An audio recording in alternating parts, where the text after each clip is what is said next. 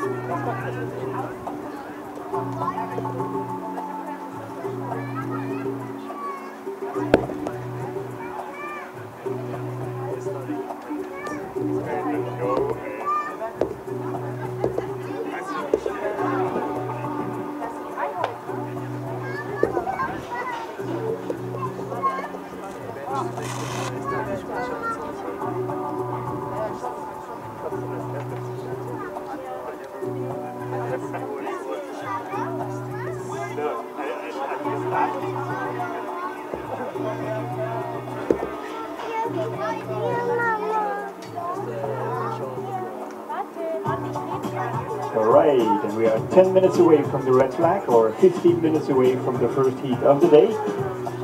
So in 15 minutes, the show will start.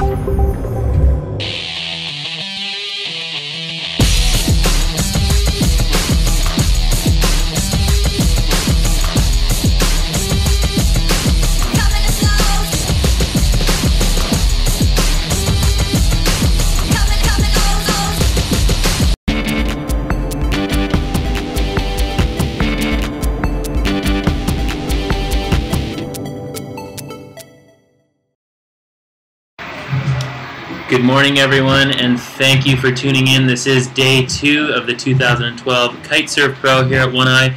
I'm Sky Solbach. Sitting next to me here, the lovely Christine Berza. Good morning, everyone. Good morning, world.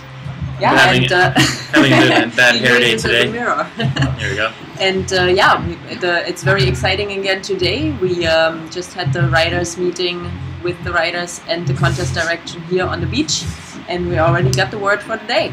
So it looks like the first start is going to be at 10:30. We actually had this up just before, if you had tuned in before, and we're waiting for the call. We do have official word it will be a 10:30 a.m. start, which is coming up in just about 8 minutes time. So we are looking to get this thing underway right away. We've got great conditions out there on the reef. For those of you who tuned in yesterday, I'm sure you witnessed all of the big, stormy, crazy surf we had out there. It was quite a hectic day. We had rain squalls coming through, blowing our equipment to pieces, and it wasn't exactly an easy day on the beach, but nevertheless it was a great spectacle out there. We had some huge surf coming in the 8-foot range, and even though it was pretty crazy and broken apart and not kind of the typical One Eye we're used to seeing, we did see some great rides out there, and some of the competitors actually were saying it was some of the best kiting they've ever had. Here, yeah. And it was actually a bit more side shore compared to what we're used to at One Eye, so it was really good. So some of the notable performances of yesterday, obviously Nina Biekler, she was ripping out there as usual, using that local knowledge. As expected, as last year Nina was already dominating the female competition here in One Eye, really using her local knowledge, and I mean, it really seems like Nina is the one person finding the best waves out there and really knowing where to be. But also Me Too Montero had a really real standout performance. Second best heat score of the day, actually, right behind Nina. Exactly, yeah. So Me Too had the highest heat score total of the men's round, and Nina had the highest heat score total of the women's and of the entire event so far. So we were able to finish round 1 yesterday of competition Christine and I luckily both made it through our heats as well, so we were out there riding. And we are still waiting for my normal co-commentator, Ben Meyer, to show up. He should be showing up at some point today, but in usual Ben Meyer fashion, he is a little bit late, so he will be showing up. So he will be replacing me. I am going to be very happy. Yeah, that'll in a couple of hours. So stay tuned for Ben, but obviously more importantly for some more action to follow. And with the swell being a little smaller today, the wind being a little lighter today, I think the performances we're going to see today are going to be a little different to yesterday. Maybe just a little more rippable waves and a little more action on the water. Yeah, for sure. I mean, as you can see out there, it is a bit smaller than yesterday. However, there are still some great waves on offer, still in the probably 4-foot range, possibly some bigger sets rolling through. It is pretty low tide at the moment, so the waves out there are barreling from what I've seen. So hopefully we'll see some little cover-ups and a little bit different action than what we saw yesterday. A little bit less victory at sea conditions. However, still very windy out there already. Early this morning when we got here, it was windy. So it's going to be a very windy day ahead, and we can't wait to get this thing started. So start is coming up in just 5 minutes time, but in the meantime, we talked a bit about yesterday's action. Let's go ahead and take a look at it. We can check out yesterday's wrap-up clip, so we'll go ahead and go live to that, and we will be back here with you shortly with the recommencement of round 2 of the men's. So please stay tuned right here at One Eye. We'll see you back here shortly.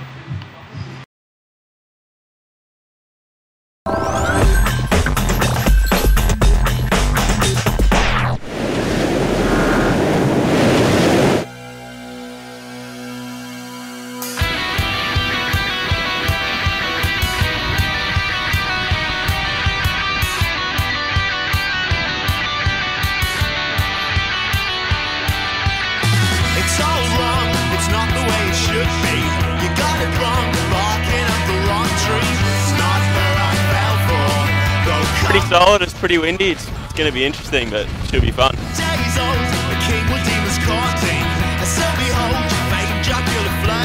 Pretty huge.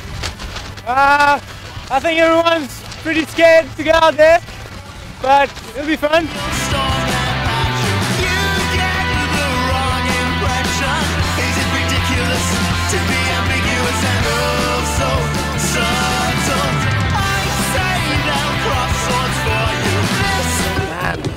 The wave is so nice, huh? Wow, it's more big than last year, huh? The wind is more strong. Oh, sick, huh? Big barrels. I love it, man.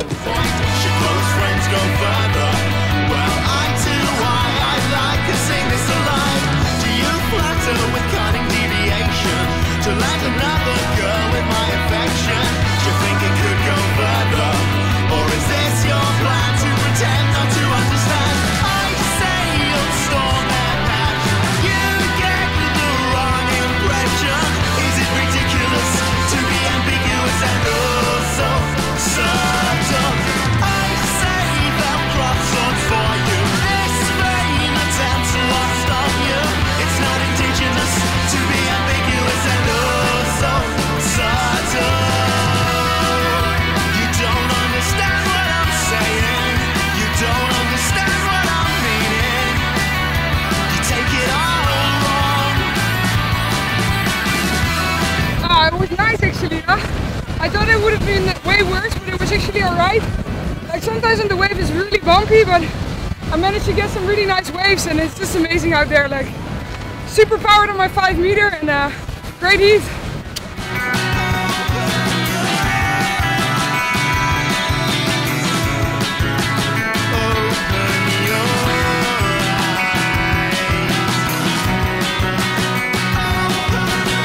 This was the first day of the holding period of the One Eye Kite Surf Pro 2012 here on Mauritius, and it couldn't really have been any better. We had huge swell and we had strong winds, a lot of excitement. The riders were all really stoked, having a lot of fun out there, and we did see a lot of great action.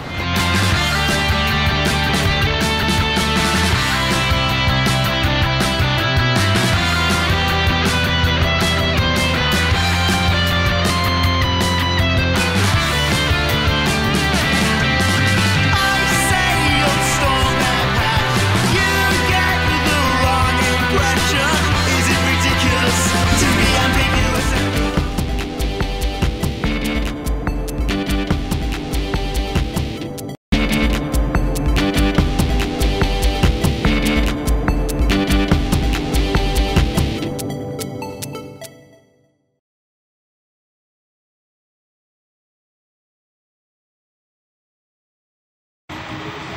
Welcome back. We just saw that wrap up of yesterday's action out here at One Eye. Some crazy performances and very big chunky surf out there at One Eye. So we are waiting for that red flag to come up for the commencement of round 2. It's going to be the first heat of the day coming up shortly. So all of our judges and media are on standby out there, as you can see out on the judges tower, and a few kiters out there warming up at the moment. If you're just joining us, this is day 2, the morning of day 2 here at the 2012 Kite Surf Pro at One Eye. Beautiful day here in Mauritius, a lot less stormy than what we saw yesterday. So we do have blue skies today, and hopefully we'll be bringing you some beautiful images here shortly as we get our cameras set up there out on the reef. And Christine, a beautiful day here. Yes, and that's really what we were looking for, wasn't it? After yesterday's crazy storms and rain squalls that really have not made it easy for our live stream equipment here. We were just really hoping for the sun, and the water, colors, everything just looking so much more beautiful. But Mauritius being a tropical island, I guess tropical storms are pretty normal too. Today is definitely the nicer side of the tropical weather that we like. Exactly. Well, it is the middle of winter down here in the southern hemisphere. We're out in the middle of the Indian Ocean, exposed to weather from all directions, but of course that's what makes this place so incredible for kite surfing. It is just an absolute gem and a swell magnet. There's regular swells that blast these reefs all the time during this time of year, and we're lucky to have great wind along with that swell. And today looks like obviously a bit smaller than yesterday, but we are looking for the swell to still stick around through today and for the rest of the weekend, so into tomorrow, and a little bit of a dip in the swell during the week, and looks like possibly another good size bump into next weekend to finish this thing off. So lots of action coming up ahead, and we're hoping to get this next heat underway here shortly. Yeah, and as you can see there out on the judges tower, the red flag is up for that first heat of the day, which is going to be between Machu Almeida and Felipe Ferreira. So Machu from Cabo Verde and Felipe from Brazil. Machu having had some of his best sessions in his life out here. Felipe was actually in the heat against you yesterday, Sky. Yeah, Felipe was in my heat yesterday, and it was really hard to kind of tell what was going on out there. There was so much water moving around, and the sets were really kind of not very organized as we're used to out here at One Eye. So it was pretty tough to kind of pick the right ones, and I kind of had the feeling in my whole heat that the other guys were getting the better waves. And I wasn't able to see what Felipe was doing or what Luke was doing in my heat. So I turned around one time and saw Luke on a big bomb, and I figured that would be a huge score. But I came off the water just not knowing what to expect, and luckily I was able to make it through that heat, and as were you yesterday. Yeah, funny enough, actually, Patri was here commentating with me in the booth while you were out on the water. Patri saying that he thought Luke was going to have a big advantage because you and Felipe both being regular footers, and Luke being the only goofy in the heat. But it turned out not to be true, since Felipe actually placed second in your heat, and Luke struggled a little bit with the bumpy conditions out there yesterday. But that's definitely one thing we've talked about quite a bit yesterday. Regular goofy footers out here in the side offshore conditions at One Eye. It is just that little bit more challenging to ride backside, Sky, isn't it?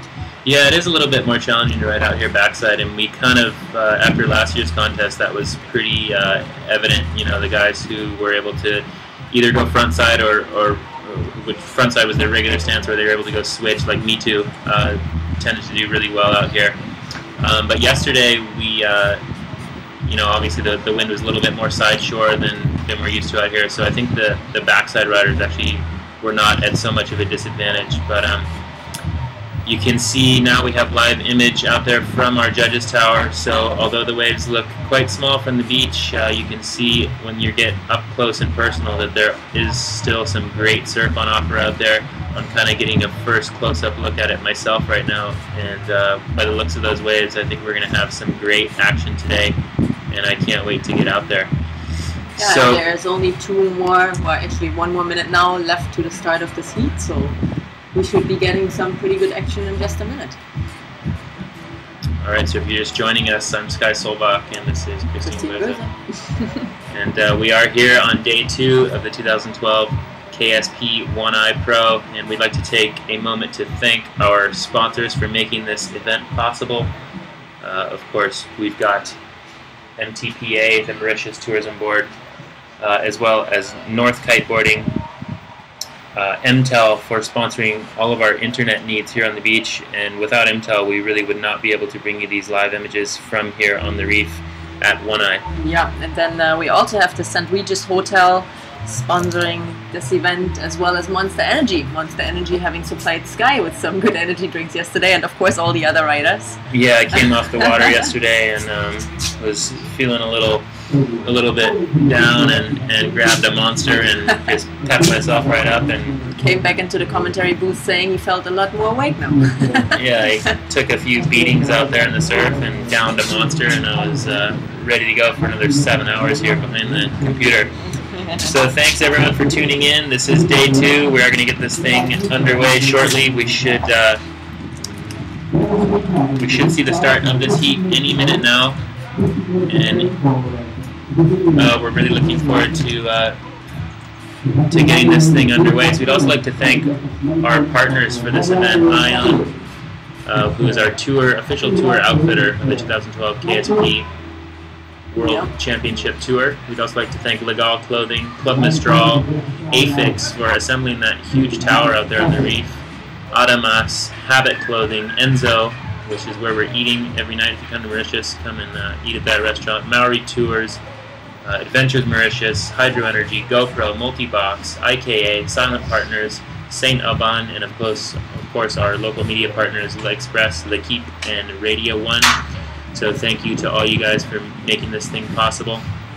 And we are going to get this thing underway shortly.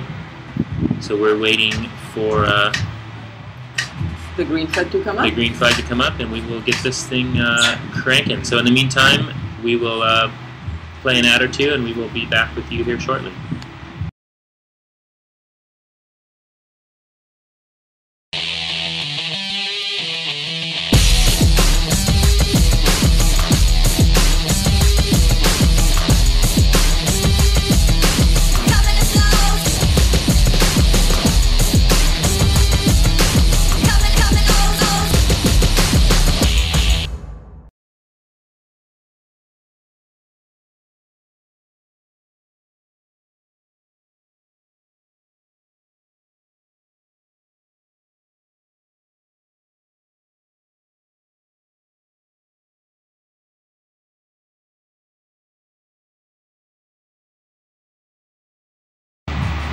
Alright, so this heat has started, and in this heat we've got Machu Almeida Lopez from the island of Cabo Verde, as well as Felipe Ferreira from Brazil.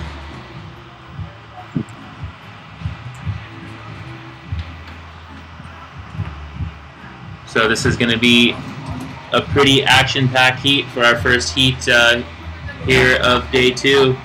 Machu has been out there charging all week, and he's just an absolute ripper from Cabo Verde. He's kind of the third sort of rider to come out of Cabo Verde that's really performing on the world stage. He's, of course, Mitu Montero is probably the most famous, well-known kite surfer to ever come out of Cabo Verde, and then following in his footsteps close behind is Ayrton Kozolina, who is last year's KSP World Champion, and the next little young gun protege up behind him is Machu Almeida Lopez, and this guy is absolutely red hot. He's been ripping out here at One Eye, and we can't wait to see him in this heat. So that looks like Felipe Ferreira, the rider from Brazil there, coming on that blue North Kite, I believe it is, and he's going to be riding on his backhand out here, and Machu is a goofy footer, so he's going to be riding on his forehand. So it looks like we've already got some scores dropping for a first wave that I think we actually missed of Felipe. And trying to pull on that barrel there, getting shut down. But he's already always good going for it. He's already got a 6.33 on the board. And yeah, hopefully so we can Machu, get, I guess, chasing his first score, his first wave. So Machu's still going to be looking for that first wave to play catch-up already in this heat against Felipe Ferreira. But I mean, it's still about 10 minutes to go, so he will have plenty of time to actually get those scores on the scoreboard that he needs. So no hurry for him out there yet. Yeah, we were talking about that yesterday, Sky. You said last year you actually rode 15 minutes in your 15 waves in your 15-minute heat. If Machu will be able to even only ride 5, that will be plenty for him, I think. Yeah, for sure. That was actually a pretty good looking wave there. Looks like Felipe wasn't quite feeling it on that one, and already having that good 6.33 on the board.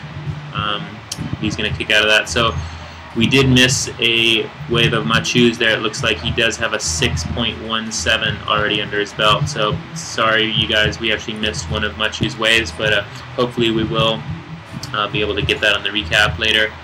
So these guys both out the back right now, searching for sets. And we've got a great heat on our hands right now. Felipe Ferreira still holding the lead with a 6.33. Machu Almeida close behind with a 6.17. Machu will be looking for a backup score to overtake the lead from Felipe. But also Felipe obviously will get the second wave on the scoreboard, which then will better his overall heat score. So it's still early on in this heat, and there will be a lot more scores dropping. And I think it's just too early to say anything yet. Both of them we know can. Felipe, no slouch himself. He's competed for a very long time. And also coming from a competitive surfing background, I know that he competed a lot with his sister Mila, who's also a great kite surfer who we'll see up later on today. And looks like Felipe there on a wave. Kind of going out of the frame there. I'm not sure exactly why, but hopefully we can get that image of Felipe there on that wave. Looks like he's already kicked out. And Machu Almeida Lopez there out the back on that green kite, looking for his next scoring ride.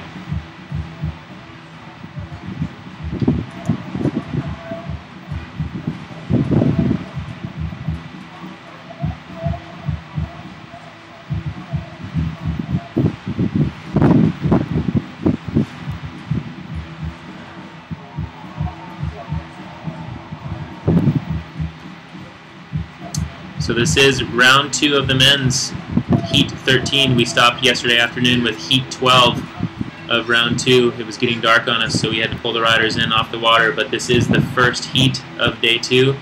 This is the continuation of men's round 2 here at the 2012 Kite Surf Pro One Eye Mauritius. We're here on the beautiful island of Mauritius in the southwest corner at Lemoorn, and another fantastic day ahead. Got much nicer weather today, thank God. Hopefully not gonna have to deal with squalls and rain as we did yesterday. But it looks like a little bit of a lull in the sets right now. There are still plenty of waves out there, and Machu is just sort of sitting out the back there, waiting for his next scoring ride.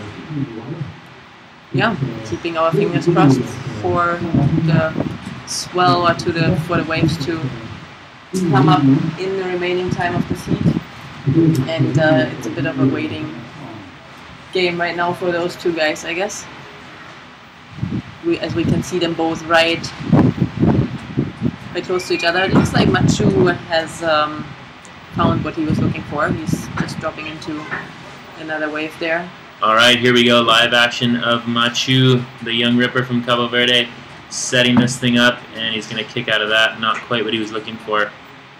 So Machu still looking for a good backup score for that 6.17. And I'm sure that would definitely have bettered his 1.5 there. As we see Felipe riding out. Well, looks like this might be... Yeah, this looks like a decent sized set. Looks like he's definitely on the biggest wave of this set. Looks like the third wave of this set. And Felipe is going to be lining this thing up as it comes in and hits the reef and starts jacking. So I think he sees something down the line. He's starting to get moving here. And we will stick with Felipe here. as he lays into his first turn there. Nice little hook under the lip as this thing hits the reef and just starts racing. A little bit of a shaky camera there. I think it's pretty windy out on that judge's tower. That thing just exploding behind him, so he wasn't able to make it around that next section. That thing kind of racing away from him. Yeah, probably not being a top score for him, but at least he got one nice turn on it. So might better his 2 points. Yeah, hopefully that's gonna. I would say that one turn, even though it was a one-turn wave, I'm gonna say that's probably gonna better his 2 that he's currently got. About it. And he already has a 5.67 and a 6.33 on the scoreboard, so I don't think that's gonna better anything actually. Oh, sorry, I was looking at the wrong. I did the same thing there, but well, it is Machu now that is chasing a better second wave score. And it looks like Machu is just, yep, riding into a next wave. See, you can see that, just how windy it is out there with all the spray coming off that wave in front of Machu. Lining this thing up, looking for a little cover up, kind of just getting a little head dip. It looks like he was pretty happy about that. Coming around this section, nice little turn. Let's see if he can finish this thing off with another good turn. This is going to be a great score for Machu. Great style there. And he's going to pull that thing, straighten out, and go over the reef there. So that is going to be another great score for Machu. That might even be his best scoring ride of the heat so far. We'll wait to see the scores that our judges lock in, but definitely at least going to better his 2.33, and I'm guessing probably going to push him into the lead ahead of Felipe Ferreira. See a lone windsurfer there, out the back. Hopefully staying out of these guys' way and not getting too much into our competition zone out here. And Felipe Ferreira on that blue kite out the back, looking for another scoring ride. As we're still waiting for Machu's wave score to drop there, it's going to be quite interesting to see. Now there isn't so much time left in the seat anymore, so that last wave of Machu's could have already been a deciding wave. But we will see for what the scores are going to come in with, and of course if there's going to be another bump coming up for those guys here in the last minutes of the heat.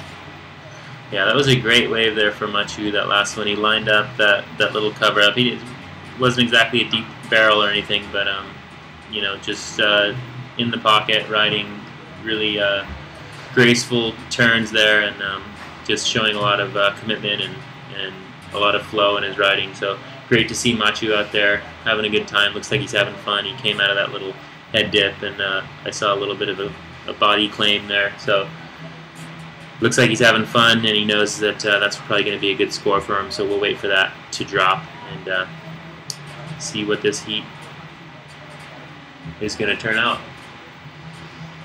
Yeah, and we're getting some love here on the comments on the Facebook chat on our live website. Great to hear from you guys. Thanks for tuning in again today. Day 2 of the Eye Kite Surf Pro 2012, and we have Machu here on another little wave. Machu, now he's just having fun lining this thing up. This looks like another great wave if it doesn't run away from him. Let's see if he can get around this section back onto the clean face. Little snap there in the lip, and looks like this thing is probably not going to offer as much scoring potential as his last wave there.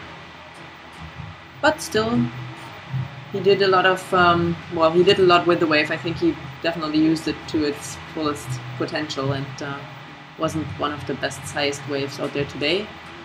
But so, with the swell being a little smaller, it's going to be interesting to see how the judges are going to judge. Yesterday it really came down to the wave selection, and they seem to really reward bigger waves ridden. Yeah, absolutely. And we see a windsurfer here blazing through the contest zone. Hopefully he's not going to hinder any scoring rides of these kite surfers out here. Yeah, we could just hear outside already our contest director going crazy about that. I'm sure the jet boat here will go out and chase down the windsurfer in just a second. Alright, looks like Machu's already back out and onto yet another scoring ride here. So Machu doing really well in this heat. Nice little carving cut back there from Machu. And looking down in the Facebook chat here, looks like we got Cruiser Putman tuning in from Hawaii. Welcome to all the Hawaiians tuning in. I'm sure it's late at night there already. But also we've got some more scores actually that came in. So Machu is now in the lead with a 14-point total heat score. Felipe now in the lead of a 7.44. And we've really just seen Machu riding one wave after the other there in the last couple of minutes.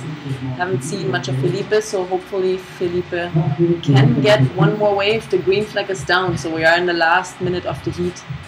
And yeah, let's see if Felipe can still catch Machu on that one, or if Machu is going to take away the win of this heat. So it looks like this is going to be the last scoring ride if he can initiate a first turn before the red flag comes up. So Felipe is chasing one last score here.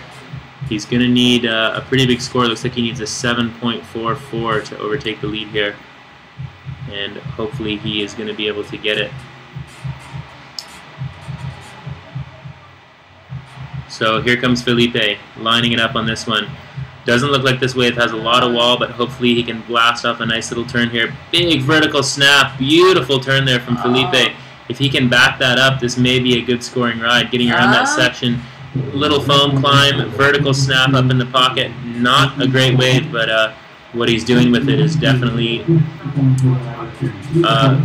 definitely helping his situation. Oh, and if he would have been able to stick that one, then, he could have possibly come back. For him, yeah. But again, we will wait to see what our judges have to say. Red flag now is up, so that actually means for him that was his last chance to take away the lead in the seat. We will see with what the judges' scores come in with. Look how shallow it is there. Felipe walking on the reef as if he's got shoes under his feet. Yeah, I didn't see any booties on his feet, so maybe he does have booties. Okay, I was going to say that's a pretty sharp bit of reef with a lot of purple sea urchins and fire coral. So not a place you really want to be trampling around with bare feet, but it looks like he did have some protection under his feet there. So heat is over. We are waiting for that last score from Felipe to come in to confirm the first and second places in this heat. And in the meantime, here we have the overview of our judges tower. Red flag up, you can see. And judges are now having a 5-minute break, or probably still validating their last scores there, as Felipe got on that wave really in the last seconds of that heat and still riding into the transition time. Exactly. So we're going to wait for that last wave score to drop from Felipe and see get a final confirmation of who the winner of that heat will be. We will take a short break, and we will be back with you here shortly. Round 2 of the men here at the 2012 Eye Kite Surf Pro.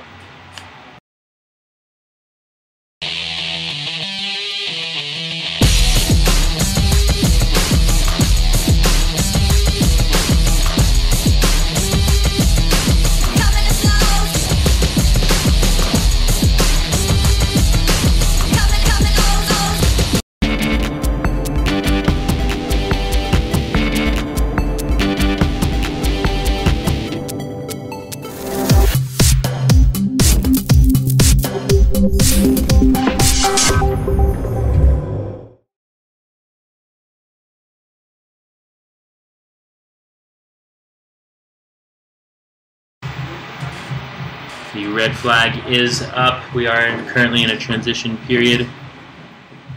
We will wait for the final scores to drop from that last heat between Felipe Ferreira and Machu Almeida Lopez, the Brazilian, in a last-ditch effort there.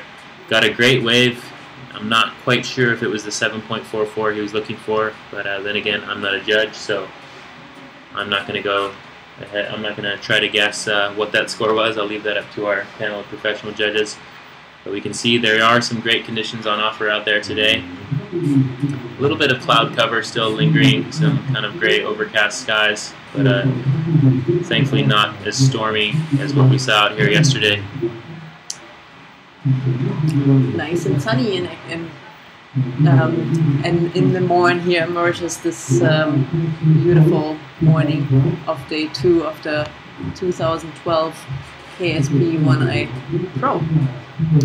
And coming up in the next heat, we have the young South African Luke McGilloway I had a heat with Luke yesterday, and I know he's enjoying the big conditions out there. We've also got Sebastian Schmidt from the island of Reunion. So Sebastian really used to these fast left-hand point breaks. So that's going to be a great heat. Can't wait to see these guys. I think they're both riding on their forehand out here. And it looks like we will have the green flag coming up here momentarily. These guys just out the back staging for the beginning of this heat.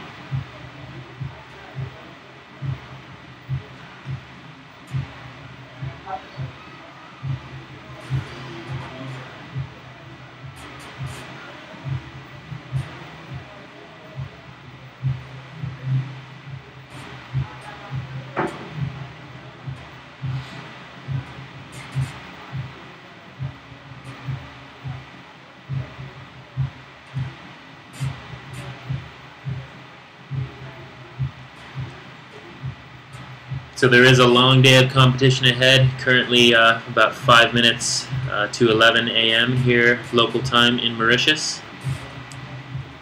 And we will probably run this thing up until about the 4:30 hour. It does get dark around 5:30, 6 o'clock here in Mauritius, so contest directors want to pull the guys in off the water before 5 p.m. Just to make sure that we are playing it safe and no one's going to get washed out to sea as the sun sets. So that being said, we've still got about 5 hours of action-packed competition ahead. And it looks like we've got Luke McGilloway here headed in on this one.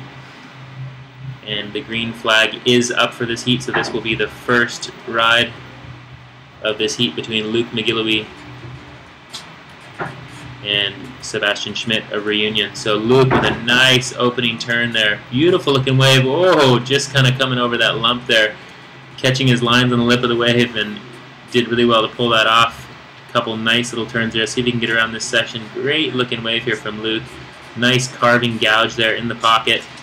And just pulling this thing right through the inside. Oh, and just that shallow bit of reef there comes unglued from his board, but nevertheless that's going to be a great scoring ride for Luke. See if he can get out of the way of this next oncoming wave. So Luke starting things off with a bang here in his first heat of the morning. This is heat number 14 of men's round 2. So this is live action from Le Morne, the beautiful island of Mauritius here out on the reef at One Eye.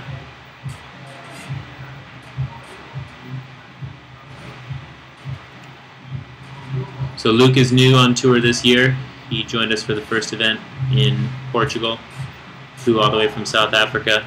Fortunately for him, this is a little bit closer to fly over to Mauritius. Not such a long flight. I know a lot of the guys coming from Hawaii and from Europe had some pretty long flights. They're still dealing with some serious jet lag. But Luke is looking pretty fresh out there. He's been here for about a week already, warming up and having some great sessions. And Sebastian Schmidt from Reunion Island, just a neighboring island here to Mauritius, looks like this will be his opening ride. Carrying a lot of speed to get around this first session. This thing not quite offering him much wall to work with until now. He's going to have to get busy. And quite a sectiony wave, but he's still able to fire off a couple of turns there. Riding on his backhand, a little bit more technically difficult in these side offshore wind conditions. And it looks like he's still battling with the bumpy conditions out there. Not the usual smooth one-eye that we know. But definitely a lot better than yesterday already, and yeah, I think that might have been a pretty good wave for Sebastian there. Yeah, typically there's no wind at night here in Mauritius, from my experience. Normally the wind comes down at night, and it's a bit of a, I guess, a thermal effect. Normally around 11 or 12 o'clock the wind comes up, and you kind of have an afternoon breeze wrapping around this corner here at Le Morne.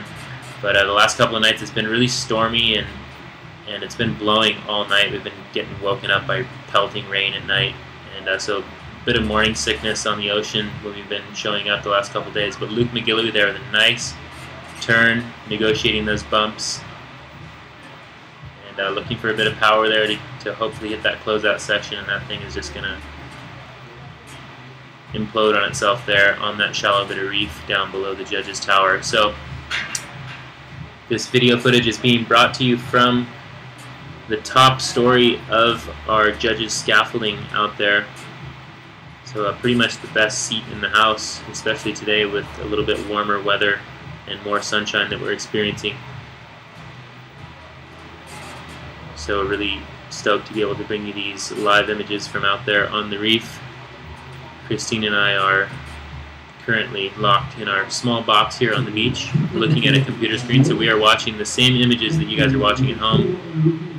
And a few more, as we have a few more screens around us, but obviously we're trying to bring you the one that is most interesting at the time. So it looks like we've got Sebastian Schmidt from Reunion here on his second wave. Oh. And we're still waiting for a few scores to drop, which we will get to in a moment, but for now this is live action. Just trying to negotiate these sections, not quite running down the reef as perfectly as we've become accustomed to at One Eye. I think he could have potentially just packed another little turn into that one there. Yeah, it looked like he could have fit maybe another turn in there, but maybe just wasn't quite the wave he is looking for. But so far on our screen here, we've got Luke McGillivray sitting in first place with a 6.5.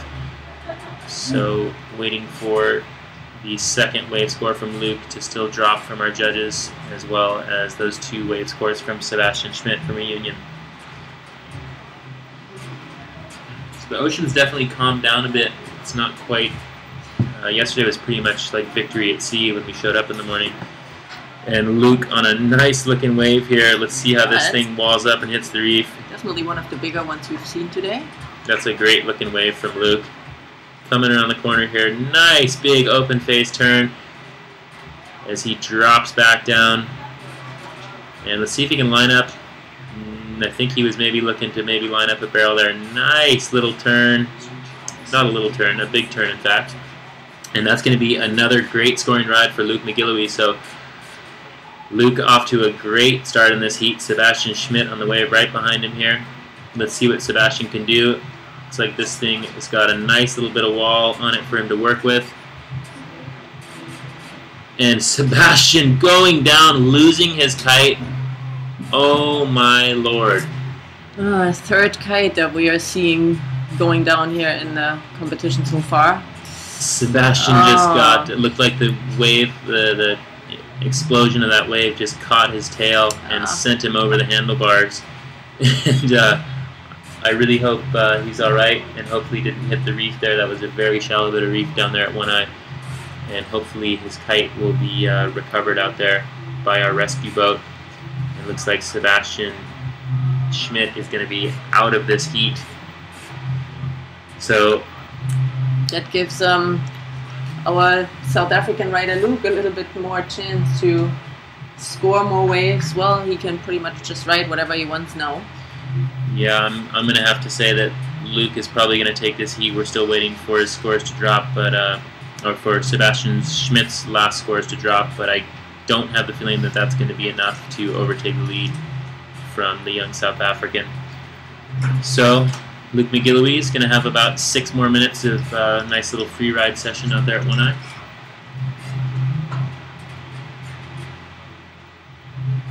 Should give him plenty of time to just play around a little bit, and he should feel a little bit like Abel out there now.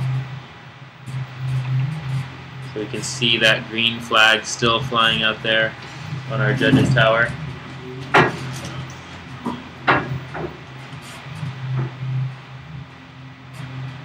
As we see some live action here from Luke McGillivray dropping into another, looks like a bit of a smaller wave.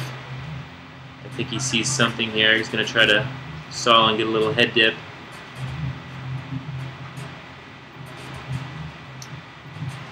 And Luke already with some great scores under his belt,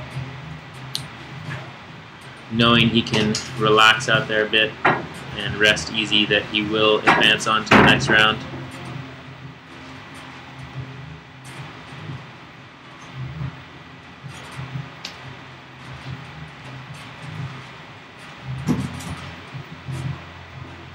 Luke hooking on to yet another good-looking wave out there. Let's see what this thing's going to do for him.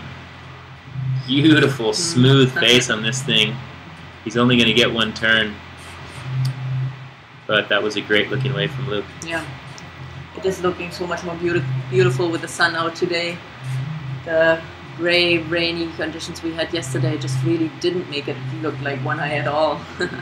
But today, waves standing up nicely, beautiful blue walls. And Luke enjoying himself out there, it looks like. Sky? Yeah, for sure. I can't wait to see the pictures that are going to come out of today. After looking at yesterday's action, you know, it was a lot stormier and gray and rainy, but I had a quick peek at John Bilderback's computer this morning, and there are some crazy looking waves from yesterday.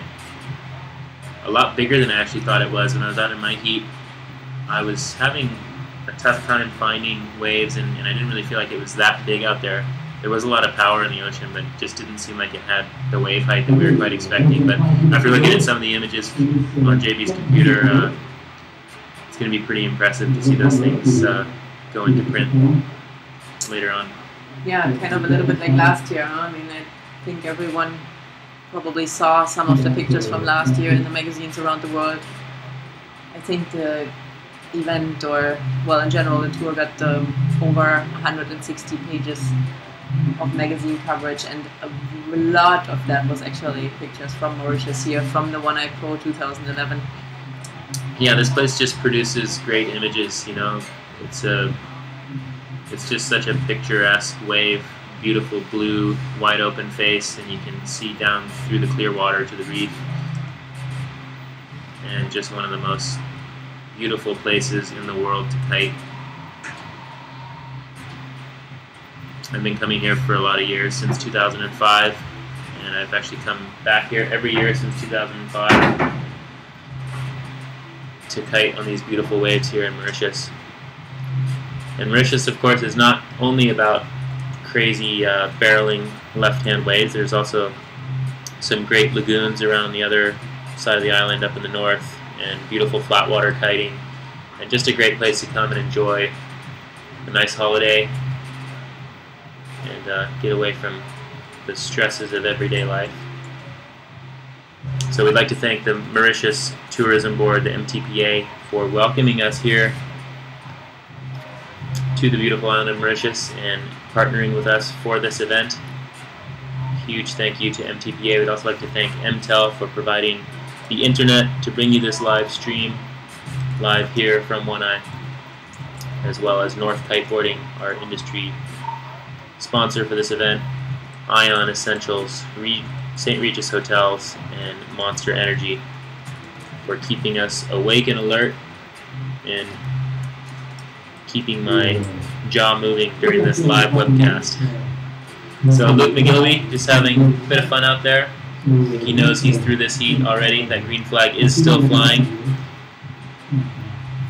And hopefully our rider from Reunion, Sebastian Schmidt, was able to recover his kite and get back to shore safely. Well, I'm sure he wasn't, but I'm sure that our safety boats were, and he should hopefully already be back to shore. But, well, you know, maybe he decided to just stay out on the tower and watch a little bit. So it's pretty deceiving looking at this angle here, as you see from the tower. It looks like there's not that much surf out there on the reef. It is pretty far out there into the ocean. But obviously when you see Luke there catching some of these waves, looks like it's still in the 3 to 4 foot range with some well overhead sets rolling into the reef at One Eye. So some great waves on offer out there. We expect the swell to hold strong throughout today, possibly a bit smaller tomorrow, and a pretty big dip in the swell throughout the week, and hopefully another pulse into next weekend. So plenty of action yet to come in our 10-day holding period here at the 2012 Kite Surf Pro One Eye. And that green flag still flying. You can see some of our sponsor logos out there. The St. Regis Hotel, that big banner on the left, that is the St. Regis Tower. And of course Ion North and some of our partners, Habit Clothing and Legal Clothing. yeah, and we also have quite a few other local partners here. Obviously, MTEL actually doesn't have a logo on the tower yet. MTEL, they're going to have a big rebranding on Tuesday, so there's going to be quite a bit of action happening around that. MTEL supplying the internet here, the dedicated upstream for our live stream. Thanks, big shout out to MTEL for that, and Luke trying to catch another good score for his scoreboard. He doesn't really need any anymore. Yeah, so Luke's already looking pretty in this heat, but he's going to go ahead and stay out there and take advantage of being the only guy out at One Eye right now, having the place all to himself, with all of you tuning online, watching him here live, as he blasts off another little turn there down at the very bottom section.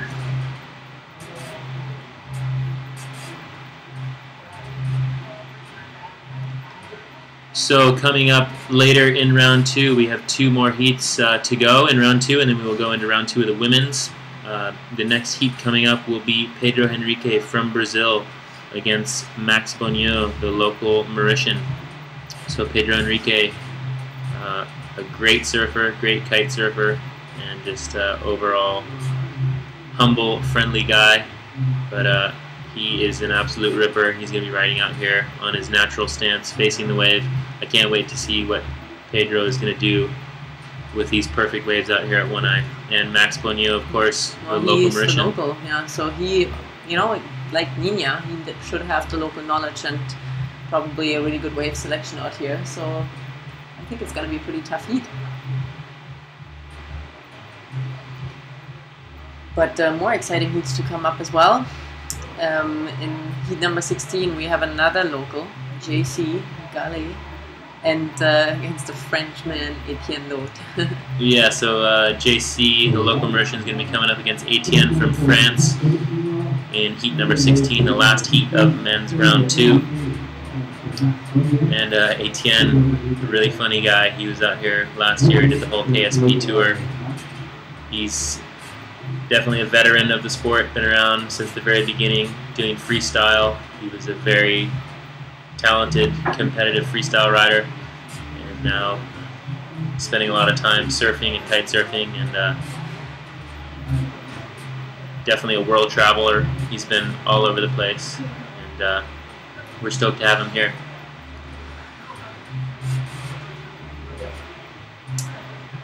And it looks like that heat is gonna start in about 5 minutes, but we do have the winner of the next heat. So we do have the winner of the previous heat here, Felipe Ferreira from Brazil. He is sitting by on our lovely little sofa here with Uli. So Uli, we are going to cut to you with the interview of the winner of that last heat, Felipe Ferreira. Uli, please take it away.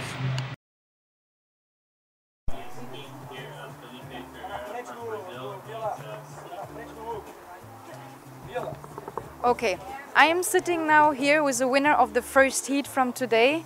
The condition looked much better than yesterday, so tell us, how was your experience today? Yeah, I'm really happy. The condition is so good. The wave is perfect for me, for everybody. And I'm really stoked to be in the next round. And thanks for everybody. And that's it. And did you enjoy it today more than yesterday? Yeah, I think today is more perfect, the waves. And yesterday is so hard to compete. And today I think it's better than yesterday. Yeah? Yeah. And out there with your competitor, how was it? How did you choose your waves? And Yeah, I search for the big waves for make strong maneuvers. And that's it. And you told me you would like to say something in Portuguese, so feel free to say something out to your fans there. Então, obrigado aí todo mundo que tá torcendo. Continue torcendo aí para que eu possa continuar ganhando. Valeu, obrigado. Thank you very much and good luck for the contest. Thanks. Back to Sky and Christine. Thanks. Bye. All right, we just heard from the winner of that last heat, Felipe Ferreira from Brazil. He's stoked to get through and keep his dream alive in this competition. I had a really fun heat with Felipe yesterday out in that big stormy surf we saw, and today a little bit smaller and cleaner, and Felipe, I think, had a lot of fun out there. Yeah, and I think also Luke in his last heat actually had a lot of fun out there, especially in the end when he was all by himself because Sebastian Schmidt unfortunately lost his kite. Looks like, you know, once the pressure is off a little bit, some of the riders still enjoy it a little more, like Abel yesterday. Yeah, for sure. We saw Abel get a bye in one of his heats yesterday because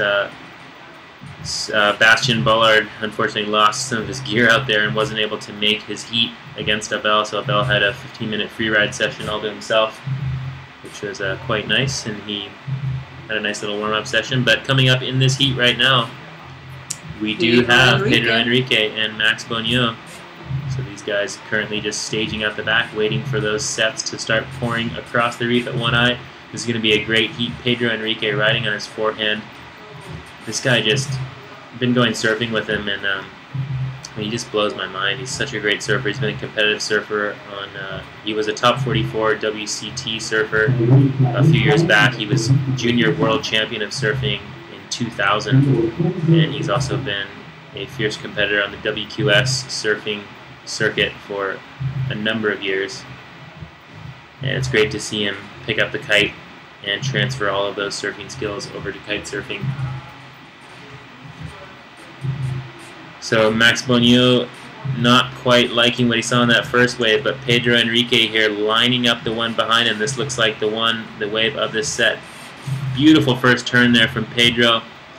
See if he can line up another one here, coming around the corner, and that thing is going to section off, and that is not going to be much of a wave there for Pedro, but nevertheless a great opening ride there, and just getting his feet in the wax and feeling out that board. I think it's just always great, you know that he just started, and at least you already have some kind of score on the scoreboard. It just makes you feel that little bit more confident, probably, to back it up with better scores afterwards. And here comes Max on his opening ride, kind of stalling and waiting for this thing to wall up. Looks like this thing is also going to section off in front of him. Maybe waited just a little too long there, but getting another little turn there and there. And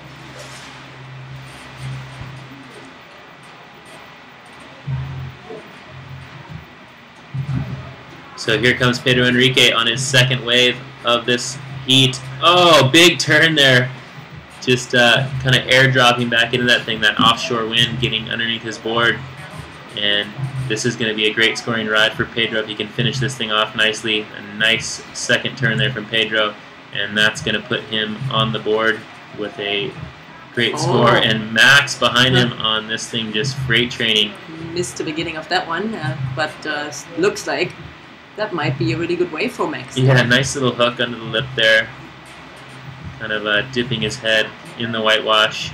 And if he can pull this floater, it looks like that thing's going to pull him out the back. So these guys are all fired up. Great conditions out there. Only 2 guys out on the reef at One Eye. They can have a stab at any wave they want. As you see Pedro making his way back out. Looks like he's going to hook onto this next wave. There is a 15 wave total that you can ride in these heats, so you don't want to get too greedy and ride too many waves. You still have to be somewhat selective. So in these 15-minute heats, you can ride a total of 15 waves. After 15, the judges stop scoring you. Yeah, but also maybe just as an information to everyone at home there, the judges only start actually scoring a wave once the first top turn was initiated. So, you know, a rider riding into a wave and initiating the first bottom turn, but then they kind of go, no, that's not the wave I want, that's not going to be one of my 15 chosen waves, then the judges won't actually count that against them. Yeah, so it's only when they actually do a bottom turn and initiate their first top turn that the wave actually starts scoring. So you can kind of drop into a wave, have a look at it. If it's not what you want, you can kick out, and that will not factor into your top 15. So Pedro Enrique with a 3.67, I think that was for his very first wave, So I have a feeling that he's going to have something possibly in the mid-range dropping soon. And looks like he's got a 3.5 and a 2.5. So actually Max Bonneau currently in the lead and still waiting for that second score from Pedro to drop. But there still is plenty of time in this heat, and we're going to see a lot more scores to drop. It's actually good to see those guys already starting early on in this heat. We saw Machu earlier. He really only got to ride some waves in the last 5 minutes. Really didn't really get much in the beginning.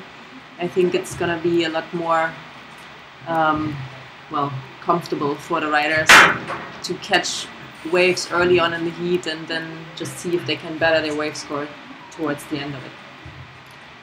And looks like Pedro Henrique up and riding once again. So he sees something down the line on this wave.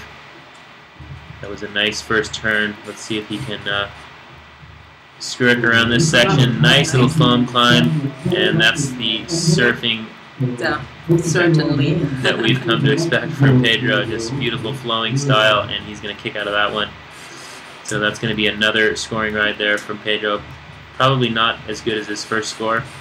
And we did have actually the second score for Pedro come in, which was a 5.17. So Pedro now in the lead with an 8.84 total score so far. And Max on a little bit of a smaller wave there, trying to better his 2.5 lower wave score. He's in the need of a 5.34 right now to catch up with Pedro again. So Pedro off to a great start. As we see Max Bonneau, this looks like a great wave here for Max. First turn there, hooking it under the lip and going a million miles an hour. See if he can get back onto the open face, and another little turn there. But unfortunately that wave not offering too much scoring potential for the local rider Max Bonneau.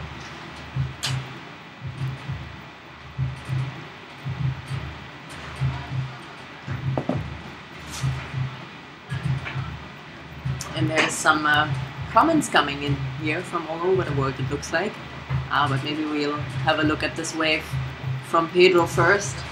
So Pedro's kind of staying a little bit, hugging the top of the reef up here. Looks like he's been watching the conditions a lot, and he sees something up there that looks pretty good. But this thing is kind of going to section. Let's see if he can get around this onto the open face, and that is not going to factor into his top scoring rides.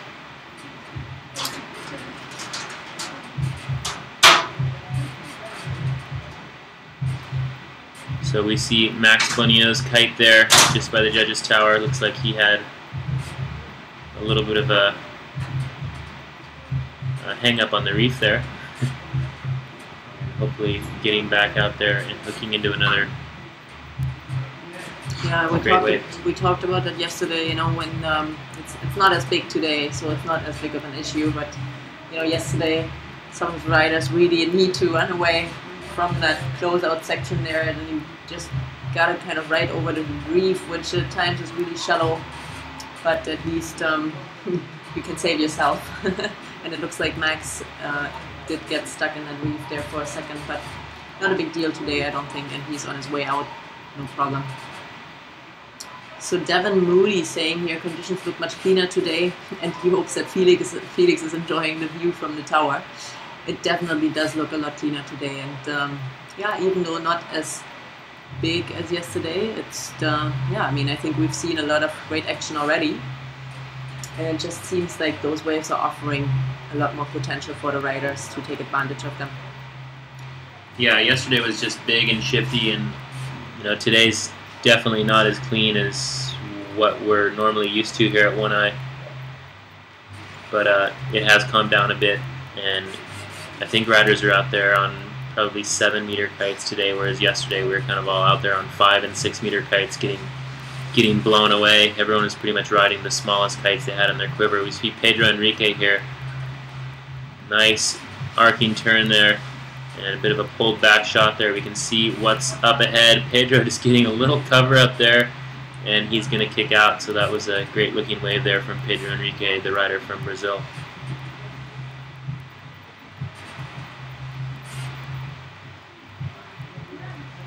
And right now, still Pedro Henrique in the lead. Max Bonnieu needing a 5.05. Nice turn there from Max Bonnieu. Looks like Max might definitely better his wave scores so far with this little one here. Yeah, let's see how he can finish this thing off. Oh. I know Max loves to get barreled, and I think he's down there on that really shallow section of reef looking for a cover up. He knows that if he can get a nice clean tube with a clean exit, he is going to be able to get a good score. But now he's just found himself on that patch of dry reef. I know how that feels. I did the same thing yesterday. But you know, just sitting here watching the riders, obviously, you know, knowing all the riders and being a rider or being riders ourselves, we just know how that feels when you're out there. You're really trying to get a good wave. You're maybe not as relaxed as you are when you're out there just free riding. You know, you're really just trying to push and look for the best possible waves you can find in this 15-minute peak time. And then when I see somebody going down here, Sky, I just always really feel with them. Yeah, I mean, it's always a good feeling when you get out there in your heat and you can kind of lock in some good scores right away and know that you're kind of in an okay position to relax a bit and try some different stuff and build on those scores. But when you get behind and you're playing catch up in the dying minutes of your heat, it is quite nerve-wracking, especially in this round 2. This is an elimination round, so both of these riders did not advance through their heats yesterday in round 1. So this is a do-or-die situation here in round 2. Only one rider will be advancing. So will it be Max Bonnieu or Pedro Henrique from Brazil? And I do have a bit of a surprise here.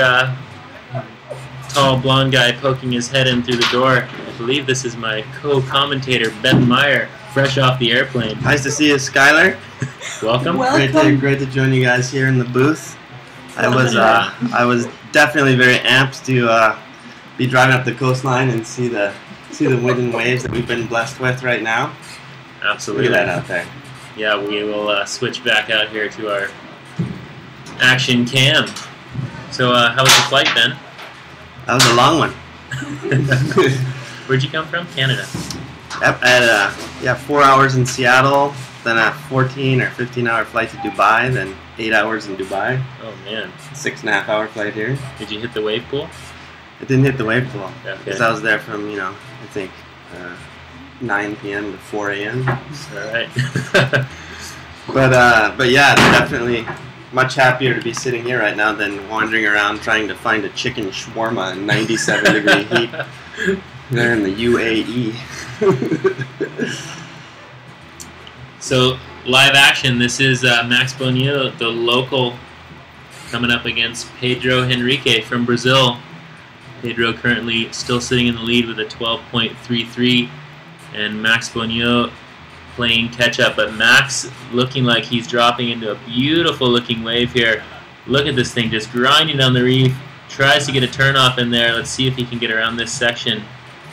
And this thing is just racing down the reef. And I don't think that is going to be quite what Max is looking for as he kicks out of that thing down at the bottom of one eye. Pedro Henrique kicking out of that one, also not quite what he was looking for. Just a few minutes left in this heat. Looking down at the score sheets, looks like Max Bonnieu definitely has the lead as far as quantity of waves go, but Pedro Henrique definitely making the ones count the most with a 6 and a 6.33 to hold the heat lead score at 12.33 overall. So still some great waves up there, as you can see. Probably about half the size of what we saw out here yesterday, but definitely a lot cleaner conditions. And Pedro Henrique looking like he's dropping into a beautiful looking wave here. I think he was stalling, looking for a possible cover up, and look at this thing just rifling down the reef. He's going to just get ejected out the back. Pulled the ejector seat on that one. Looked like that one was just going to eat him all up if he chose to try to tuck into that monster. Yeah, that thing looked like it was probably going to pinch down on him, and that probably wouldn't have been much of a barrel for him. He would have gotten sucked through the back of that thing. So choosing to eject himself. Boom, out of there. Boom, pulled the ripcord. What wind speeds are we looking at right out there today, Sky? Right now. Well, these guys are on probably about 7-meter kites right now, so I would say about 20 knots. Yesterday we had about 30 knots of wind out here, so it was pretty crazy. The guys and girls were on their smallest kites. I saw some girls pumping up some 4s on the beach yesterday morning, but I think we're looking at about 20 knots, maybe 20 to 25, so a little bit more mellow than what we saw here yesterday. Looks like Max Poignot perhaps on this wave here. Definitely not the size that we just saw on the outside, and he chooses to kick off for that one, as it probably wouldn't have been a high score. Oh, Pedro, looks like he maybe got a little hung up on that bottom turn, or maybe didn't like what he was seeing further on down the line, but Max Poignot is going to take advantage of that and hook into this wave of Pedro's, and also not quite offering the scoring potential that Max is looking for.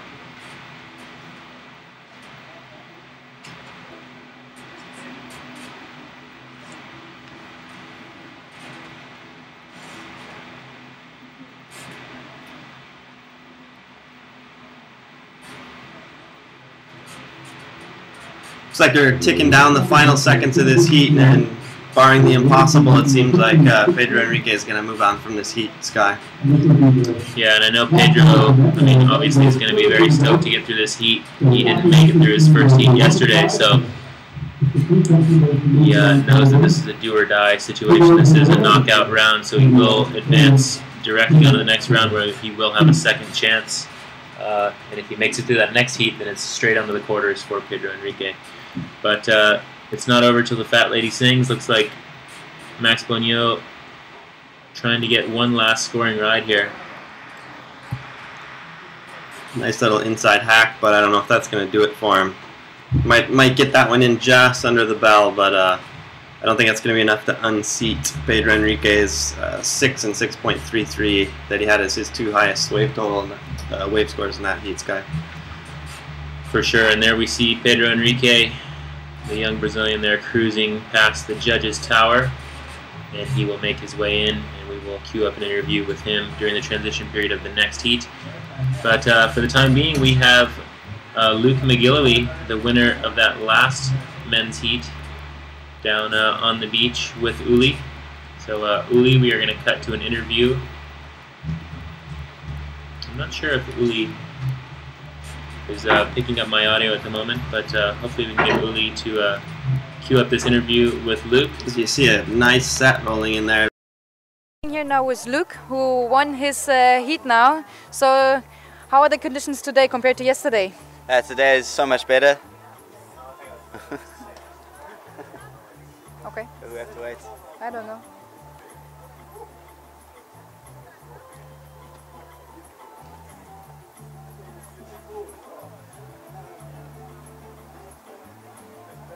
Is it Luke or Luke? Luke, L-U-K.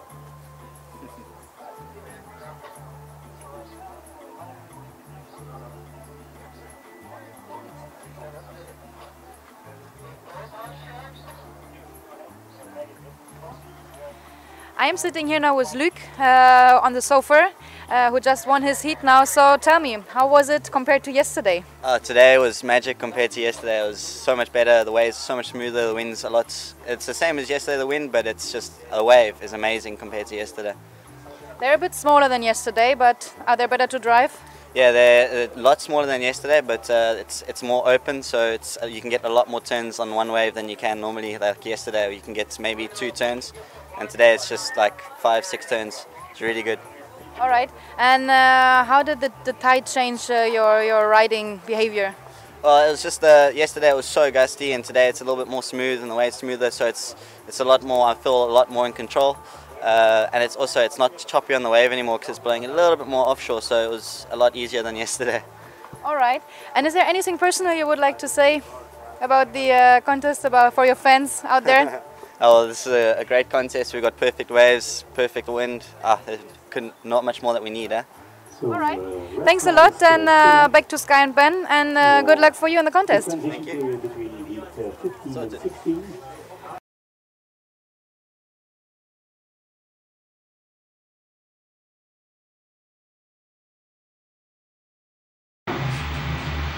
Alright, well, we just heard from the young South African Luke McGillivray there.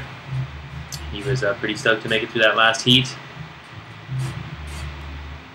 And we do have this next heat coming up underway as we see our overview cam being assembled there on the roof of our commentary booth.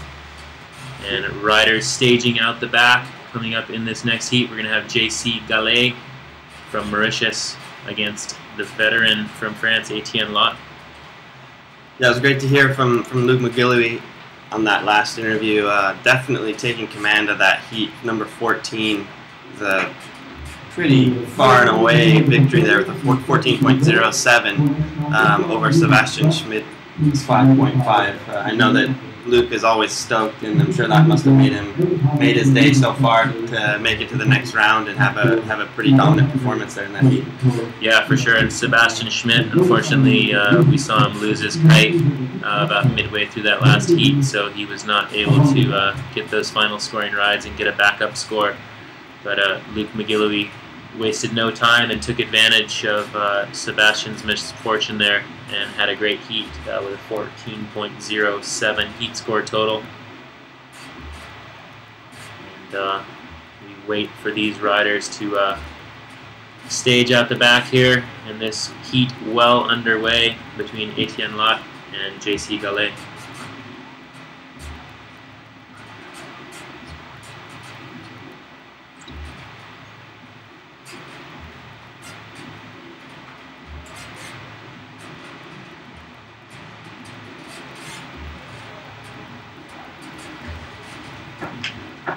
We see the rider taking a look at this first wave. Must be Etienne, if I'm seeing blue in front of me. I think that's probably Etienne there.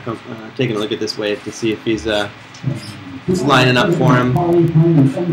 Nice, he hooks into a nice bottom and top turn there, and see if he can't string some turns together here on the inside. Looks like the wave is lining up for him. Again, not one of the larger in the sets that we've seen so far, but sometimes that's not the most important.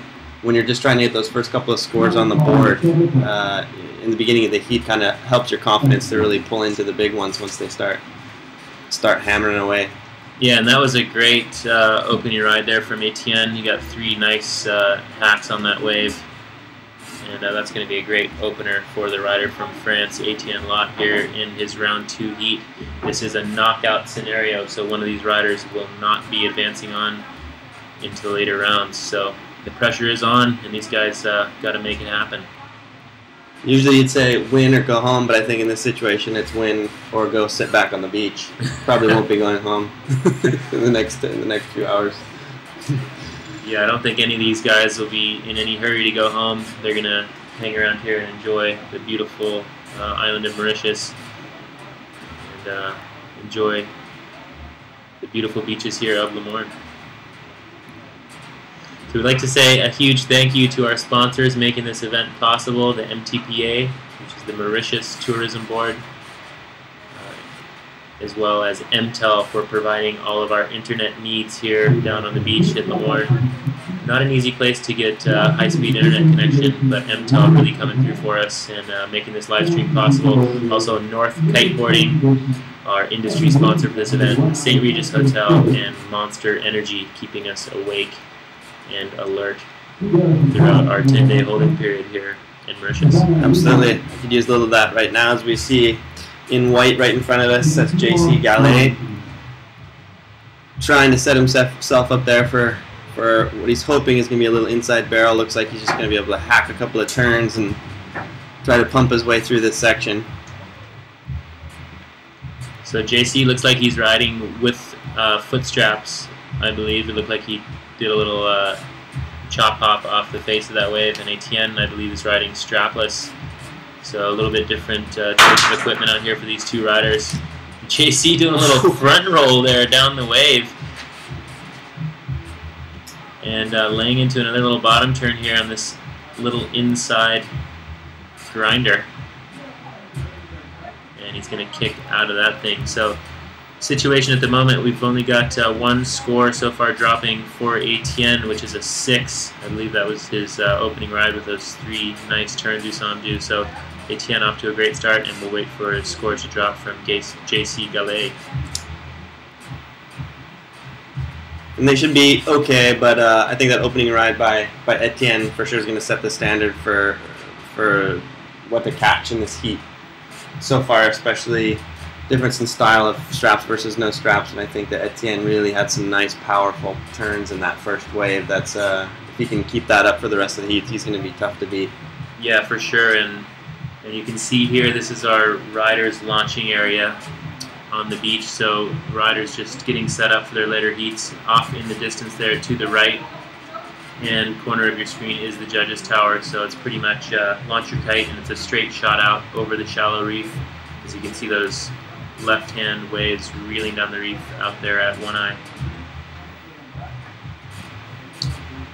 So it looks like we've got Etienne Lot from France, the rider in blue, eyeing up another good looking wave. He's taking his time to find the right set waves, and nice opening turn there from Etienne, stalling and coming around the corner here on this one, and that is going to be the end of that ride for Etienne. Like he thought about trying to tuck into that one, but it just didn't quite set up for him. Yeah, this morning on the dead low tide when we showed up to the beach, there were some waves that were kind of staying open and offering some barrel potential, but it looks like a lot of these waves sort of pinching down a little bit now.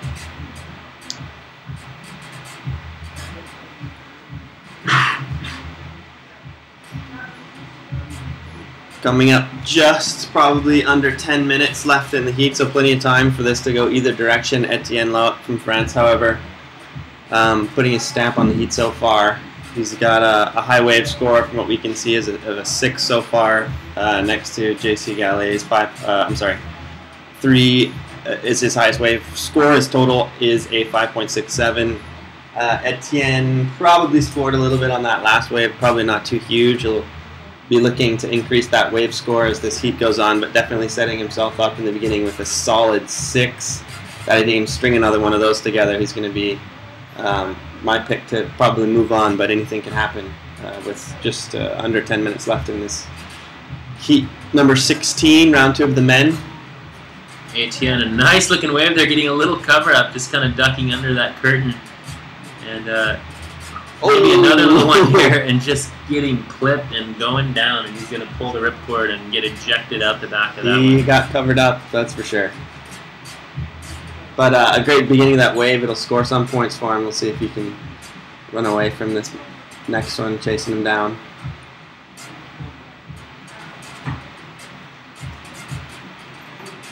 So as you can see, looking out across the lagoon there, very windy conditions. Looks like we have an increase in wind right now, probably about 25 knots at the moment. And back to live action here of JC Gallet. And a nice little top turn there from JC, throwing a little back roll and hooking it up under the lip there again. It's probably not going to score too high for him. Nice little turns linked together on the inside, that's for sure. But it's probably going to need a little bit more to overtake Etienne, based on what we've seen so far in this heat, Sky.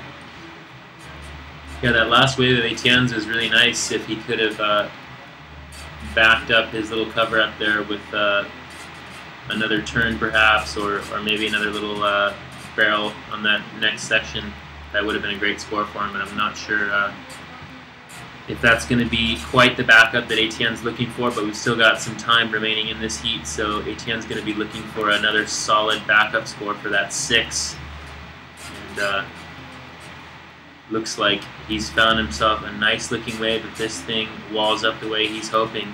Laying into his first bottom turn there. A nice little turn off the top. Another turn for Etienne, and just getting a little off balance there and going down. So looks like he wasn't quite comfortable on that wave, actually. Looks like he wasn't quite getting the right footing for his feet weren't in the right place to really get that solid bottom turn, driving bottom turn to set himself up for that nice off the top and and come back down the wave face, and again get himself right into the pocket. Looks like he was kind of struggling to find his balance or footing there, and then you could see it kind of got to him there on that second turn going down. I know some of the riders have had a bit of a challenge finding the right wax for their boards here. This is a tropical island, but it is a little bit colder than some people expect, so tropical water wax is often not as sticky as it would be in a warmer climate. So maybe Etienne struggling a bit with a slippery board out there and not finding the right footing. So this is day 2 of the 2012 Kite Surf Pro here at One Eye.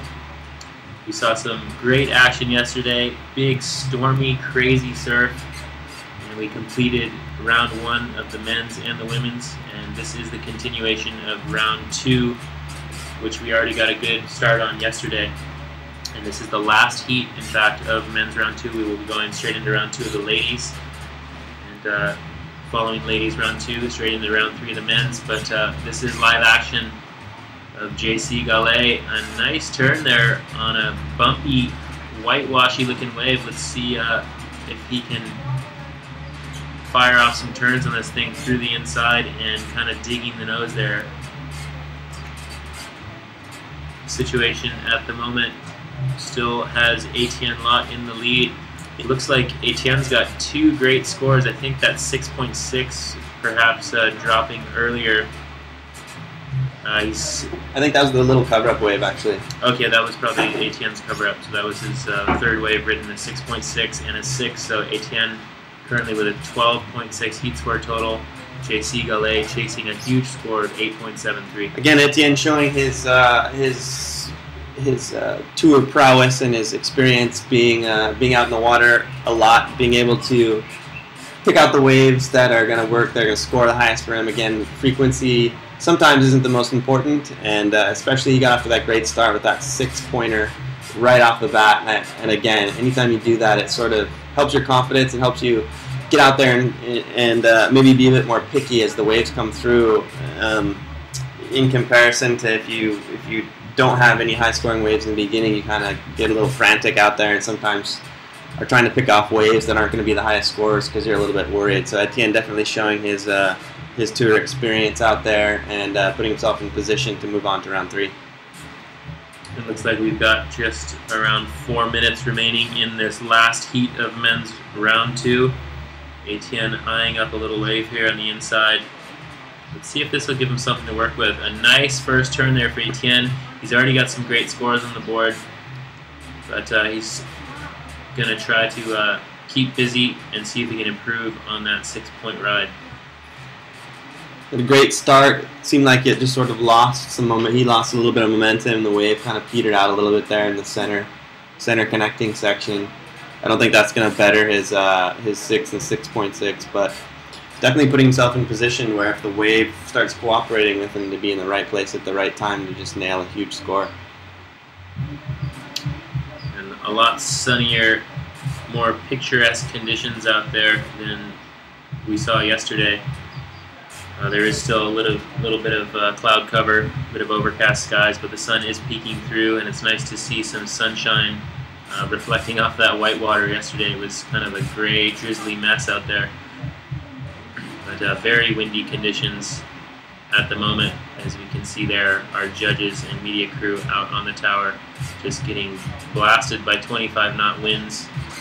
And we do have live action here of Etienne Lot dropping in on a big, blue, beautiful wave. Let's see what he can do with this one, Sky. It's setting up nicely for him on the... Oh, huge nice turn there turn from Etienne. That was really great timing from Etienne. It looks like this thing is nice and open for him. It's not going to section too much, and trying to go for a little cover up there. And Etienne looking really good to get through this round 2 heat. And JC Gallet following right behind Etienne there. This thing just flying down the reef as he works this down through to the end bowl of One Eye. Very shallow bit of reef down there at the end, and I think he's going to straighten out. So counting down the final minutes. Currently 11:50 a.m. here, local Mauritius time. We've got a solid 4.5 hours of competitive kite surfing yet to come today, so please stay tuned, don't go anywhere. We're going to go straight into round 2 of the ladies coming up next.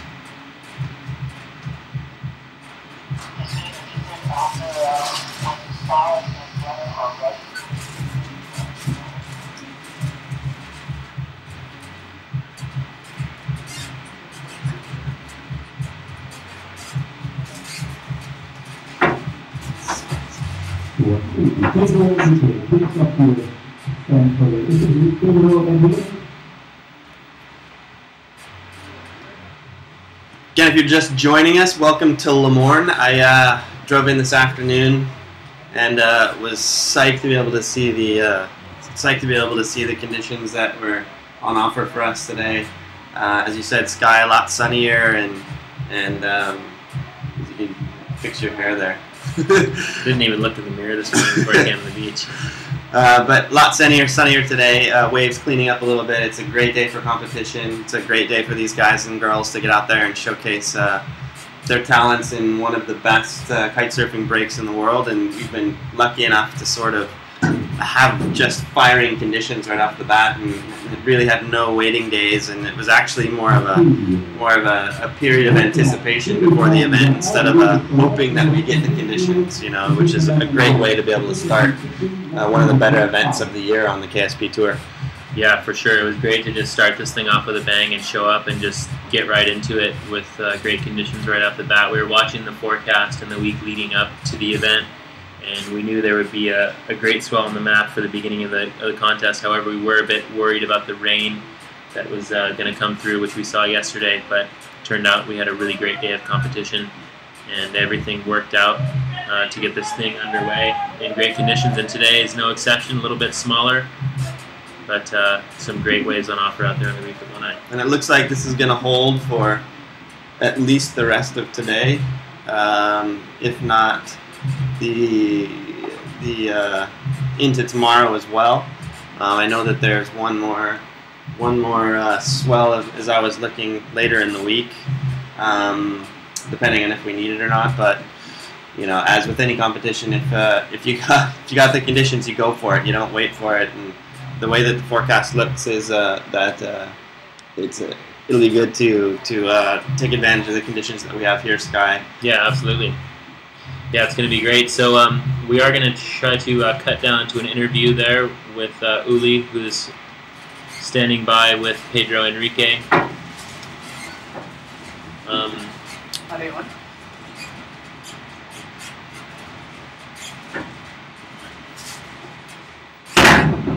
So we are going to cut down to an interview with Uli.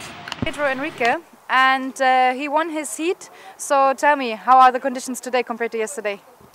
Today we have a different kind of swell, I think, like a different direction, and looks better, like open a little bit more the waves, dropped a little bit the swell, but still good, still some waves, still like a nice size, and the wind's still bumping, so I'm stoked because this is my the best One Eye that I surf, so I'm happy to be here.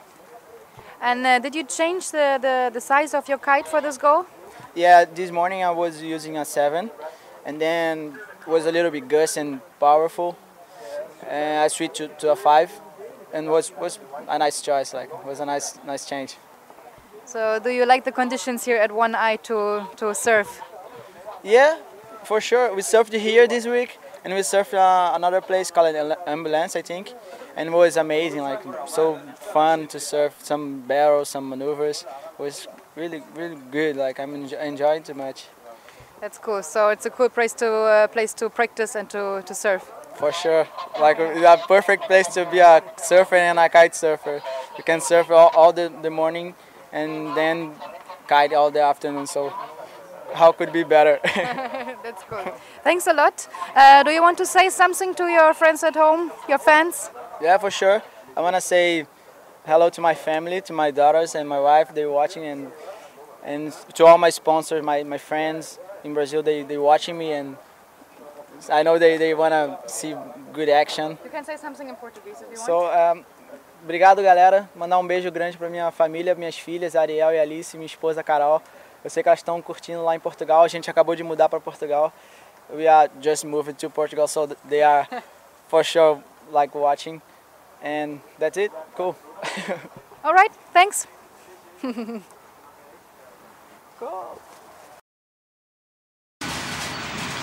All right, we just heard from Pedro Enrique, heat winner from round 2, advancing on to round 3. We are right now in right at the beginning. I think we're at red flag. If I'm looking out at the judges' tower, in a transition period between heats, I believe we are just about to begin round 2 of the women.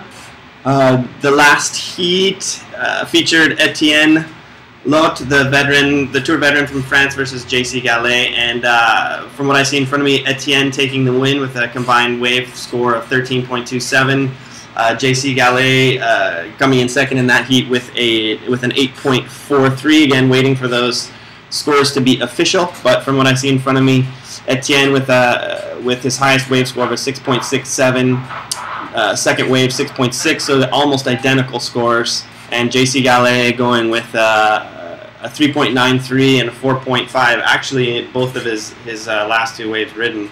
If those scores become official, again, Etienne going through and winning that last heat of the men's second round for another chance in round 3 coming up a little bit later today. And right now we have the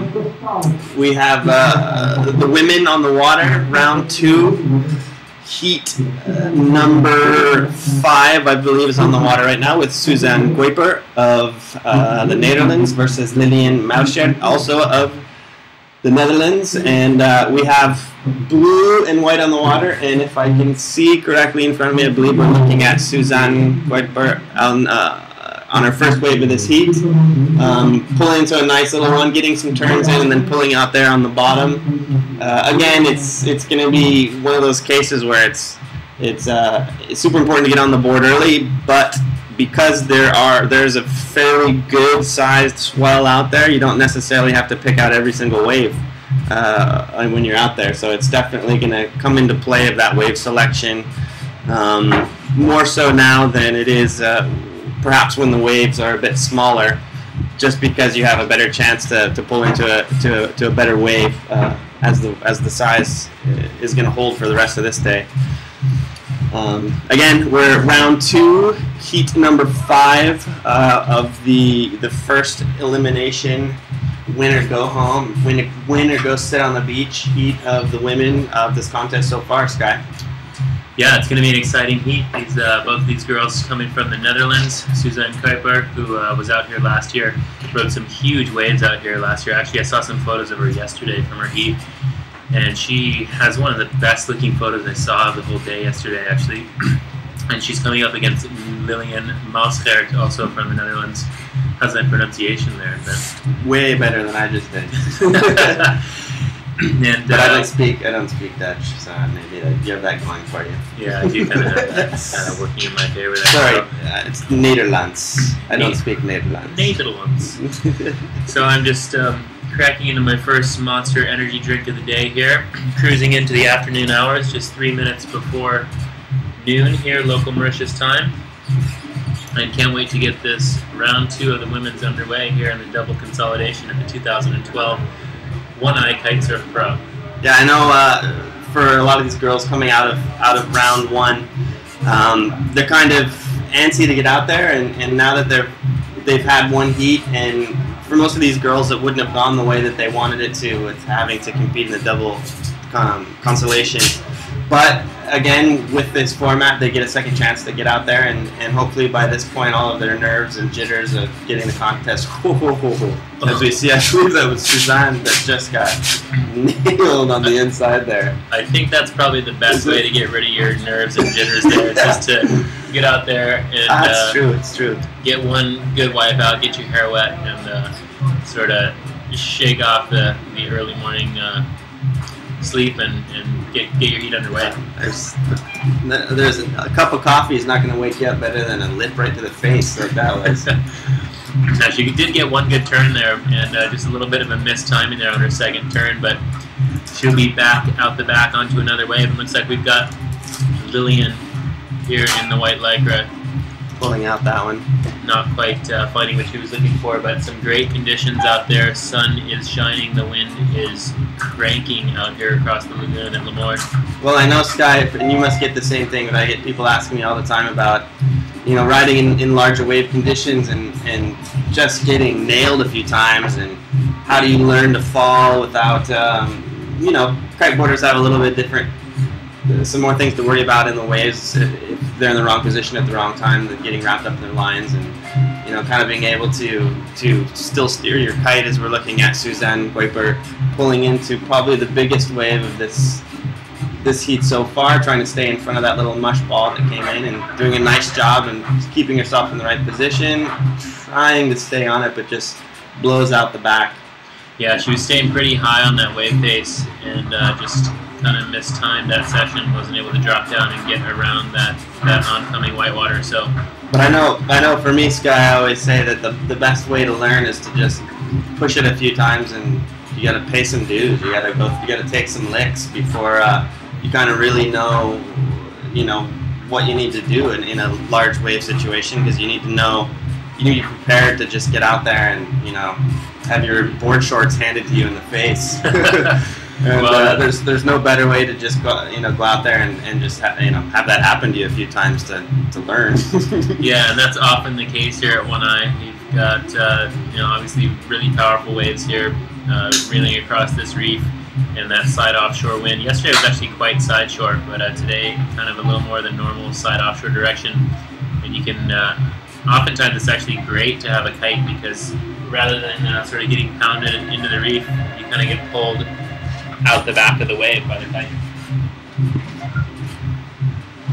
Yeah, as you see right now, kind of a great view to be able to tell kind of how offshore that wind direction is, and in general, that's a more typical wind direction here for One Eye. Yesterday's conditions were a bit of an oddity, both in wind direction. Well, not an oddity, but definitely not the norm for perfect conditions here, as we see Lillian pulling into the biggest wave of the day, just trying to stay in front of that. Let's see if she can get a few turns in here before it closes out on her, and it's that's going to be a no. She's going to stay up and shoot out the back of that one. But that was definitely the biggest one that we've seen for the day. I'm sorry, at least of this heat. And she was on it for a bit, not able to really link any turns together, but definitely putting herself in exactly the right position to score big the next time that one of those comes through. So we see Suzanne a bit on a little inside. Don't think that was a reform, but definitely just a little small one on the inside there. Recovering from that lip snap she had a bit earlier.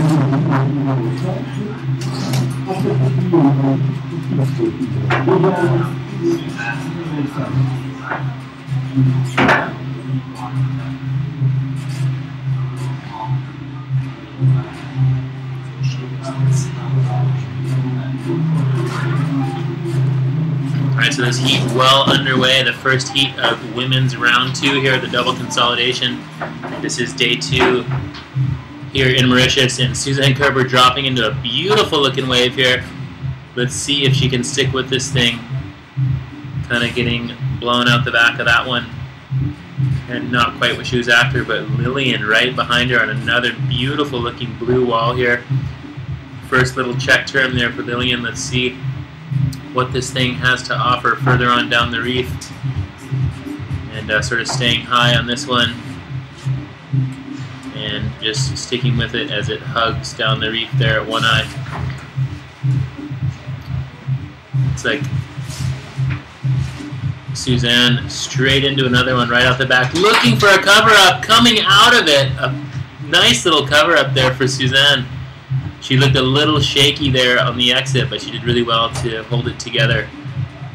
And not much else going on that wave. I think we probably missed the very beginning of that wave. So if she was able to get a nice turn for the beginning of that wave and then that little cover up, that could be a good score there for the rider from the Netherlands, Suzanne Kuiper in the blue jersey.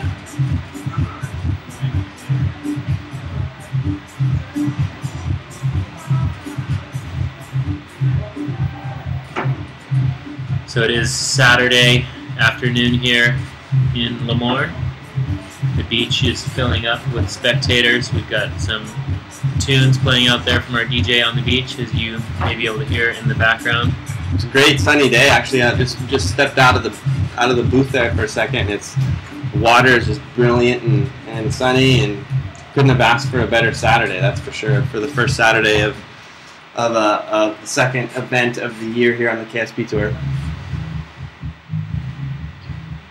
So Ben Meyer is freshly off of a plane coming all the way from Canada. Flew through the United Arab Emirates all the way down here to Mauritius. And straight into the booth and doing a bit of commentary with yours truly, Sky Solbach, here on day 2 of 2012 One Eye Kite Surf Pro. We'll be with you all week. Again, we'd like to thank our sponsors, our event sponsors, MTEL, for giving us the opportunity to bring this live stream to you. North Kiteboarding, the St. Regis Hotel, Monster Energy, which has given us a bit of caffeine as we head into the afternoon hours and have a lot of kiteboarding ahead of us. And I'm looking forward to it. I'm excited to see how the swell holds for the rest of the day, if the tide starts changing a little bit, and get some of these waves to hollow out a little bit more as the afternoon progresses. Yeah, and this swell is a bit on the decline from yesterday. Obviously, it's a bit smaller and should be getting smaller into tomorrow, but we are looking for this swell to pretty much remain the size that we're seeing out there right now throughout the afternoon. So lots more action to come. And we'd, of course, like to thank the MTPA for partnering with us, the KSP, here for this event at Le Morne. A huge thank you to the Mauritius Tourism Board for welcoming us here to Mauritius, and some beautiful waves out there on the reef. Just 2 girls out there, both from the Netherlands, Lillian Malsgaard and Suzanne Kuiper. Right now the situation looks as if Suzanne in the blue is going to be leading the heat with just about 5 minutes remaining left, with her 2-wave combined score of 6.83 to Lillian's 2-wave combined score of 4.5. Again, looks like Lillian picking off the more quantity of waves, but Suzanne more of a veteran. I hate calling her a veteran because she hasn't really been around for that long at all, but definitely has a bit more experience in competition and perhaps in this wave in particular. Yeah, she spent a lot of time out here last year riding, so I think Suzanne's pretty comfortable, which is pretty obvious when she's getting, you know, a cover up like we saw in that last wave of hers. She's just kind of comfortable and teasing the lip there a little bit, and not afraid not afraid to get in the critical section of the wave out here, One Eye.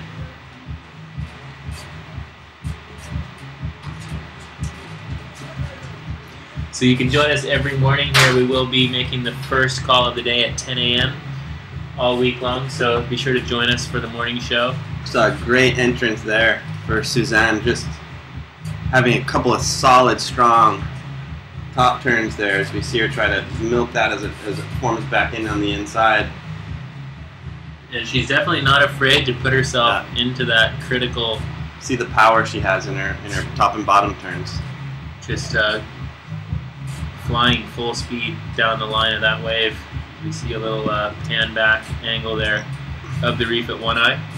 So, and her wave before that one actually scored a 6.83, her highest of the heat so far. So putting her in a pretty commanding lead, especially after watching that last wave, which I'm guessing is going to be probably not quite as high as that one, but probably up in that range, and having a pretty commanding lead right now over Lillian with a 4.5. So Lillian sort of hugging up at the top of the reef there at Chameau. Looks like she kicked out of that first wave and hooked right onto the one behind it. Looks like she saw something a little bit better. and Lillian staying a little bit farther out on the shoulder than what we saw Suzanne do on that last wave. And Lillian just making her way down this wave, a few check turns, and she's going to kick out of that one.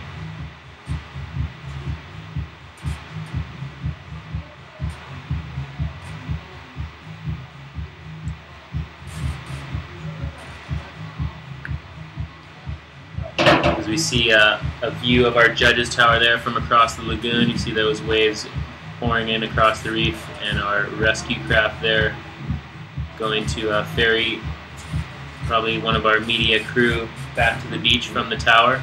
See that green flag is still up for this women's heat. They're just coming down, so it looks like they're in the final minute of the of this heat. Again, seeing Suzanne Kuiper of Holland in the lead. She, as we speak, is holding about just over 6-point lead. Looks like Lillian's going to need at least an 8.5, but I think it's going to be bigger than that once we see her last wave score drop to be able to shoot into the lead and take this heat from Suzanne, which I doubt is going to happen in the last 30 seconds here based on what we're seeing. It's like she might get one more in under the gun.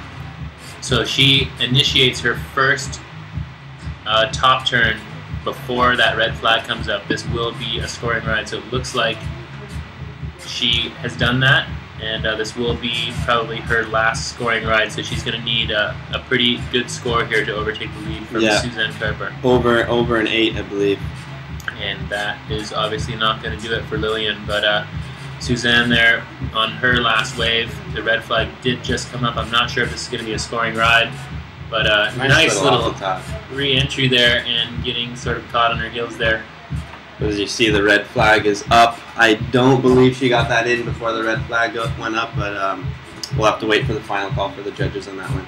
But if things stand the way I think they will, I believe in the fifth heat of the first heat of the second round, heat number 5 overall of the women, looks like Suzanne Kuiper in the blue is going to take that heat, Sky. Yep, I agree, Ben. I think she did really well in that heat. She had some great waves. She definitely, her level of commitment was right up there, which the judges love to see. They love to see riders putting themselves in that critical spot on the wave and taking some risk, which Suzanne definitely did. She got behind the curtain of that one wave and got a little head dip and did really well to stay up on her feet and ride out of that thing. So the judges really like seeing that, and Suzanne is going to be straight through to the next round. As you see that red flag flying, this is the transition period to heat number 3 of round 2 of the women's here at day 2 of the 2012 Eye Kite Surf Pro. And coming up in heat number 6 of round 2, the second heat of the double consolation for the women. We have Melissa Gill from the US is going to be in the blue, and Marie Galtron of France is going to be in the white. And again, looking out at our red flag and switching over to the judges' tower there on our action cam, we can see we have pretty windy conditions for the day. Again, not quite as windy as we saw yesterday, lining everything up a bit better as this afternoon starts to roll past the noon hour. But as you can see out there, it's just this white water as far as you can see. I'm sorry, it's white caps as far as you can see. And the judges, of course, have the best view on the whole beach, right on top of the action out on the scaffolding. Yeah, I got a chance to go out there the day they were building it, just the day before the event, and climbed up on the top of that thing as the swell was just starting to build. And it's a pretty spectacular view from up there. We're going to see a lot of photos coming from all of our camera crew that you can see standing on top of that thing. It's pretty much like sitting in a helicopter looking down into the trough of these waves. So just a beautiful view from the top of that tower, and that is the place to be if you want a front row seat to all the action in one eye. And we do have an interview queued up. Etienne Lott is standing by, the winner of that last men's heat, so we are going to cut over to an interview with Etienne Lott.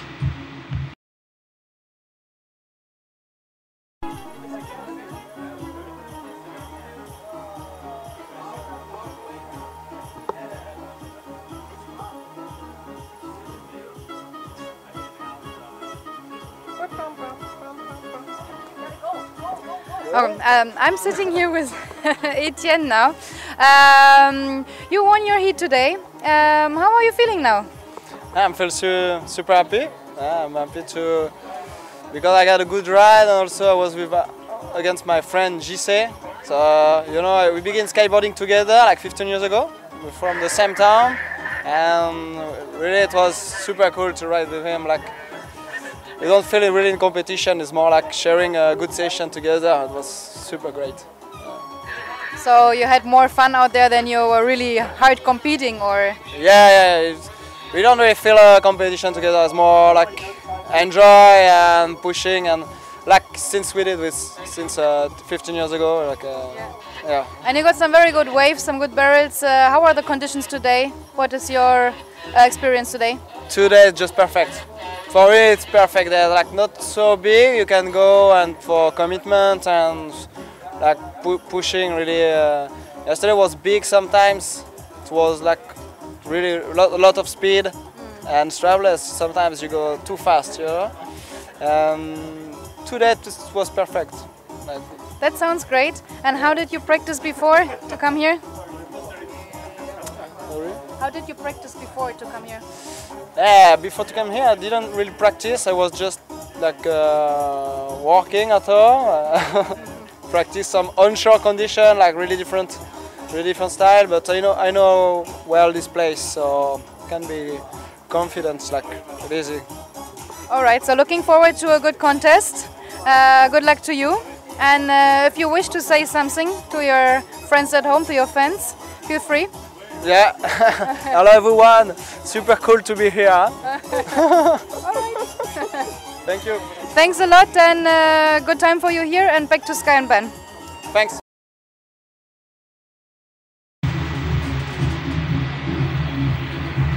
Alright, so that is the beginning of the next women's heat here between Melissa Gill from the USA and Marie Gautron from France. We just heard from another rider from France, Etienne Lot, about his last heat win. Etienne is a seasoned competitor, and he'll be moving on to the next round. And I think we saw Marie Gautron was the first girl to catch a wave on that last when we switched to the live action cam when Etienne was speaking. Yet to see that her wave score, but it looks like there's some good sets rolling in here in the beginning. And again, as we've said, it's kind of important to get on the board early to be able to have the confidence to sort of pull into a few bigger ones as the heat goes on, as we see Melissa Gill here trying to get herself in the right position coming down. Doesn't look like she's going to be able to, and is probably going to pull out of that one instead of following that reform into the inside. Yeah, so these waves still not quite as clean as we are normally used to out here at One Eye. It still is a bit lumpy, and some of these waves are kind of not walling all the way through.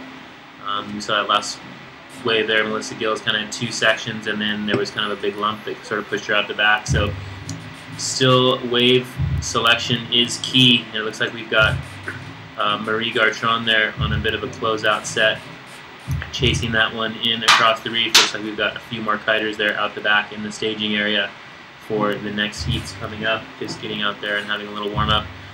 Very windy conditions, plenty of surf, and it looks like we've got a kite down. I'm not sure if that's anybody in the heat. Hopefully that is not one of our competitors out in the heat. That may have been Marie. I think I recognize that Tikkun kite. Looks like she should hopefully be able to get it out. That's the good thing about strong wind, is that it does sort of keep your kite tension on your lines. That thing is kind of getting ragdolled across the reef, but she is getting pushed into the lagoon now, so hopefully she'll be able to get that thing relaunched and get back out into her heat. As we see here, our judges on standby, and the Coast Guard ship there out the back, which is our backup rescue.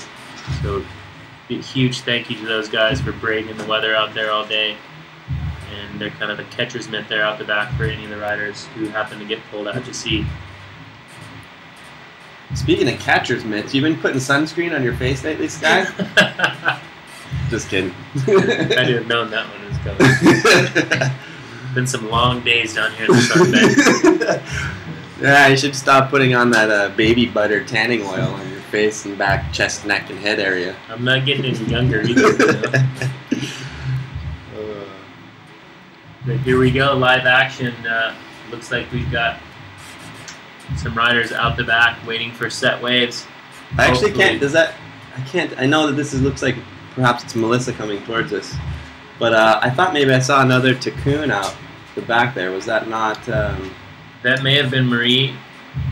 We'll wait and see if that was Marie. Hopefully she was able to get her kite launched. Yeah, we've had a little bit of time go by without anybody on a wave, so haven't had any of the riders get close enough for us to be able to really see the action for any scoring waves.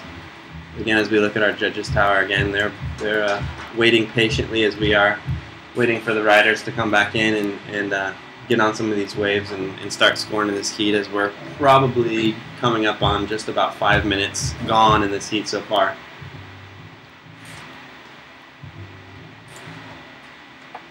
So it looks like Marie there on the inside has relaunched her kite, and so she's gonna get back out there. See a good size set. I think that's Melissa there, maybe turning on. There you go. Melissa turning on one there on the inside of good size. Looks like it's gonna come and get her, and she's not gonna be able to get herself in a position to do anything with that wave other than just outrun it. Both of these girls pretty far up the reef at the moment, kind of up towards the bend in the reef, up at a break they call chameau. Not to be confused with the ShamWow. Or Shamu. Both brilliantly marketed products. If only Shamu could endorse the ShamWow. While kiting at Shamu.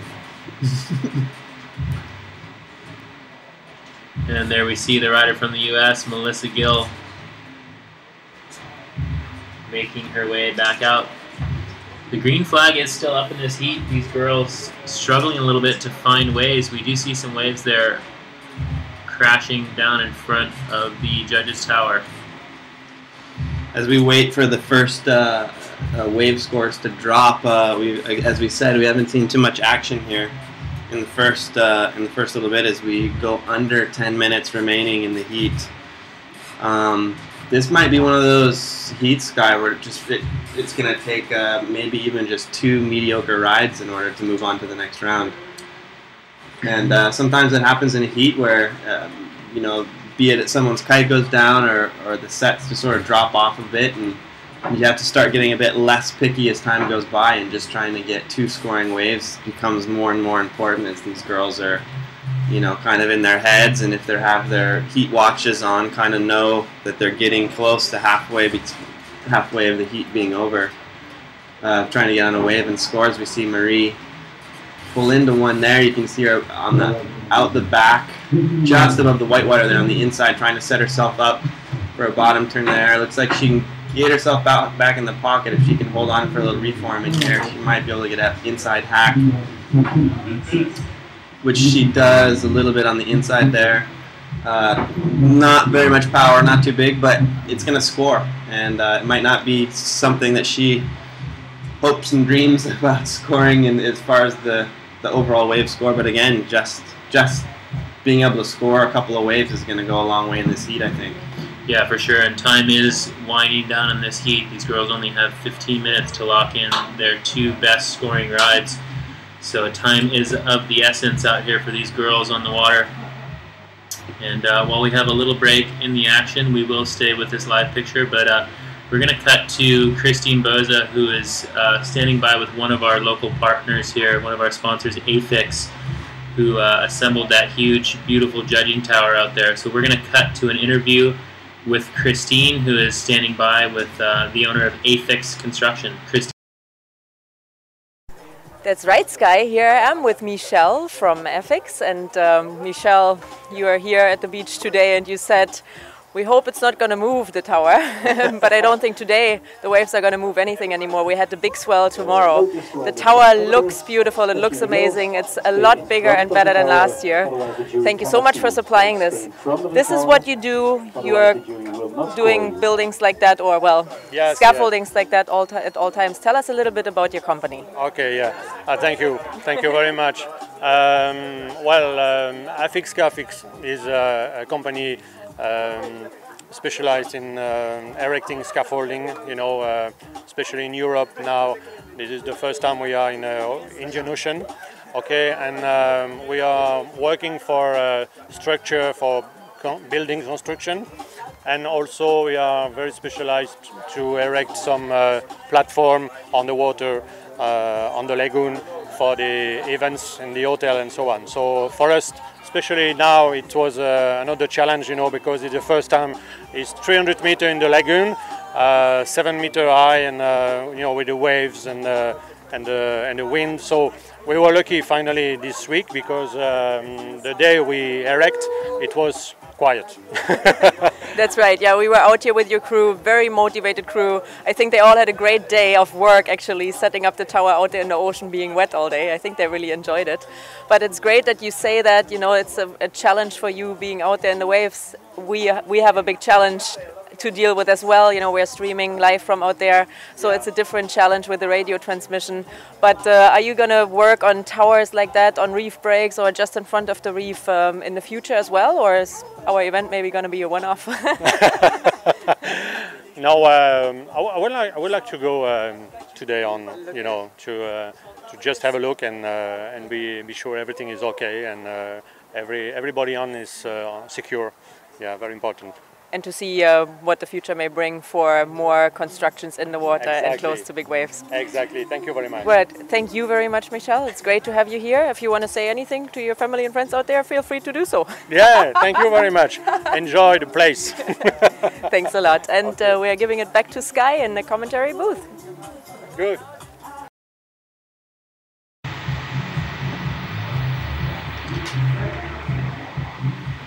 All right, so we just heard from Afix Construction there.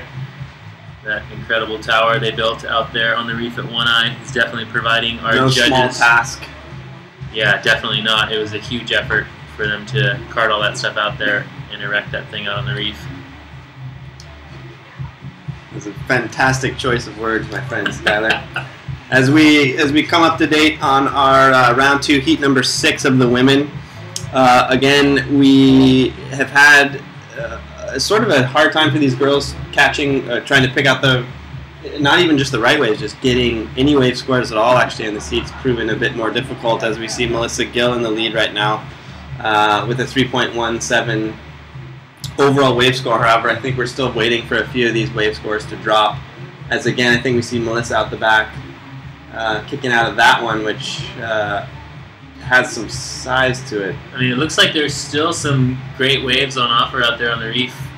These girls just having a bit of a hard time finding the right ones. And pretty low scoring affair still at the moment, but Marie Gartron currently sitting in the lead with that 3.33. We just saw that wave score come in, which was a wave that we saw her get as we were listening to the interview with Afix. And taking the lead by just a little bit. So at this point, it's anyone's heat so far. We're going a little bit under 4 minutes left in this heat, probably about 3.5 minutes left. And Marie Gautran holding on to the slimmest of leads. It might come down to who can pull off that second highest wave score, as both Marie and Melissa are sitting on Marie with a 3.33, Melissa with a 3.17. Basically a dead heat so far, and it might come down to that final, you know, who can get that second or first, you know, whoever gets the higher scoring second wave or of the heat might end up being the one who takes this one home, as we see Marie pull onto on the inside, trying to stay on the wave face, falls out the back. That's not going to do it for her. Yeah, Marie just getting a little off balance there on that one and not positioning herself that well on that wave, but she is still sitting in the lead, and she's hoping that Melissa is not going to get another backup score for her 3.17. But there's Marie. Looks like she hooked onto the next wave behind there. Nice first turn there, and not able to back it up with a second turn. So I don't think that's really going to improve her situation. However, scores just dropping for both of these girls. Looks like Melissa now taking the lead. Who we see in the frame in front of us here, trying to up her score a little bit. She again, it's such a close heat so far. It's really still with the last heading down towards about a minute left in the heat. I think it could come down to whether or not Marie can get one last shot at it. But I don't know if I just saw her kite go down. Did I see her kite go down? So just to let you guys know how this scoring system works, the reason that these scores often come in later than when the waves are actually being ridden. Well, as we see Marie, this is going to be her last shot, I would think, at trying to overtake that lead. And I don't know, Sky, it's going to be close. I don't think that's going to be enough to overtake Melissa, but we're going to have to wait and see again. We're going down into under a minute left in this heat. She may have a shot at one more wave if she can get out there. And again, Melissa as well. Looks like Melissa is here on the inside. This looks like it could be a great wave here for Melissa. She's actually riding this one on her backhand. I think we saw her riding switch earlier on, and she's now going to go on her natural stance, which is left foot forward, and bringing this one through the inside. I think she sees something down the line. Let's see if she can get to it and get one turn on this closeout, and that thing just clipping Melissa. We see a big wall behind her. And that barrel just spitting behind her. And I don't think that's going to quite do it for Melissa. But just to get back to how the scoring works, the reason we're seeing some of these scores drop later is that our judges are still validating those scores out on the judges' tower. So oftentimes, you know, there's so many waves being ridden back to back that they kind of have to write down the score, judge the next wave, and then kind of go back to their previous score and validate it in the live scoring system, which is basically just being typed into an iPad, which is wirelessly connected to this live scoring system. And that once that score gets validated, then it shows up in our live scoring widget here for everyone to see. So looks like Melissa Gill probably taking that heat win, but we will wait to see. It's going to be close. I think that Marie probably still has one wave score yet to be validated. I don't think she did quite enough on that one to catch Melissa, but we'll have to wait and see what the judges think. As it stands, both of them only scoring 2 waves from what I see in front of me, but I think that'll change. I think they'll both have at least 3 come the end of the official end of the heat, maybe 4 for Marie. But as it stands, Melissa is standing in first place, but only by 0.71. So depending on how this next heat score goes, or I'm sorry, the final wave score goes, it could easily go from one to the next. And again, an important heat, an important round. It's a knockout round. Winner goes on to round 3. Loser comes back to the beach and rounds up their gear from done for the day. All right, and while we're in transition period, we're going to take a short break. We will come back soon with an interview of Suzanne Kerper, so please stand by. This is day 2 of the One Eye Pro.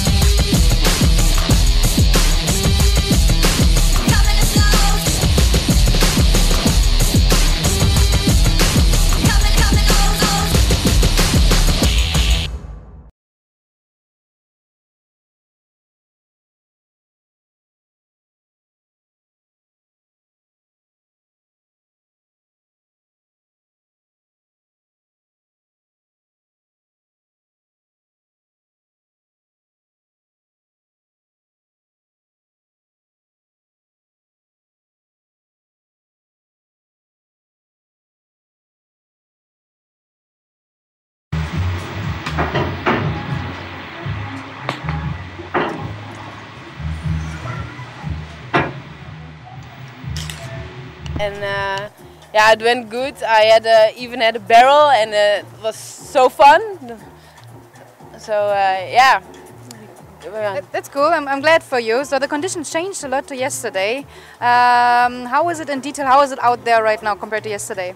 Yeah, it's a lot smaller, and I really had to search for a good wave. I was when the set is come, but there was not really a set. So yeah, you had to search for a good one. And yesterday, yeah, totally different. They were so big, the waves. It's unbelievable. But now, yeah. So you were a bit more relaxed than yesterday, or more pressure because you had to win this heat to come to the next round? So how did you go into this competition? Yeah, I was just really focused, not really nervous, but I knew that I had to win this heat because otherwise you are out. So I'm glad I won. I'm glad for you as well. I wish you good luck. And now is your chance if you want to say something to your friends, family at home. They're gonna hear you now. Okay, now thanks guys from Holland for the support, and keep stay on the live stream because I have to do another heat. All right, thanks a lot. Good luck to you, and back to Sky and Ben.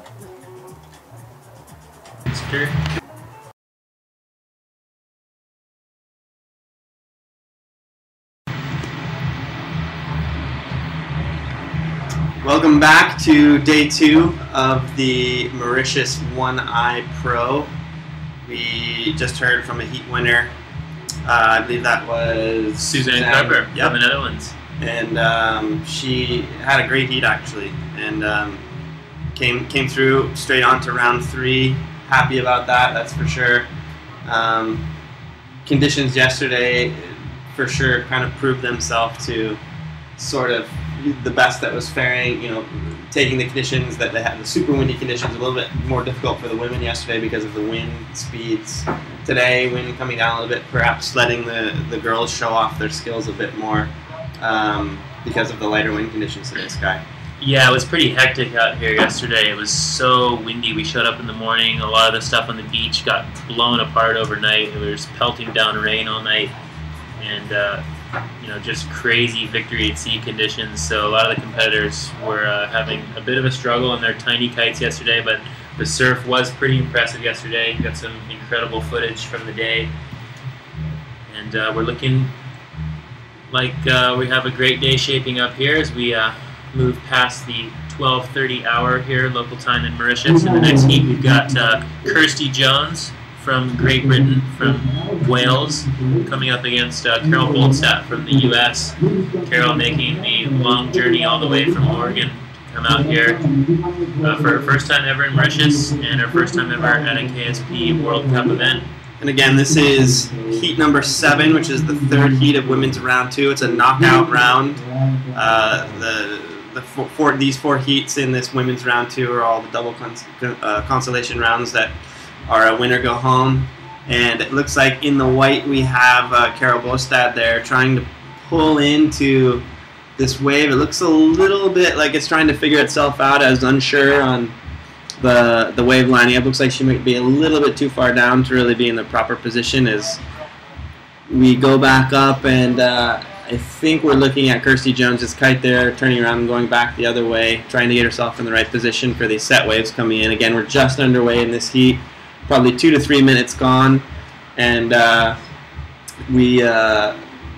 again, both of these girls sort of out there trying to get on the board first, up their confidence a little bit to be able to have what it takes as the heat wears on to really go for it, as you know, the set waves start to come through later in the heat, and not be worried about getting that you know, minimum 2-wave heat scores we saw in the last heat. The girls sort of hanging on towards the end there, and not really scoring too many waves until, like, I want to say the final 3 minutes we saw. You know, the first 12 minutes we saw 2 waves, and the last 3 minutes we saw 2 waves each, something like that. So you could tell that those girls were probably a little bit frantic trying to get those wave scores in as we tune in on Kirsty Jones here on the outside. Yeah, so Kirsty Jones here from Great Britain. She's a very experienced competitor there. Great positioning on this wave. Kirsty in that blue lycra, flying down the face of this wave and getting 2 open face turns there. And she's going to kick out, so that is going to be the opening wave there for Kirsty Jones, so we will wait for those scores to drop for Kirsty. Looks like it might be solid, probably in the 5-point range would be my guess based on what we've seen so far in these rounds, Sky, which is going to be a good enough score to sort of make her happy and confident getting out there in the first couple minutes of this heat. Yeah, for sure. That's going to get Kirsty on the board, and she's still warming up. This heat just got underway, so plenty of time left. And Carol Boldstadt, in her first KSP competition, she's I think it's going to wall up, but far I'm not down sure the reef. she's, But I think she's chasing a bit of a lump down there that may be a bit too far down the reef, as you see Kirsty kicking out of that frothy one up top towards Chameau.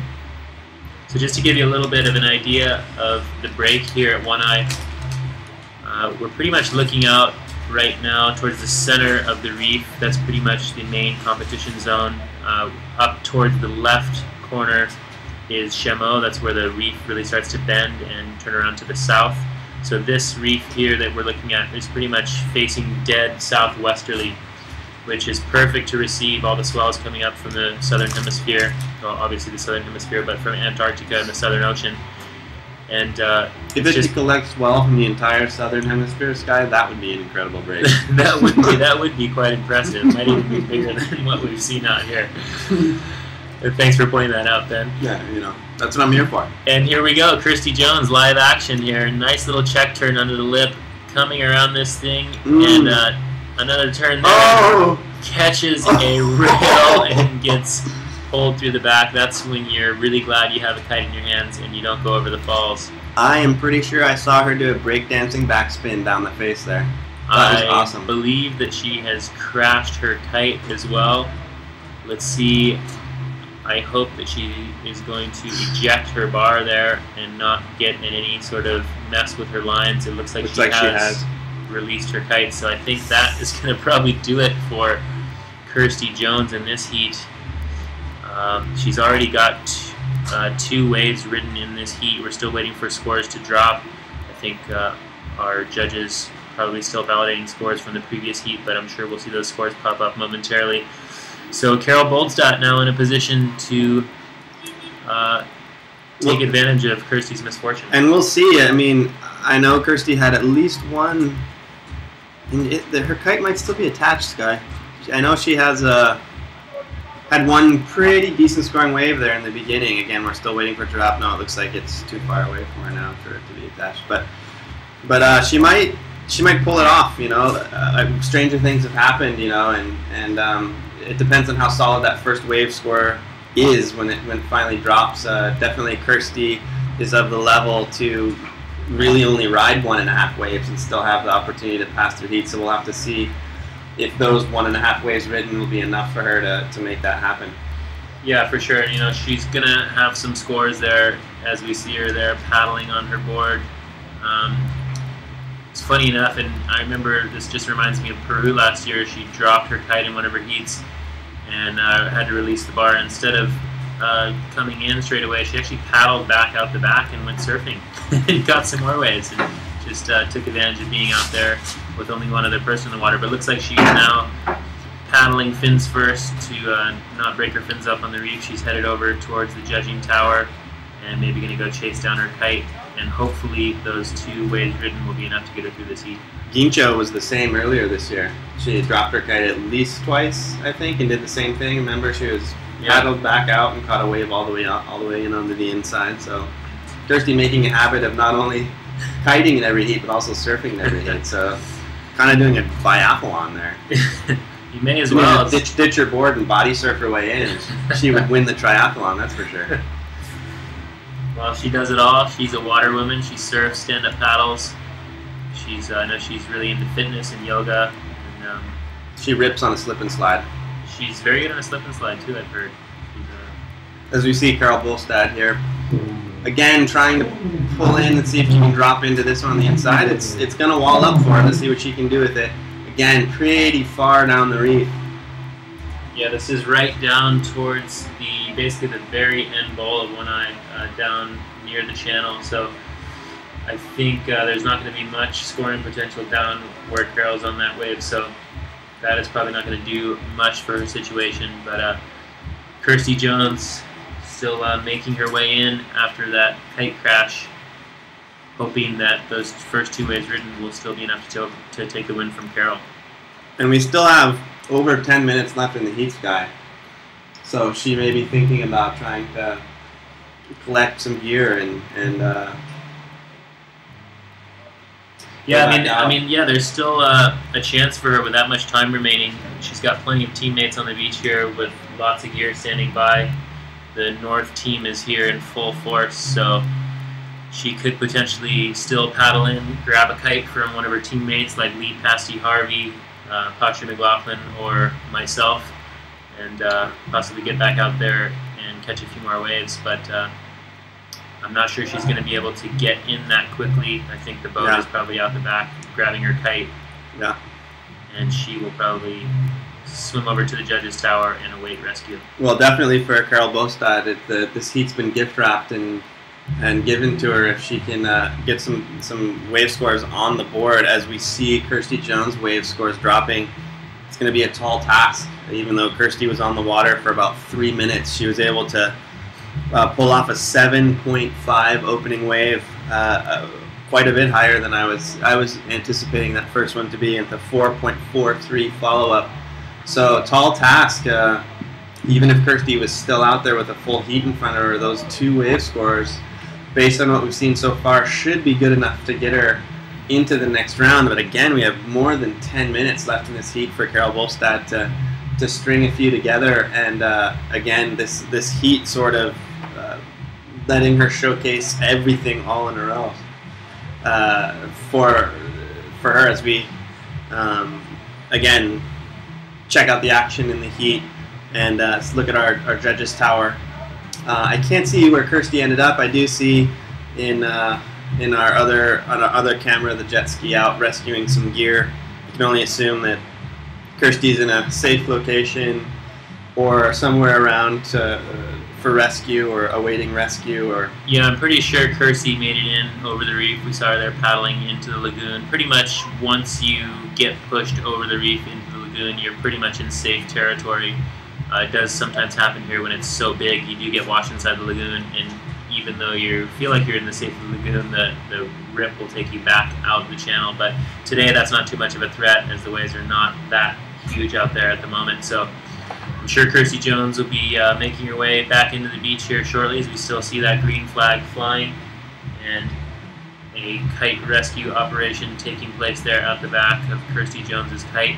I believe the jet ski may have actually picked her up, dragged her back to her kite, taken her back to her bar, and she's now relaunching her kite. So Kirsty may get back in this heat yet. Again, posting some pretty awesome scores right off the bat that it's going to make her hard to beat anyways. She might be able to just take a jet ski ride for the rest of this heat anyways, but showing her competitive spirit, getting out there and wanting to get back out there in the waves. Whenever you have the opportunity to get out there with just you and one other person at a break like this for any amount of time, you want to take advantage of it as much as possible, that's for sure. Yeah, and I can't imagine after her kite sweeping all the way across the reef there that her lines are still in working order. It looks like she's having a bit of trouble getting that kite off the water. I'm sure her lines are probably a bit tangled up on her bar, so she's probably there in the water trying to sort that out. Let's see if she can get that bar untangled and get that kite relaunched and back into this heat, as we see Carol Boltstad there out the back, all on her lonesome. Looks like she's starting her progress into the reef a bit low, Sky, to really sort of be in the right place at the right time for that face to wall up again, sort of aiming more towards that bottom section, which does break, but it's not going to give her the best scoring opportunity to really link a bunch of turns together, which is what the judges are going to be looking for these high wave scores. Yeah, for sure. The judges want to see you obviously in that critical section of the wave, and Carol is sort of playing a little safer, staying out on the shoulder, so that is not going to do it for her if she wants to overcome that 11.93 heat score total of Kirsty Jones's. So Kirsty still sitting in a commanding lead even though her kite is down. And there's our Coast Guard boat out the back. Those guys doing an incredible job. I know I'd be feeding the fish over the side of the railing if I were out there floating on that boat all day. So huge props to those guys for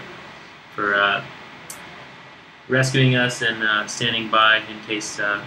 I'm white knuckling my chair just looking at the video feeds from the boat. So hopefully I don't chunder in your lap here later. I'm not known to be, you know, an old salt seafaring boy when it comes to rocking and rolling boats, if you know what I mean. I remember you telling me the story of the time you went out to the Abrolhos Islands in Western Australia. I think you had a bit of seasickness going on that trip. Yeah, a bit of seasickness. I'll tell you this: anytime that you look around and people are using the straps of their board bags to tie themselves to the chairs that they're sitting in, you're going to be throwing up. I don't care how. Although one thing I do remember is looking over and seeing photographer Stephen Weitzel reading a book as I was throwing up over the side there, which didn't make me feel very good. But he would say it was a bad trip, but that doesn't necessarily make me feel any better at the time, you know. Yeah, for sure. I don't think anything makes you feel any better when you're seasick like that. It's pretty much the worst feeling in the world. You'd gladly jump overboard and just end it all rather than suffer through a bad bout of seasickness. But here we go, live action. We've got Carol Boldstadt dropping in. Looks like she's perhaps a bit higher on the reef on this one, but looks like there's a section going to let's see if she can break in front of her here, and I don't think that is quite the positioning. Yeah, she's going to ride just in front of the wave face there. So the red flag is up. I think that's going to do it for this heat. Kirsty Jones looks like she will be advancing with an 11.93 heat score total. We are going to just take a short break, and we will be back live with you here momentarily at the 2012 Eye Kite Surf Pro.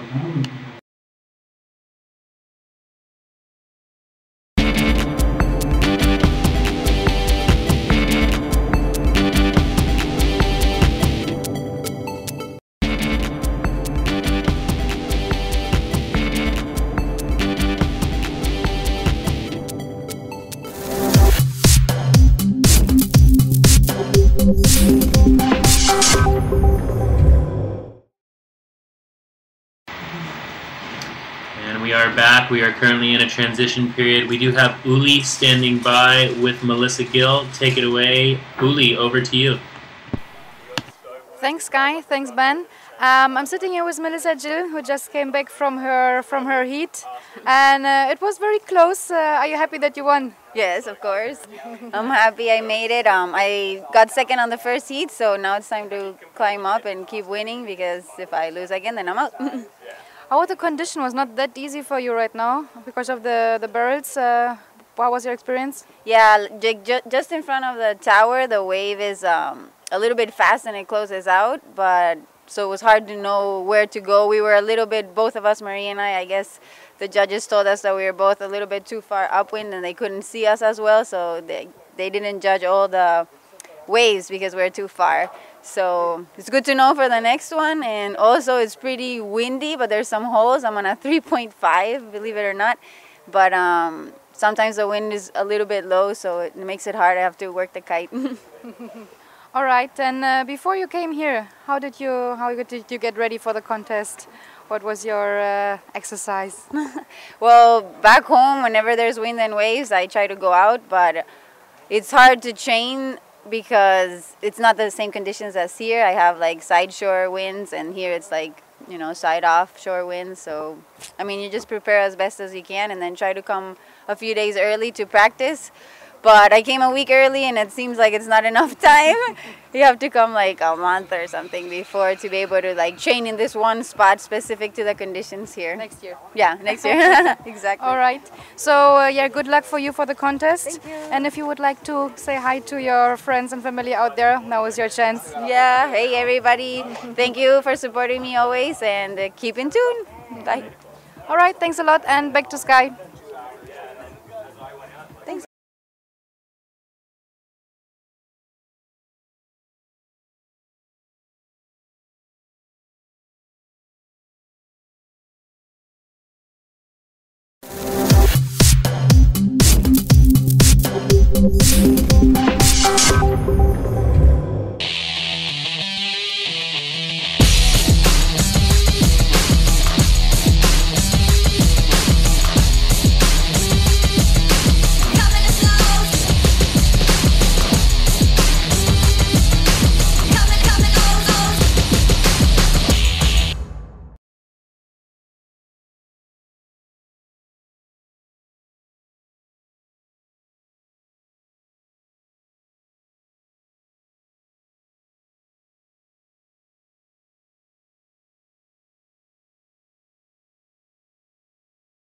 Welcome back to day 2 of the 2012 Mauritius One Eye Pro here in Lemourne. As you're looking out right now to the beautiful scaffolding that we had built for our judges and our event directors out there.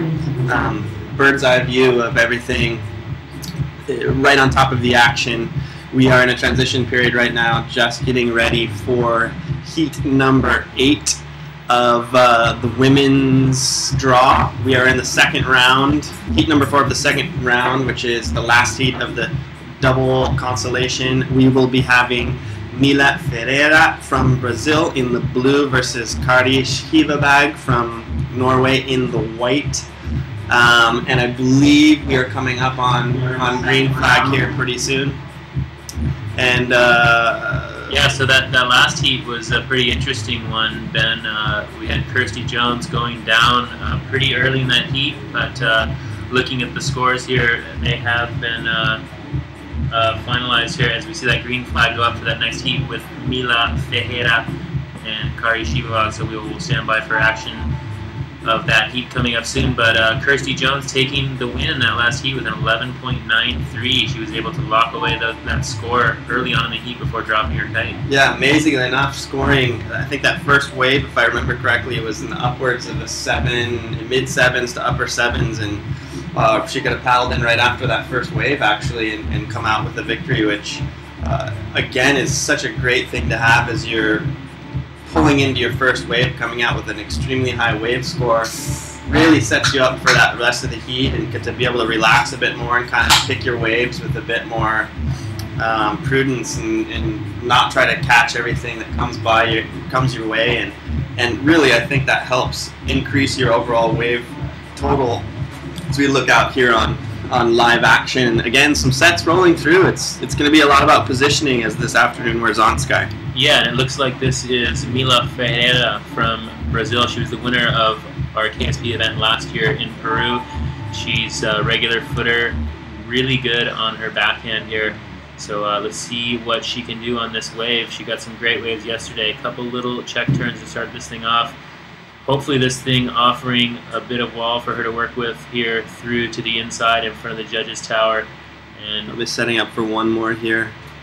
So that's going to be a good little opener for Mila. You know, that's probably not the best wave, and probably not quite the wave she was looking for, but that's a great opener for her just to get a score on the board and feel out her rail out in this in these slightly choppy conditions out here at One Eye. And right behind her here, we've got Kari Skivebag from Norway.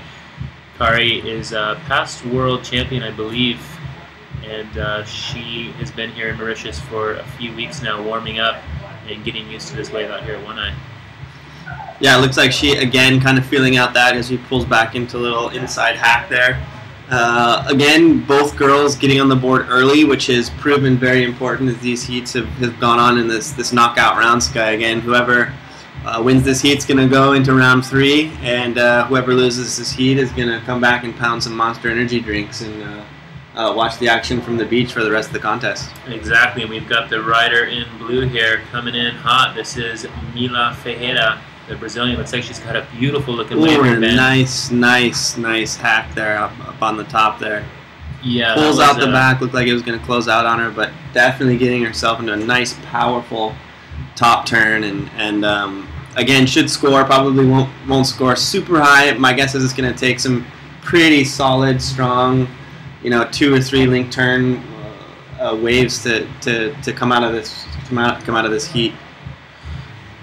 Yeah, for sure. And this is the last heat of round 2 of the women's double consolidation round. As Ben was saying, only one girl will advance on from this heat, so this is a do or die situation. This is actually quite a stacked heat. Both of these girls, seasoned competitors. Mila Ferreira coming from a competitive surfing background. Her and her brother Felipe are here with their dad, who was also a pro surfer back in the day. And Mila, nice looking turn there. Setting herself up for pulling out there. And just ejecting. Could have probably tried to pull one more off of the top there, but electing to pull the ripcord as Kari, as you see, pulling into a bit of a bomb there in the back. Let's see if she can get in front of it and link some turns together. Looks like that's- it's gonna run away from her. If she can get back down a little bit, doesn't look like she. That's a great looking wave if she can get making it around this section. This thing just racing down. Let's see if it'll open up and allow her to get one more turn. Looks like she's gonna straighten out and just pull herself out the back of that thing, hopefully keeping her kite up and flying. Just sledding the avalanche there. So as I was mentioning before, Mila Ferreira coming more of from a surfing background, and Kari Skibavag coming from Norway. She's been kiting for a lot of years. A competitive kite surfer. She's been a freestyle rider, a wave rider. I know she spends a lot of time in the snow, obviously in Norway, doing a lot of snow kiting. So coming more from a wind sports background, but both of these girls very competitive and will be doing everything they can to make it through this do or die heat. As we come up to about 10 minutes left in the heat, Mila Ferreira in the blue, her first two waves of the heat, ending up a 4.67 heat. I'm sorry, wave number 1, 3.83. Wave number 2 score. As we see Mila again pulling into a nice one on the outside. Let's see if she can't stay in the right position, right in the pocket. Nice top turn there. So it's gonna just close out a little bit. Let's see if she can race down and turn the little inside section into something usable. Looks like she's not going to be able to. We see one of the bigger waves of the day right behind her. Looks like no one's going to get on that one. They're just going to run away from that one a little bit. But as you can see, the set's still rolling in, and it's going to be about selection, especially with the talent that these two ladies have. It's going to take some good waves to get out of this heat. And as we've seen so far, there's no shortage of waves coming in. There's no shortage of talent on the water. As we see Kari pull into this one. Again, looking like a nice one on the outside there, Sky. Yeah, that's a really nice looking wave. A little bit of static in the picture there from this super windy conditions we're experiencing here. And yeah, Kari just getting her wave count up. This has been a pretty action-packed heat so far. A lot more so than the last two heats we saw out there on the water. We're a little bit slow. But plenty of waves coming through, and Kari's going to kick out of that one. That green flag is still flying, and we've got some time left in this heat. As we see our wave scores beginning to drop, Mila Ferreira in the blue. Again, I believe that's her again, pulling into a nice wave on the outside, Sky. Looks like it's picked up a little bit here in the last just 10 minutes. Yeah, it looks like we're getting a little bit of a place in the slow. Oh, getting pulled out the back of that one. That would have been a nice one. Looking wave. It's got to hurt a little bit knowing that we pulled out of the back of that one. Looked like it was a nice one walling up for her if she were able to stay on it, Sky. Yeah, for sure. And it looks like the tide's just pretty good right now. Everything's just kind of working, and it looks like the faces have sort of smoothed out a bit. The sun's come out, and I think we're looking at a really good afternoon of action here coming up. You cracking open your second another Monster Energy. Monster Energy there, Ben. The sun is out, the waves are breaking. Bob Marley's playing on the radio. I'm sorry, on the radio. It's 1969. I'm gonna spin the next record on the radio. Pretty sure that's coming from the DJ booth, not the radio. In any case, a really nice Bob day Marley's on the still beach. playing, regardless of whether it's a record or, you know, the DJ booth. Right, you are, Ben. Just about 1:00 p.m. here, local Mauritius time. Don't worry, you have 4.5 more hours of action-packed action with yours truly, Ben Meyer, sitting next to my compadre, Sky Solbach. We are watching live action. It is a fantastic day here in Lemoine at the 2012 KSP Pro here in Mauritius. So pull up a chair and fire up the Wi-Fi and check out this heat coming to you live with 7.5 minutes remaining. Kari Skibavag from Norway dropping into this one. She's doing battle against the Brazilian Mila Ferreira, and looks like Kari on a nice looking wave here. Butt checks that a little bit. He's going to fall out the back. It's like not quite what she was intending to do there, catching a little bit of rail and a bit of bump coming down the face of that thing. But yeah, as Sky said, pull up a chair, crack a soda, and check out the action for the day. Right now we're in round 2, heat number 8 of the women, the last heat of the women's consolidation round. And we are currently looking at Kari Skivebag of Norway taking the lead on that last wave from Mila Ferreira with a 2-wave combined total score of 10.33 to Mila's 9.2. And that changing right now as we speak. Mila taking the lead over again with her 2 waves combined score of 11.34 to Kari Skivebag's 10.9. Again, it's anybody's game, Sky. They're only separated by not even half of a point, but still going to need a pretty good score for one of these girls to really separate themselves out. But we're seeing a hotly contested battle coming up, and about 5 minutes left in the heat. Both girls need to put one out there in about the 5.5 point wave score range for Kari to overtake Mila, but definitely within her capabilities. Yeah, it's definitely within striking distance for sure for Kari. She's a little bit behind right now. We see Mila. And Mila here looking for a little cover up there, and that's probably not going to better her situation anymore. And Kari Skivebag there out the back on a great looking wave. Let's see what she can do with this. And, setting herself up. If she's able to get a few more turns on this thing through the inside. Pops out the back there. Could have used one more turn in there, and I would have said that would have put her in pretty good position to overtake Mila. We'll have to see what the judges think about that one. Again, needing a 5.35 to overtake the lead from Mila. Not out of her reach by any means. Mila definitely can't sit back and just sort of watch the heat unfold. She needs to stay out there and start picking off some of the better scoring waves, just in case Kari hooks into a 5.5 pointer, Sky. And it's interesting to see the positioning of most of the riders. Looks like the waves are pretty much focusing in on one part of the reef. The riders are a little bit higher up on the reef than we saw them yesterday. Those waves a little bit more southerly direction in the swell today, as we see the rider in blue, Mila Ferreira, on a nice looking wave there.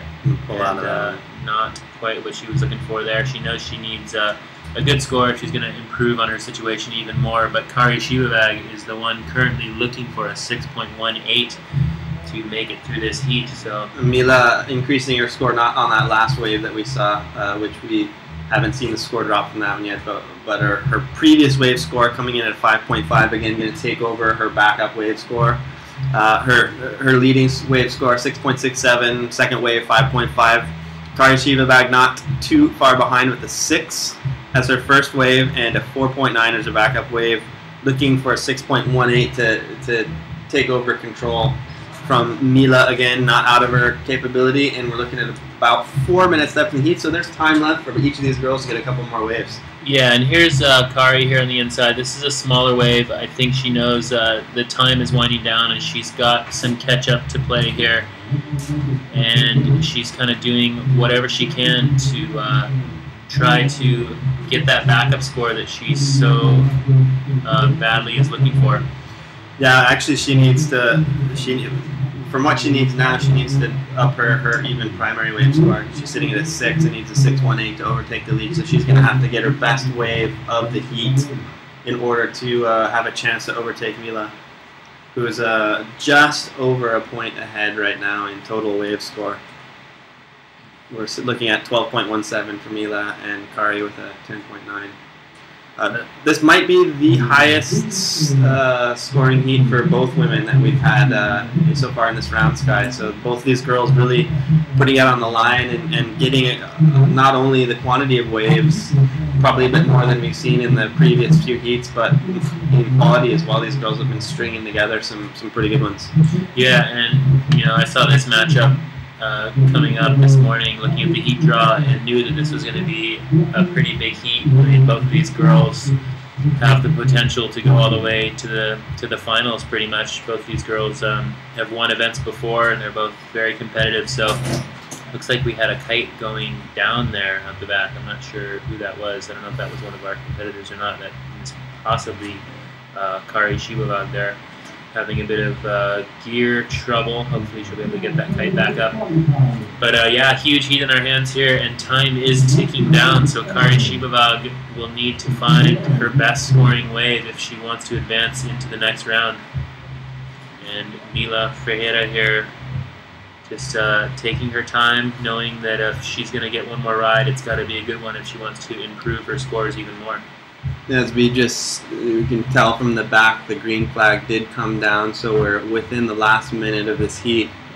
And barring something happening, is this Kari on the inside? So it looks like Kari got her kite back up, and she is on this little insider. Good looking wave. It looks like Mila was maybe trying to play a bit of strategy there, up turning onto that wave higher up the reef and trying to keep Kari off of that wave, but I don't think that is quite going to do it for Kari in any case.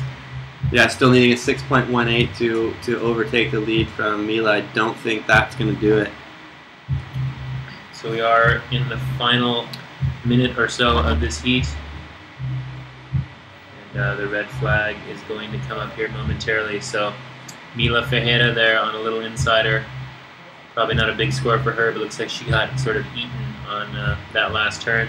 So it looks like that red flag is up, and that's going to do it for this heat. We'll wait for the final scores to drop, but it looks as of right now that Mila Ferreira is going to advance through that heat.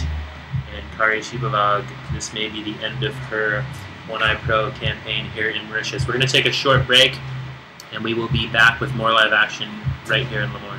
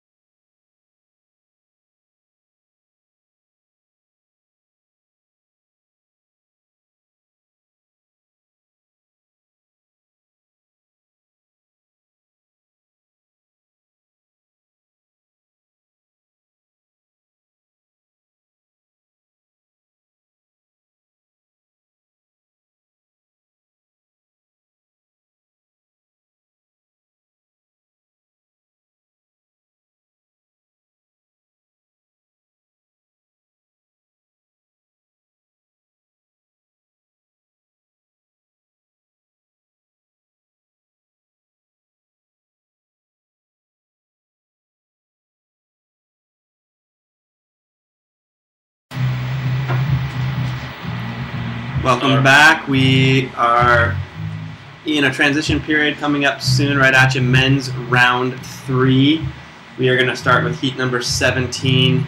But in the interim time, in the couple of minutes that we have, we're going to throw this down to an interview with Kirsty Jones, heat winner. Kind of a unique situation that she found herself in, losing her kite, but still coming out of that heat victorious. So it'd be great to hear what she has to say. So we're going to throw it down to the beach with an interview with Kirsty Jones. Thanks, guys. I'm sitting here with Kirsty Jones, who won her heat against Carol. How was it out there? How do you feel now? It was so nice out there, but unfortunately I crashed my kite in the first, I think, 4 minutes of the heat. But luckily I'd got 2 okay waves. So I was relieved. I was more annoyed because I had to watch these perfect waves coming through while I was getting washed then by the waves. So you were quite lucky in to choose the good waves. Yeah, the problem is it's so nice, you know, out there. You just get a bit carried away. I got a bit excited and tried to do a bit too much too early. But good luck for you in the end then. Yes, exactly. Yeah, no. I'm just looking forward to going out again so I can ride, because it's not so much about the competition now. It's just being out there in these perfect waves. It's so great. Yeah, so use the opportunity, go a little bit more to practice. Then good luck for you in the contest, and hope to see you quite soon here on the sofa. And if you want to say something to your friends and family, that's your chance now. That's really nice. I just want to say thanks to all my sponsors, North and Iron, because it's just amazing, their equipment and the support they give all of us riders here. And thanks to my family and friends too. All right, thanks a lot. And we are back to Ben and Sky.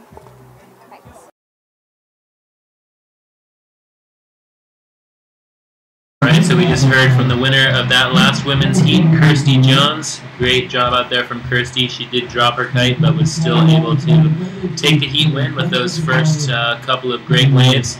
So coming up next, we're going to go straight into men's round 3 of competition. Some very exciting heats coming up here soon.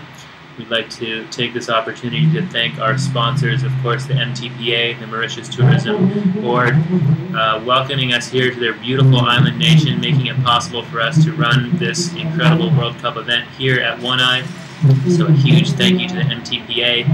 We'd also like to thank North Kiteboarding, MTEL, St. Regis, and Monster Energy. So that green flag is up for the next men's heat here coming up shortly. We will go straight into round 3 here. Yeah, we have two heavyweights kind of matched up against each other with Abel Lago and Lee Harvey. They're going to be going at each other pretty hard in this one. Again, we're in a winner go home situation, I believe, on this one, Sky. Or yeah, this is we're in round 3.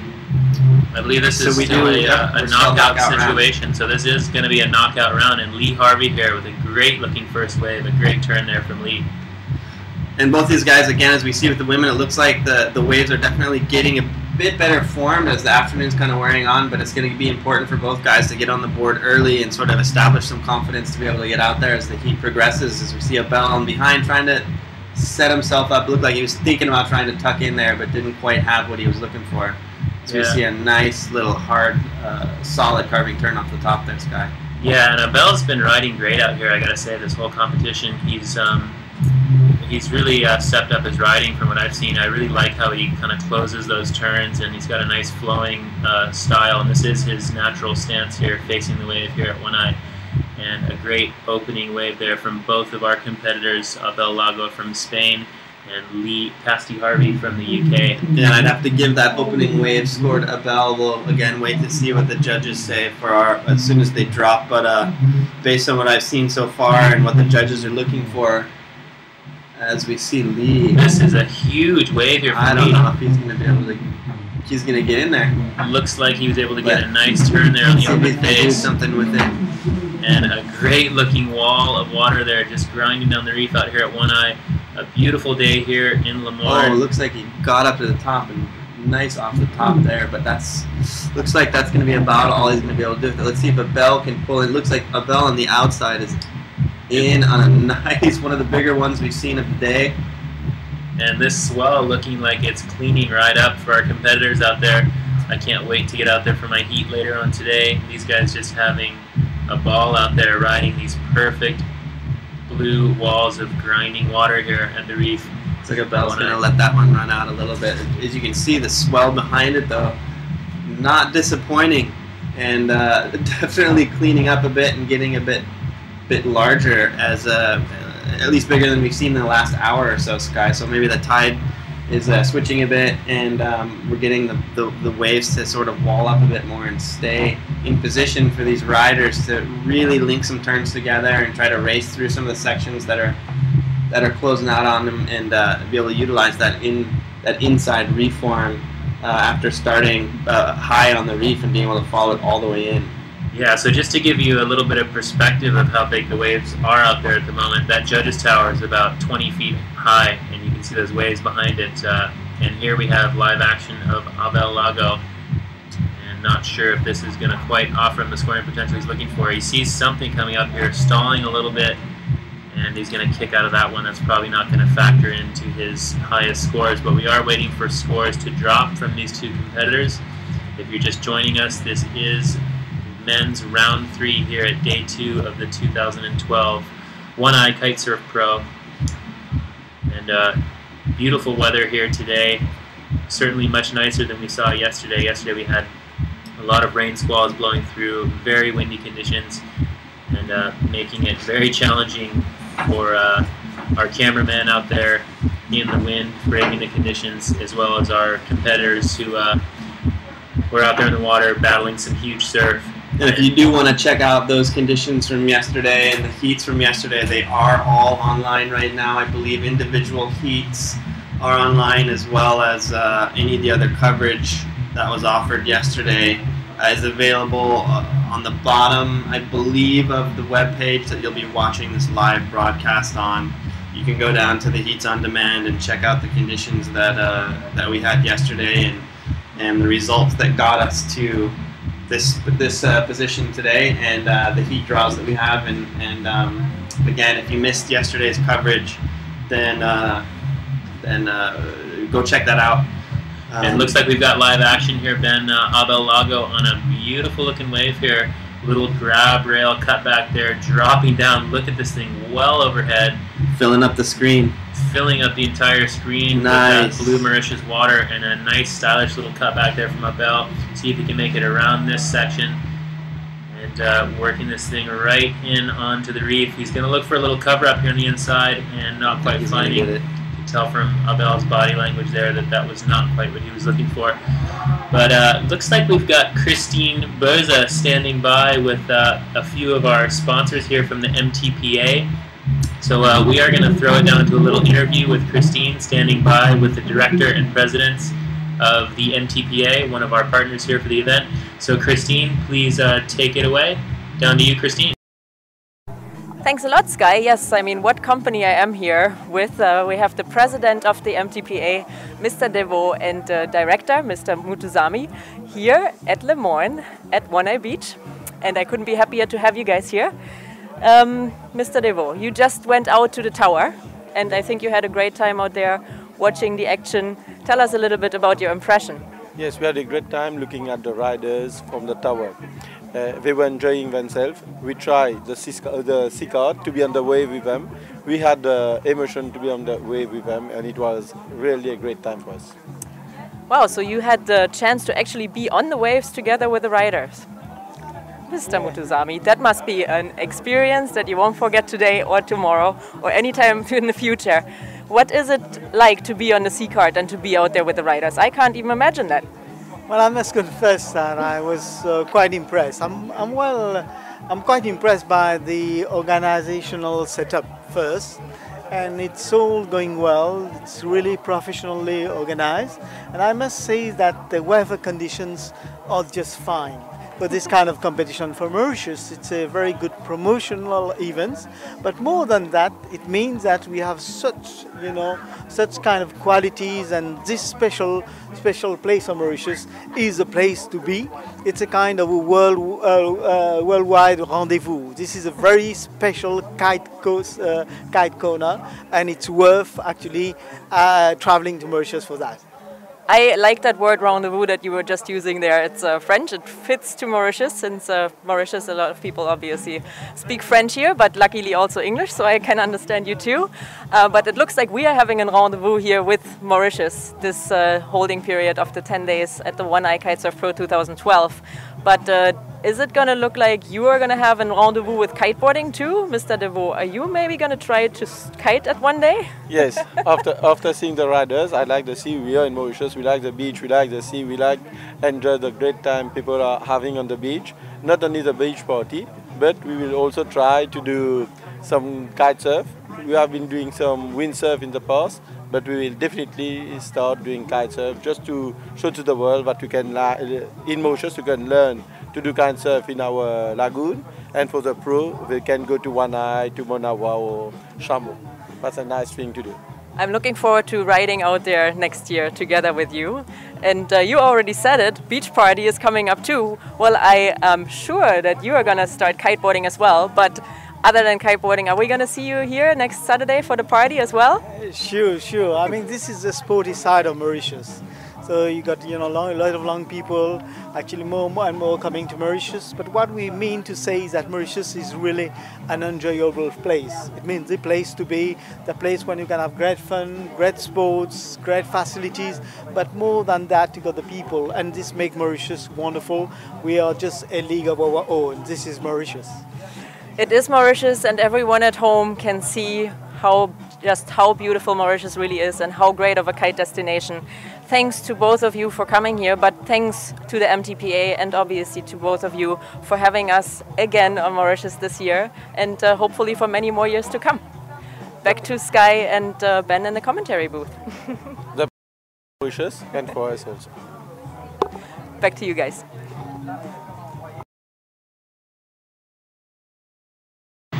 You come right back into action with Abel Lago coming in on a wave that's filling up your entire screen there with a nice little powerful top turn. It's trying to hook himself or try to set himself up in the proper position down the line there. Looks like looking for possibly a little cover up there. I don't think he was quite high enough up on the face there, but definitely using the entire area, judging area, that's for sure, to be able to put himself right in front of the judges, just racing down the line there on a really pretty wave coming on that set, Sky. Yeah, and that was a perfectly timed interview there. It was kind of right during the break in the action, so didn't miss any of the waves of these two competitors. There was a bit of a lull in the sets there, but looks like it's starting to pulse here once again. As we see our competitor from the UK, Lee Harvey. He's been out the back for a while, searching for this set. Looks like he finally found something he's looking for. And this thing is gonna throw. This is a great looking set. Let's see what Lee can do on this thing. Our cameraman's searching for him. We see him skittering down the face of this thing, the spray just ripping off the top, and he's gonna hook into that first turn and just see what he can do with this thing. Lee Harvey not back into the pocket, finding his feet yet on this wave, just covering a lot of ground, finding a bit of open face there. Get a little trying to connect a few turns in here. It looks like he's just gonna get one turn. It's kind of a one turn and race around the white water, one turn and race around the white water. I know, hoping probably to do something more with that wave, but just not finding the angles that we're able to link a couple of turns together, but definitely had the look of something that could be a huge scoring wave. Yeah, he just wasn't quite able to find enough open face on that thing. It just kind of ran away from him down the reef. We're looking at about 3 minutes, just over 3 minutes left in the heat, and I do have some wave scores to report. However, I don't think they've all been tabulated yet based on what we've seen in the action so far. Currently, we have Lee Harvey sitting in first place with a 5.5 and a 5.77 two-wave score for a combined of 11.27, but only seeing one wave scored from Abel Lago, which I know is I've seen him take at least 3 waves, I would imagine. So yeah, I'm sure there's going to be some more scores they're dropping from Abel soon. Finalize those tabulations. However, it shows his highest wave score so far is a 6, which is higher than Lee. So looks like it might set him up to being able to pull out the victory in this heat. But again, anyone's game so far. But we're winding down to under 3 minutes. And both these guys having some waves to work with.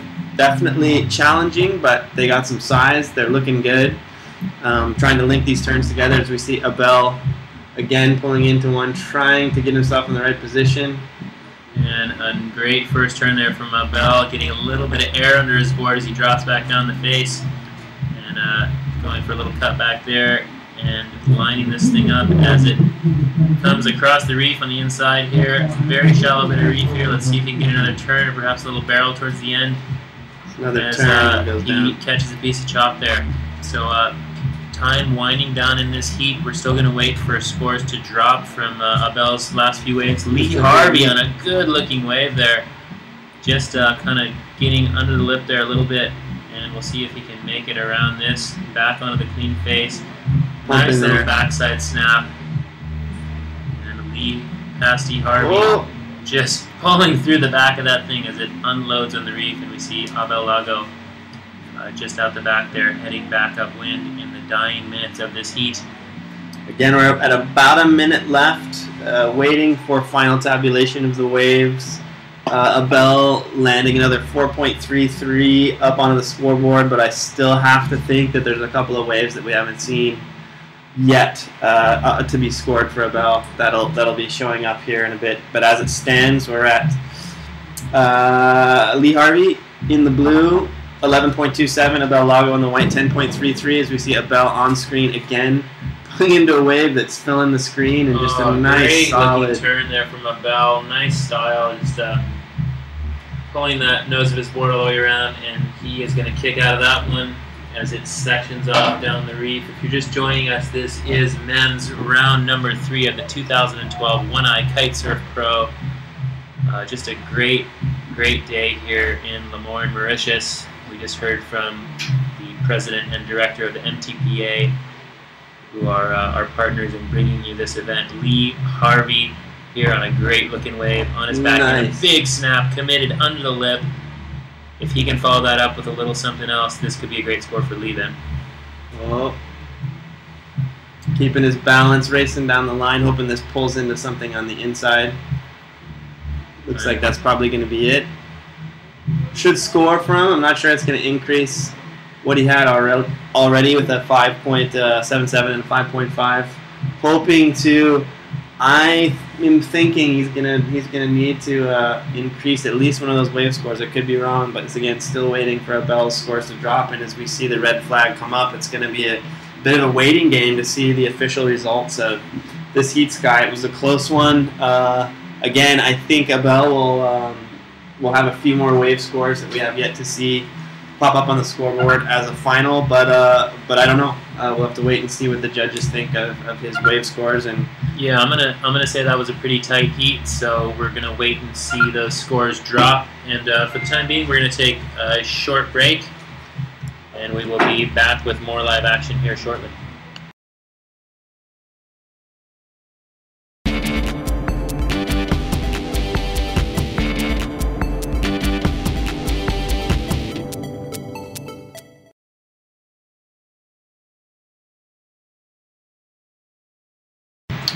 Alright, the red flag is up. We are currently in transition, men's round 3. But for the time being, we are going to cut to an interview. Uli is standing by with Mila Ferreira from Brazil. So Uli, please take it away with Mila. Thanks, Kai. I'm here with Mila. Congratulations, you won your heat. How was it out there? How was the competition? I'm really happy to win this heat. The level of girls has increased a lot, and this is motivating. And I get some waves on the heat that I take great points, and I'm happy. Thank you. And when did you come here actually to practice a little bit? Where I was? When? 1 week ago.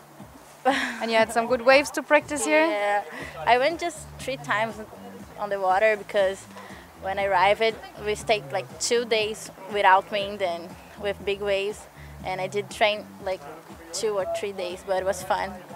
So you had I met one eye. So you have good support here. Your brother and your father are here. Yes, I'm really happy because every time my family came with me, and this is motivating. This is very cool for us.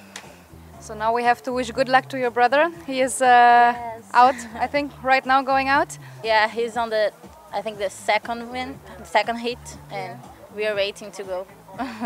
So good luck for family Ferreira. Thank you. And if you want to say something to your friends at home, feel free. Ok, mãe, eu sei que você está assistindo.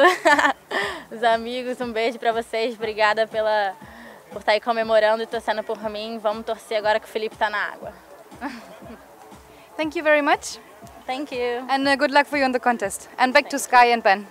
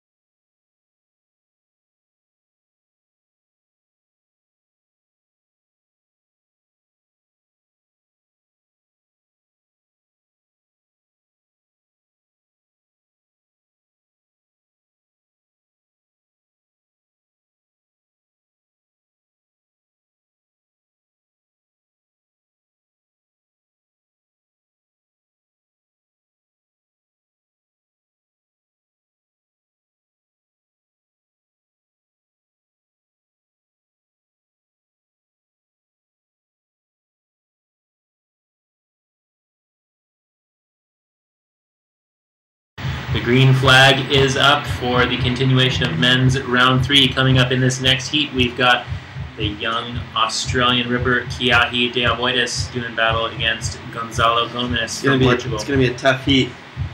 Yeah, it's going to be a really stacked heat here. Gonzalo Gomez is no slouch, that's for sure, and Kiahi de Avoidis, a very accomplished competitor. He was a world champion in the past, and he's a great surfer, great kite surfer, and great all-around waterman. And I know he's going to be very amped to get through this heat. And we'll wait to see what happens here. Kiahi out there on that green kite. Looks like he is possibly going to draw first blood. He is in the blue lycra. So Kiahi de Avoidis from Australia. Hopefully we've got some Australian fans tuning in to watch their homeboy here. And Kiahi here dropping into a nice looking wave high up the reef. And big first turn from Kiahi, laying back, huge turn there. Pulling it off. And that was pretty amazing. He's able to keep his board under his feet, hitting that Trying to go for a little floater there on the inside, but it looks like a kite's going to pull him out the back there a little bit. But what commitment on that first turn. That's what the judges like to see, that's for sure, Sky, is especially that high on the reef, not being afraid to really lace into a turn right at the beginning of the wave and set yourself up for a really high wave score. I think that's what it's going to take to go advance far at this event this year here. Yeah, for sure. The judges don't want to see riders playing it safe. You know, they want to see a lot of commitment on that first turn and following it up with some more turns and then possibly hitting a closeout section. And the more risk you take, the higher your wave score is going to be. So Kiahi definitely taking that risk with that huge first turn. And see the other rider in this heat, Gonzalo Gomez from Portugal there in the white jersey. Big first turn here. See if he can make it around this section. Looks like a little bit more wave to work with than Kiahi's opening ride. And a nice smooth face on this thing. Looking for a little cover up. He is trying to pull in there, but not quite finding it. And just going full speed down the reef here. This is going to be a great opening wave here for Gonzalo. Riding his natural stance. Looking comfortable. And just like he thought about it for a second and then pulled out, but... And that was a really long wave there from Gonzalo. Got that thing all the way from the top of the reef right through almost to the end bowl at One Eye. But here we go, non-stop action. Kiahi de Avoidis, big first turn there under the lip. That thing just crashing behind him. Nice bit of clean face to work with. Whoa. Kiahi looking for the cover up, going full speed here, trying to slow down here. Letting go of the bar. And conditions a little more offshore than what we saw yesterday, and that's going to be a great scoring ride for Kiahi. Yeah, again, as the wind turns a bit more offshore, it's going to be a bit harder for these guys to really dump that power in the exact crucial moment to be able to tuck into a couple of these. So it's going to be some pretty insane timing it's going to take to get yourself in the position and without a lot of power in your kite, as it's pretty windy conditions today as we see another set just railing in. So hopefully no interference calls there. It looked like both of these riders turned around at the same time. Looks like Gonzalo was a bit deeper, so he was able to take priority of that wave. So Gonzalo Gomez here racing down, trying to find some open face to work with. Foam climb there, and looks like he is going to go down on that. And Kiahi de Avoidis coming in hot right behind him. Big turn under the lip, and that thing just plucking the board off of his feet. So already a very action-packed heat here of heat 18 of men's round 3. And both these guys find themselves in a position of needing to win to move on. That's the tough spot about the men's round 2 and 3 is you got to keep winning if you want to keep riding. Again, the heat winners coming out of round 1 get sort of a free pass. Again, as we see Kiahi here picking up one on the outside, trying to get himself into position to get some high-scoring waves in the first 5 minutes of this heat. So nice smooth face here for Kiahi to work with. The waves have cleaned up nicely. Let's see if he can get a nice turn, hooking that one up there. And picking up some speed here to try to get around this section. It's pretty hard to pull in here on your backhand from my experience, but yeah, great turn there from Kiahi. And that's trying to outrace this bottom section. He's going to get another solid turn on the bottom. Yeah, I mean, just from my past experience out here, it's a bit easier to pull in definitely on your forehand, just because you're able to sort of put on the brakes and stomp on your heels to slow down to get in the barrel. But definitely possible to get really good backhand barrels here too. But typically when it's a bit bigger, it's easier because it's pretty hard to position yourself that high up on the face with this side offshore wind when you're on your backhand. So looks like that last heat between Lee Harvey and Abel Lago, Lee Harvey coming out victorious on that one. Kiahi, big snap there, catching tons of waves in this heat.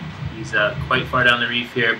Big committed turn there, and switching his stance and running away from that thing as it unloads on the reef. So Kiahi is staying very busy out there. Gonzalo Gomez and the one behind him here, Ben. Yeah, again, trying to get himself in the right position. Had a good committed first turn, trying to get himself on the lower sections in the right place at the right time to either really go committed up to the top in the critical section, or trying to set himself up for a little pull in. But it looks like the wave's not going to quite cooperate with his plans, and it's going to peter out on him a bit on the inside there. Again, yeah, going back to heat number 17. The first heat of men's round 3 pitted Abel Lago versus Lee Harvey. The Spanish versus the English, and Lee Harvey just barely squeaking out a win with the two-wave total 11.27 to Abel Lago's 10.5. There's a close one as I look down the wave scores, and I don't have them exactly in front of me, but as I saw them a moment ago, it was really, really close. It came down basically the final buzzers. We see Kiahi again here picking up a great wave. Oh, Kiahi pulling in. If he can come out of this from behind the curtain, just getting clipped. Yeah. Kiahi was the first guy up this morning. He got down on the beach at about 8 o'clock this morning, and he was already pumping up his kite and getting out there for a warm-up. So Kiahi's been spending as much time as humanly possible out here at One Eye, getting to know the wave and all of its intricacies over the past week or so. So great positioning there from Kiahi, just getting pinched on that little barrel. But he is staying busy, catching a lot of waves, and we will wait for the heat scores, the wave scores rather, to drop for these two riders. Yeah, again, still waiting for Kiahi's scores to pop up. Gonzalo Gomez up there with a couple of wave scores from the first couple of waves. 4.17 as first wave, 4.67 puts him in the lead for the time being. Again, waiting for Kiahi's wave scores to come up as Christine Buza just stopped by to give us here in the commentator booth some coconuts. Cheers. Perhaps a little bit of hydration will serve us well here. That's so, right. Maybe pour a little of this in there also. You get a little something else to spike that with, yeah. Maybe? Yeah. All right, so this is the continuation. Don't leave that unattended. That's all I'm gonna tell you. All right. This one's a little spicy. Yeah, I put something else in it. I'll put some air in your chest. Yeah. So live action here. This is day 2 of the 2012 Kite Surf Pro at One Eye on the island of Mauritius. Round 3, heat 18 of the men's draw. We are about 5 minutes into this heat. It's been action-packed so far. Again, waiting for Kiahi's Boydis' scores to drop completely as we look at as a great sort of overview shot of where the reef is breaking, where these guys are getting on it. Again, it gives some perspective on how far these guys are actually able to stay on the wave. Again, as we go in tight, you kind of lose the far perspective, but we've seen before, as we see Gonzalo trying to get in the right position there. Again, as he continues down, he'll go almost all the way right in front of the judges' tower, which is a few hundred meters from where he's going to start. So these guys having some really long waves and with offshore conditions covering lots of ground really quickly, you know, just trying to stay on that wave face. And I have the feeling that that's actually going to be a great score for Gonzalo. He's really working this thing all the way through the inside, right in front of the judges. They love to see completed rides, so he hit that little closeout section, and I was able to stick that maneuver right in front of the judges there. So they are, I would guess, probably going to reward him pretty well for that ride. And Kiahi Boydis also waiting for some scores to drop, so we'll see what the judges have to say about Kiahi's first few rides. But this is quite a stacked heat with these two competitors coming up against each other in round 3. Again, this one is a winner go to the beach. Both these guys don't want to go home yet. Well, neither of them are going to go home, but none of them want to be done with the competition yet, that's for sure. Especially as conditions seem to be sticking around and should be here through the afternoon. We got plenty of action ready for you if you're just joining us. This is day 2 of the 2012 KSP Pro here in Mauritius in beautiful Le Morne. You're looking out onto the outer reef break, One Eye, world famous, world class surf break, and gets absolutely hammered with wind a lot of time of the year, and we're lucky enough to just get fantastic conditions out here. I'm sitting with my compatriot Sky Solbach. I'm Ben Meyer. We are talking heads here in the booth, bringing you all the action, and trying to introduce you to just this beautiful island that we find ourselves on, and the beautiful water and the absolutely perfect conditions that we have for the second event of the KSP World Tour this year. Absolutely, and you know, we're obviously focused mostly on Le Morne since this is our main competition site here, just along the reef at One Eye and up towards Chameau. A great kiting wave here at Chameau. And here we see Gonzalo Gomez here dropping into yet another wave. A nice turn there, hook under the lip, really critical turn. The judges are going to love that. If he can complete this ride through the inside, this is going to be a great That's going to be a good scoring wave for him. And he's going to need, as we see Kiahi right behind him, these guys double stacked right next to each other. So we'll see if we can keep both of these guys in frame. Gonzalo going down. And it looks like Kiahi airdropping back into that one. This thing just grinding down the reef. Kiahi with another vertical turn, throwing the fins out the back. Position. And that I think both those waves are going to score well for those guys. That's going to be a really interesting exchange. Our judges definitely have their work cut out for them. Yeah, and Gonzalo Gomez in the lead prior to that wave, but Kiahi de Aboides, as we see again. Is that Gonzalo? Kiahi. Looks like Kiahi back into another one. A great looking wave here. Gonna try to stall it out. Trying to get a little cover up. Not quite getting in there. Almost getting clipped by that next section. We'll see if he can sheet in and get his kite diplomat around this next section. Another big vertical foam climb. Dropping back in. See if we can get one more turn. He's going to pull that one. But such great action here. And again, as we see Kiahi with a rocket into the lead with a 7.1 to go with a 5.9. Kiahi de Aboides from Australia shooting into the lead with a combined two-wave score of 13.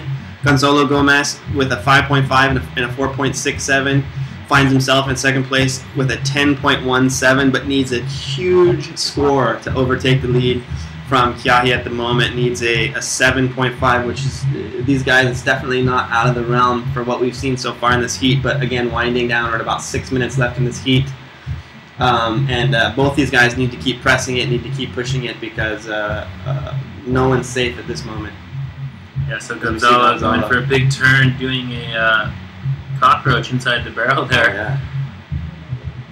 And this is day 2 of the 2012 One Eye Pro.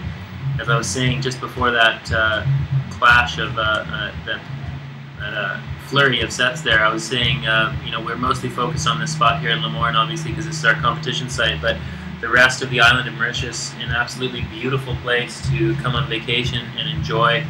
It's very much like Hawaii, the climate here, the weather, a lot of sugar cane, pineapple fields, and very friendly local hospitality here. We've been treated very well so far. I feel like if you if Hawaii would get together with, you know, some of the Central American countries and some islands of the Caribbean and have a baby, it kind of feels like that's what this island is like, where kind of the climate and temperature of Hawaii and the water feels a bit closer to the way that Hawaii feels, but definitely got some crazy drivers and and some ridiculous traffic signals that you'd find perhaps that in the more, as we see. Oh, big turn there from Kiahi. This is a great looking wave, and he's going to stall, try and pull into this thing, staying high, And just coming out of that, he is going to be tough to beat in this heat, Sky, even though we're coming up on, looks like that.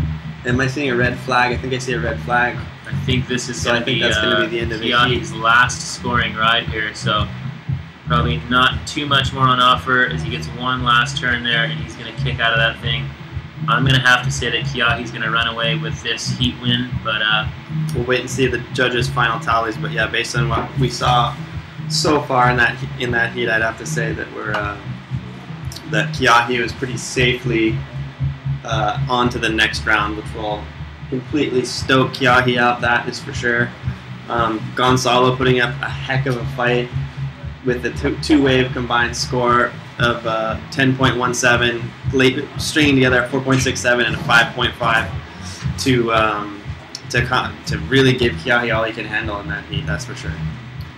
So just speaking a little bit about the beauty of Mauritius here, you can see looking back towards the beach from our judges' tower there, the mountain here at Lemoine. That's a World Heritage Site.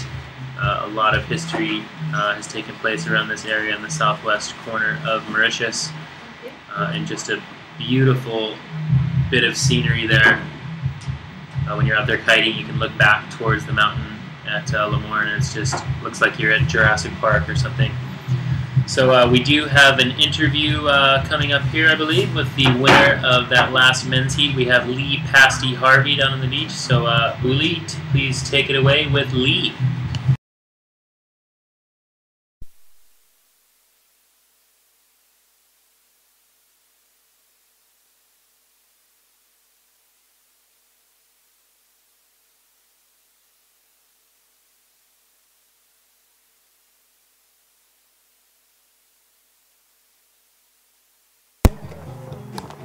I'm sitting here with Lee Harvey.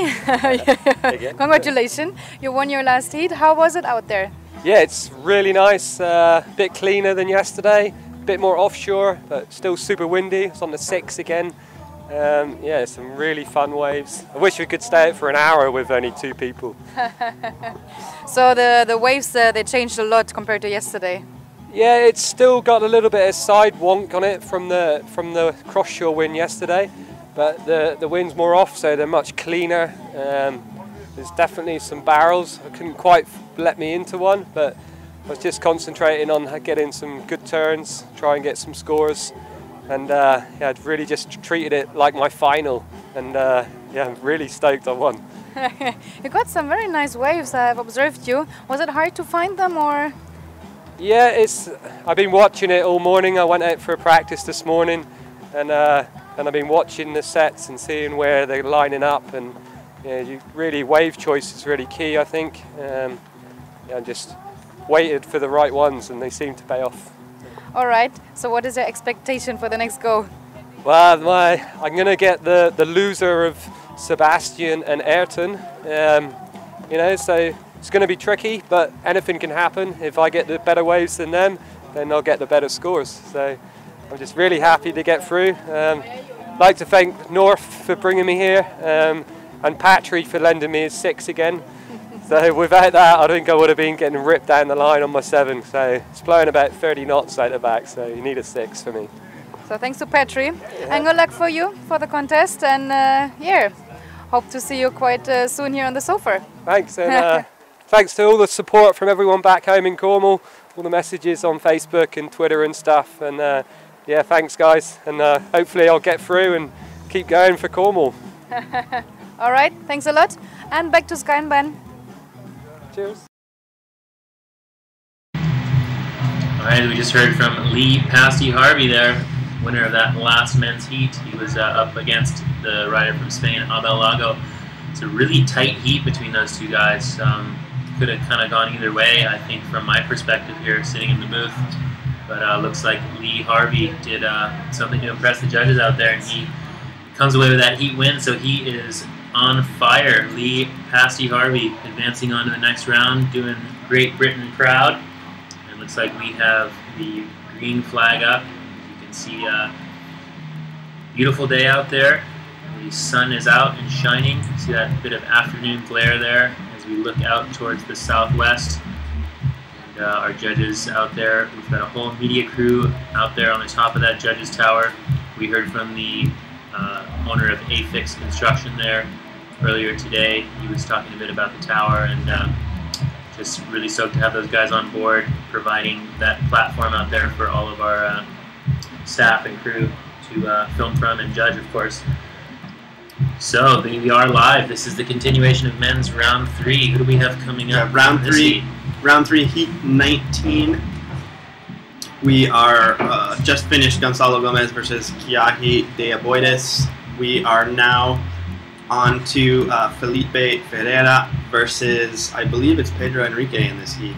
Yeah, I think Pedro advanced from that heat number 15 of the previous round, so he's going to be coming up here against Felipe Ferreira.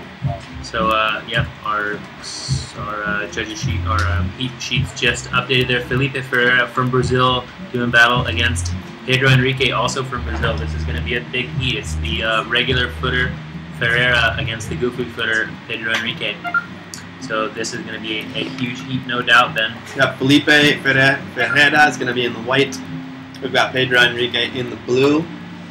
Both waiting to get on the board with their first wave of this heat. We've been underway, I am guessing, for probably about 2 minutes now.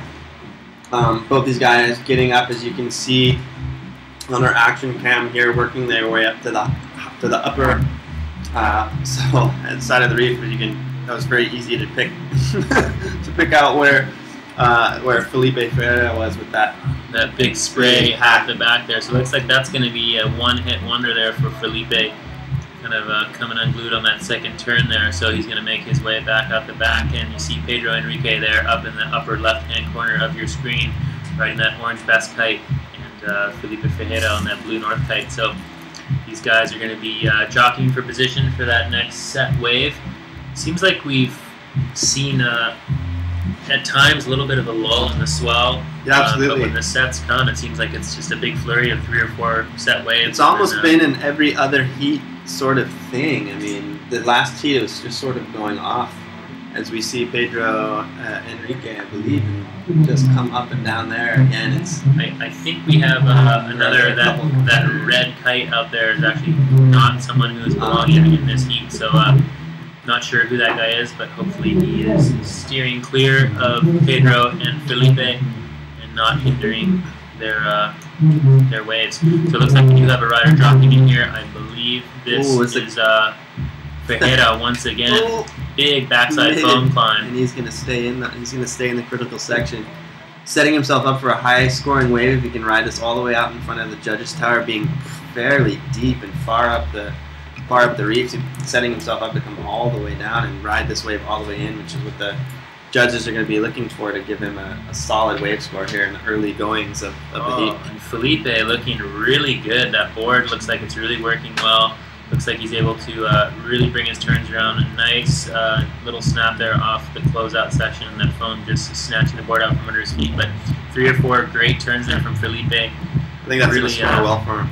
Yeah, that's going to be a great opening score for Felipe. He was really able to close his turns, which is oftentimes kind of difficult in this side offshore wind. But these guys a little bit farther up the reef where it's a bit more side shore, and Pedro's going to have his work cut out for him. But Pedro, a seasoned competitor coming from a surfing background, he's going to wait for the good sets to roll in. And Pedro's setting up on this one right now. Not quite what he was looking for. He's going to kick out of that one and try to find a better wave that's going to offer him more scoring potential. So this is men's round 3. The 2 Brazilians out there doing battle, Ferreira and Enrique. It's heat number 3 of round 3, heat number 19 total of the men. Again, this is a win or go home scenario.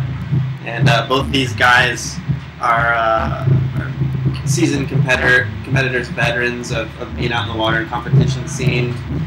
Both from Brazil. They're going to be out there swinging at the fences, trying to be able to go to the next round and keep the dream alive to take home the title for the One-Eye Pro here in Lemoore. So a lot of spray ripping off that wave at the moment. This wind is picking up. Felipe Ferreira, first turn on this wave, dropping in another big vertical hack there. Great turn from Felipe. And going to kick out of that one. So still some really good waves out there. Pedro Enrique a little bit farther up the reef on that S kite. He is bottom turning here. Still not quite what he's looking for. So that's pretty much a repeat of that last set we saw of Felipe on the first wave of the set, which was kind of the best wave of the set. And just repeating that once again, Felipe got the better of both of those exchanges.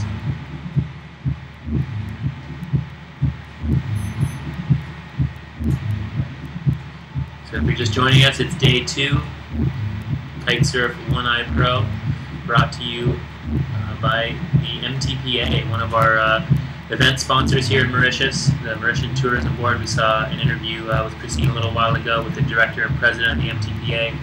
So really happy to have those guys on board supporting this event as well. North Kiteboarding, our industry sponsor for this event. The North team is here in full force. We just saw Lee Passy Harvey win his last heat, North team rider from the UK. We'll get back to that in a moment. Live action with Felipe Ferreira. Another great looking wave. He's doing really well in this heat. He is on fire. We saw his sister Mila win her heat a little earlier on today. And so just beautiful vertical turns off the top, just almost rotated completely 180 as soon as he gets to the top of that without taking any space, which is a difficult maneuver in these offshore wind conditions, to stay in that spot and really rotate off the top with some power. So it looks like Pedro Enrique on his opening ride here, pulling in. If he can, yeah, he skirts out from underneath that kind of doggy doors that section, and not too much more on offer for that wave, but a nice little cover up there for Pedro Enrique, the Brazilian. Yeah, the cover-ups have been a bit few and far between here today, and happens sometimes again based on just like with any particular spot, you know, with swell direction, wind direction, all of that has to be fairly setting up, you know, and this is one of those places that can handle a lot. And Felipe Ferreira on another wave here. Woo! Big vertical snap there. Felipe is looking really good. That board's looking like it's really working for him in these conditions. Let's see if he can get around this. This thing just exploding behind him. I think that's going to be the end of that wave. And right up behind him here, Pedro Enrique. Is he going to be able to pull into this thing? Oh. Look at this wave racing down the reef here, Ben. Yeah, it looked like he thought about it for a second, but then wanted to just set up for a nice little vertical section hack. Let's see what this can do as it races away from it. It looks like it's just going to pile drive into the reef there and not really offer too much more to usable wave face as it gets down towards the judges tower. Yeah, and it looks so fun out there at the moment. I can't wait to get out there, hopefully for my heat later on this afternoon. We've got quite a few heats to get through. I believe we will get into round 4, and looks like very fun conditions out there at the moment. So just taking a look back at the previous heat there, it looks like Gonzalo Gomez, in a huge upset, has taken the heat win from Kiahi de Aboides. We will wait to get that confirmed. That is not yet confirmed, but for the time being, that's our latest update. Yeah, is that he can take it by half a point. Again, it's not an official result. It's not on our official result board, but that's the latest update that we have from that previous heat. Again, it'll be a major upset if that's what happened. But we'll wait to see. We don't have that as an official result. Those are just the scores that we've been sent most recently, but haven't come up as final on our sheet yet. I know Kiahi rode a lot of waves in that heat, and there was a bunch of waves that sort of came in back to back. And I'm not sure if all of those waves are accounted for yet, but looks like Gonzalo Gomez was able to lock in an 8-point ride in a 5.5 from what we're seeing, and Kiahi de Aboides with a 7.1 and a 5.9. So just narrowly winning that heat over Kiahi by 0.5. But now, sorry. Okay. Well, that's why we didn't want to confirm it yet. It looks like we do have new scores again dropping. So these scores still coming in from the last heat. Looks like Kiahi is possibly ahead. Again, we will Well, stop trying to make assumptions here and just wait for the final word. That's part of the drama. We're trying to bring you soap opera drama as well. So all you Aussie fans, don't get too upset yet. It looks like not final yet. But again, the scores all coming in, and it looks like Kiahi goes back in the lead by a half a point or so as we switch back to live action here. This is heat number 19. And this, of course, is the heat between the two Brazilians, Pedro Henrique and Felipe Ferreira. Felipe's been, I would say, pretty much on fire in this heat so far, as we see him on yet another great-looking wave here, riding on his backhand. Nice vertical snap there, up into the foam, and we will wait to see scores in this heat. I want to say that this heat's probably a little bit more than halfway over right now, but there's definitely been some highlights in this so far, and I think we're able to, at least from what we've seen so far, say that Pedro Henrique has probably put himself in position to be out in front, at least in the halfway mark of this heat. Felipe. I'm sorry, yes, sorry, Felipe.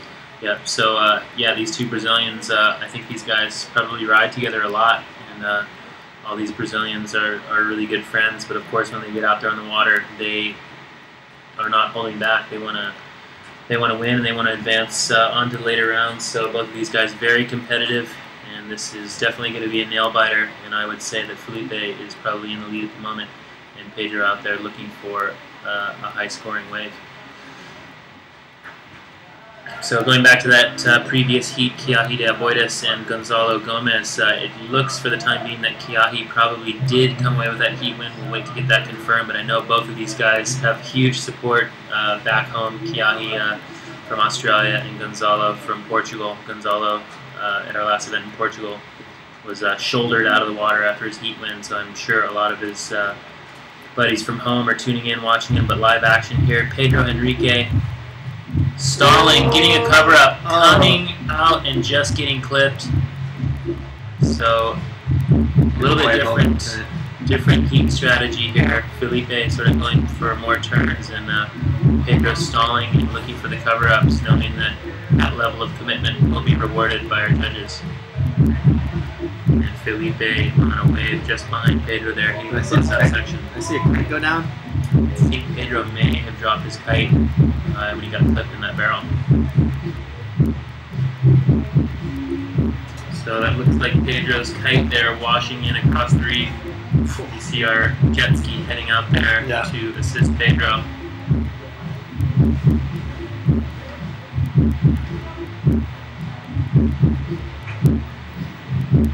So currently about 10 minutes past the hour here.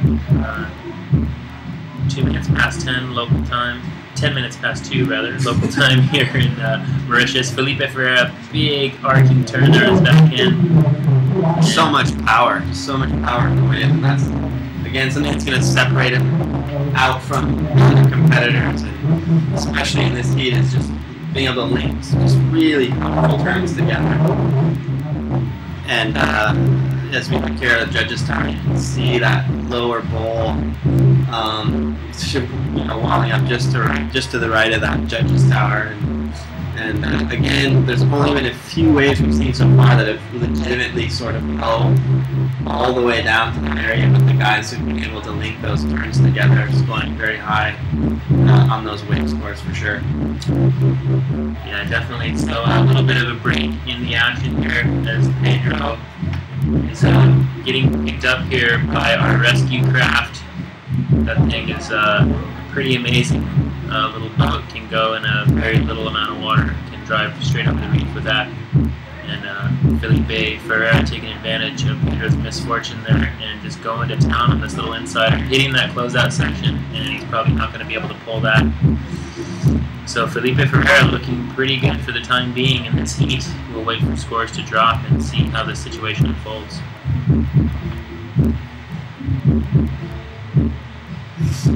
Yeah, and we are able to officially report heat number 18 of men's round 3 that pitted Kiahi de Aboides versus Gonzalo Gomez. I know we were giving you a bit of drama there at the end of Just keep it on a little bit, then we can draw. That's right. Well, I'll just. That's right. Next one of their mothers, we're gonna find making out with the other one's dad, and it's gonna add all kinds of dramatics. We won't even know which way to go. But until we get there, Kiahi coming out the victory, his 2-wave total at 14.1. Gonzalo Gomez bringing in a second place with a really tight 13.5 2-wave score. The highest scoring heat that we've had during this round by far. It was back and forth. We didn't even know until now, almost 10 or 12 minutes past. Actually, this heat's already over. We didn't even know who the winner was, so some tabulation that needed to happen in order for us to even call that heat official. But officially, heat number 18, Kiahi de Aboides comes out the victor, advances on, and will not be going home. But what a great heat that was, as well as the one we just saw, which was heat 19. That was Felipe Ferreira versus Pedro Enrique. And I think we just saw Pedro. He's a little. I think that maybe him there standing on the bottom of the scaffolding, perhaps. I know I just saw his kite get washed past the judges' tower there. So hopefully he will make it back to shore safely. And I have the feeling that Felipe Ferreira is going to take that last heat win over Pedro Enrique. So that's going to be a tough break for Pedro. He's a very hard-working competitor. I've been down here early every morning setting up for the event and for the live stream here, and Pedro's been one of the first guys down here on the beach every morning preparing his equipment. Very professional athlete, and coming from that surfing background, he's used to working really hard and preparing all the gear and going out there and being very professional. So that's going to be a bummer for Pedro, but Felipe Ferreira will be stoked to win the victory in that heat. And we'll step away for a second and hear a word from our sponsors. We'll be right back at you with continued action from men's round 3. We have heat number 20 coming up, Luke McGillivray versus Etienne Lowe. And we're going to step away for a second. We'll be back at you with live action and some interviews with some heat winners, and specifically Kiahi de Aboides coming up after the break.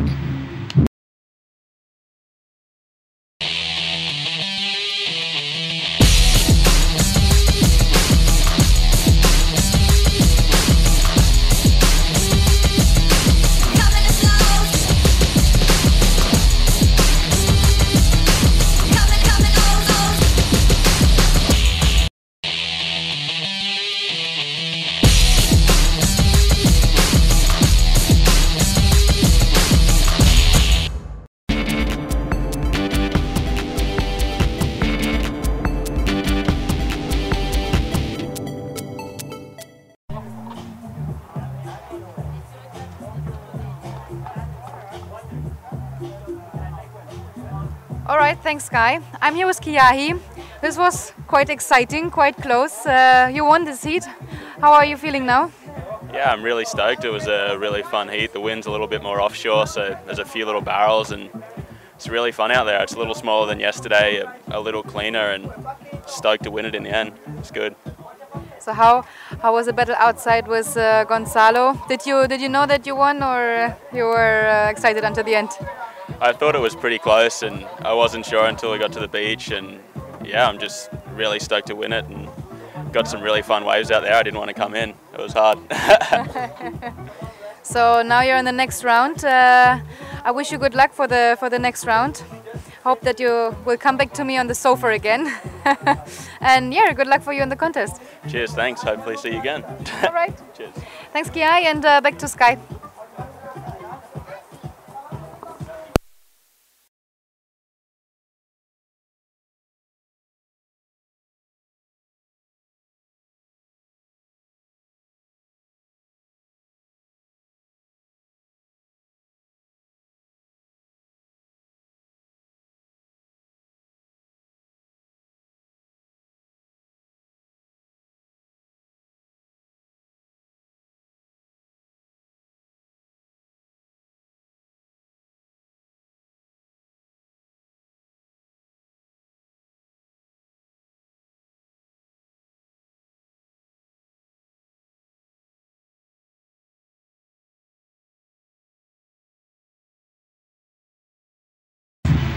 Welcome back. We just heard from heat winner Kiaki Devoidis. It was a tough one for us to call sitting up here in the booth. It was such a great heat, great competition between those two guys, and again, not being able to call it until just a few minutes ago. As we switch back to live action, we are in heat number 4 of round 3 of the men. Heat number 20 overall, as we see in the picture, Luke McGillivray from South Africa just tearing into a wave all the way down in front of the judges' tower. That's going to be a great right off the gun of the round score for Luke to build his confidence going into the latter part of this heat. Again, it makes such a big deal to get on the board early and get a solid wave score, and it kind of takes the pressure off in the first part of the heat to allow you not to be so frantic as the heat goes along, and make sure you get that wave score in. So again, we have Luke McGillivray, as I said, that you just saw on your screen there in the white versus Etienne Lop, the tour veteran, in the blue. Etienne killed it in his first round that he was in today, which was a men's round 2, and is going to come in with a little bit of fire. I think in this one he had such great wave selection during his first heat of today, so I anticipate that he'll do the same in this heat and not quite have the quantity as I'm guessing that Luke might, but as we see him here on screen pulling into this one, we're going to see if he have the patience to come on the inside and see if it's going to turn into something. Looks like he's going to have to race to get it in. That is a washing machine, ladies and gentlemen. He went through the rinse cycle and spit him out. As we see Luke coming in one on the outside, setting up. We're going to see if his strategy maintains the same of getting onto the wave and riding it all the way down in front of the judges and just linking lots of solid turns together. You saw Etienne kind of going for it a bit more with a bit bigger wave selection size and paying the price for not being in the right place at the right time. And we'll see whose strategy pays off here as Luke again is going to get another scoring wave, setting him up to take the early lead. And Etienne choosing to go for the more challenging, larger wave sections than that last one, just rinsing him through the cycle, that's for sure. But I know Etienne will be out there immediately, if not sooner, and as we speak, we see him up and again pulling into a wave and not having any fear, again going right after this one, trying to set himself up in the proper position, just racing down the line, trying to stall out a little bit to get himself in the right position to go for some powerful top turns as he laces into one down there towards the judges tower. He's going to pull out of that one. Probably not exactly what he was looking for, but again, it's going to be a solid score for him early in this heat to be able to take the pressure off a little bit, and perhaps his strategy of picking the waves that are a bit more challenging, that have the higher probability of higher scoring, versus Luke getting out there and really trying to rack up the quantity. We'll see what happens here as Luke pulls out of that one, not seeing what he wanted as it heads down. Again, the swell holding for this afternoon, again, depending on which heat we're watching, as we see Etienne turning into another one, which looks like it might turn into something for him. A committed turn off the top there. Great racing away, trying to set himself up for that downwind section. He's going to lace into another top turn there, but is going to decide to pull out of that one and live to fight another day up higher. We see Luke again choosing to go for a smaller inside wave.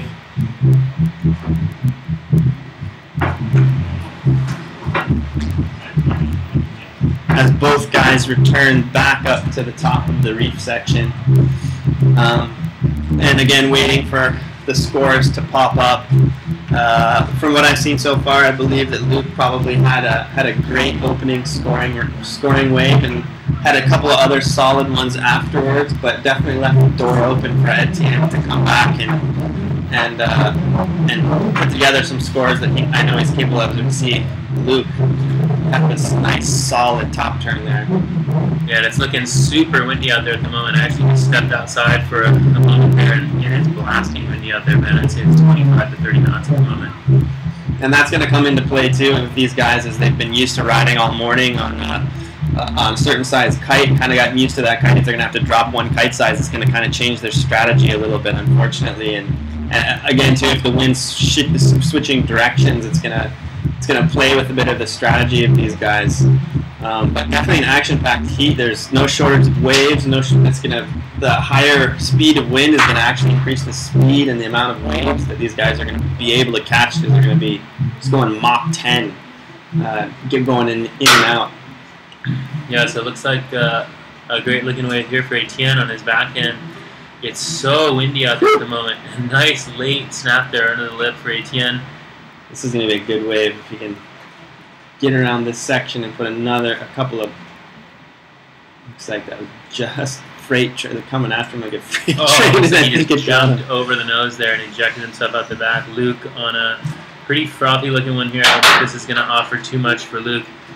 I just stepped outside a moment ago, as I was mentioning, and it's just blasting windy out there on the beach. I was quickly just talking to my teammate out there, Lee Passy Harvey, who suggested I take a 5 meter out in my next heat. It's pretty windy out there. I rode a 6 in my heat yesterday. It may be a bit windier now. So you're saying that it's blowing the hinges off the outhouse door? It's definitely blowing the dog off the chain out there at the moment, Ben. And it was pretty interesting talking to Lee out there. He was talking about his heat strategy. He told me there's definitely some barrels to be had out there, but he felt like you could waste a lot of waves if you were just sort of barrel hunting. So he opted to go for more turns, and I think in that last heat we saw with the Brazilians, that strategy definitely coming into play and working in Felipe's favor, going for turns rather than going for a barrel like Pedro. But speaking of barrels, a little cover up there from Etienne. I wouldn't call it a barrel, but definitely a little head dip there for the Frenchman. And Luke McGilloway firing down the line just behind him. So Luke McGilloway, new on the KSP Tour this year. We came to our first event in Portugal, where we unfortunately didn't have much wind. We did run a few heats and spent a nice 10 days in Portugal enjoying the beach scene and doing a bit of surfing. And had a couple of great days of competition, just unfortunately weren't able to complete the event, but fantastic location, just as we find ourselves in another fantastic location. A must-do for any serious kite wave surfer out there. This is an island you absolutely must visit. Not only is it beautiful and has everyone here, especially the tourist board of Mauritius, been so hospitable to us, but also just fantastic scenery, great conditions, brilliant water. If you like flat water, if you want waves, if you want to hang out on the beach, this place has it all. It's a gorgeous, gorgeous location, and what a fantastic backdrop here, being in the bay and the historical site behind us, and just a gorgeous location to hold the second tour event of the year. Yeah, for sure. And it's not only about waves here in Mauritius. There's a lot of great flatwater kiting. And if you go over to the east shores of Mauritius, the east and the northeast, there's some great kiting to be had over there as well. Less extreme than out here at One Eye, obviously, this being the high performance sort of pro level wave here in Mauritius, but there are plenty of other more user-friendly spots. So Mauritius is just a beautiful place to come and hang out and enjoy a nice vacation. So we'd like to thank the Mauritius Tourism Board, NTPA, for welcoming us here and partnering with this event, North Kiteboarding, our industry sponsor, MTEL for providing our fast internet connection here on the beach, and St. Regis Hotel, as well as Monster Energy. We see a nice looking set here, stacked up. Luke McGilloway on that first wave of the set, big turn. Luke's going to kick out of that one, and Etienne behind him catching a rail and getting pulled out the back of that one. That wind is really kicking up now, as you see that spray just getting ripped off the back of that wave. Some of the windiest conditions I've seen here at One Eye. Yesterday we saw a lot of wind. It was really stormy, and now the sun is out and shining and very windy once again, and Etienne Lott screaming down the face of this one. Nice smooth face as he comes here to the inside, getting a bit of froth off of that wave that was just in front of him. So the situation at the moment still has Luke McGilloway in the lead. We'll get back to that more in a moment. Luke McGilloway here, big snap under the lip. See if he can get another turn here through to the inside, setting up, going to get around this section, another little hook turn. And Luke's going to finish this thing off nicely right in front of the judges' eyes there. Looking for a little cover up, not quite going to find it there. But a nice completed ride there from Luke McGillivray, the young South African.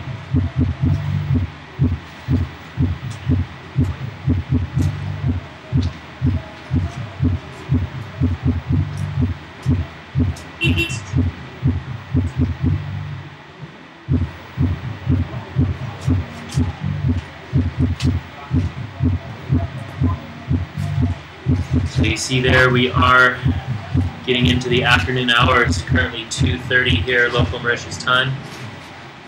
We've got a lot more excitement to come this afternoon. Many more heats to get underway. Right now this is round 3, heat 20 of our double consolidation ladder. Luke McGillivray in the white jersey from South Africa coming up against the Frenchman Etienne Lot in the blue jersey.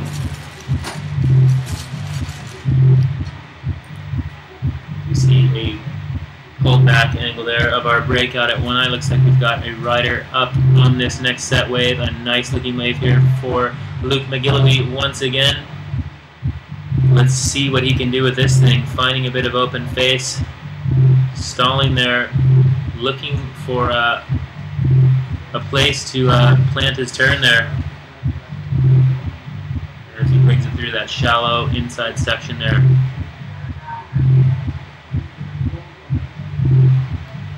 And once again, the Frenchman Etienne Lot may have missed the first little bit of his ride there as we were following Luke McGillivray.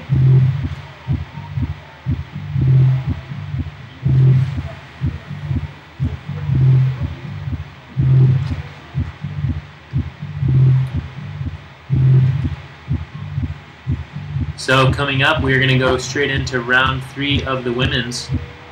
And we've got some great matchups coming up for you in round 3. Suzanne Kuiper from the Netherlands coming up against Kirsty Jones from Great Britain. It's going to be a very exciting heat. We've also got Melissa Gill from the USA coming up against Mila Ferreira from Brazil. And then we will move straight into round 3 of the men's competition. So that will be the winners consolidation from yesterday. So that's going to be some really exciting action coming up in round 4 of the men's. So some really exciting matchups in round 4. Gili Brandao against Juan Pablo Dupan. Pache McLaughlin coming up against Mitu Montero. I can't wait to see that heat. Yours truly, Sky Solbach, I'm going to be coming up against Mauricio Pedrera. But right now, live action, Luke McGillivray out there. Just one little turn on that. Let's see if there's another lump a little bit farther down the line for Luke. Another nice looking turn there. And hitting that closeout section, not quite able to pull that. And the last heat of men's round 4, getting back to that, will be Sebastian Ribeiro from Brazil coming up against Ayrton Cozzolino. So make sure to stay tuned for the heats coming up later this afternoon. We're going to have some crazy ones coming up in women's round 3 and of course men's round 4.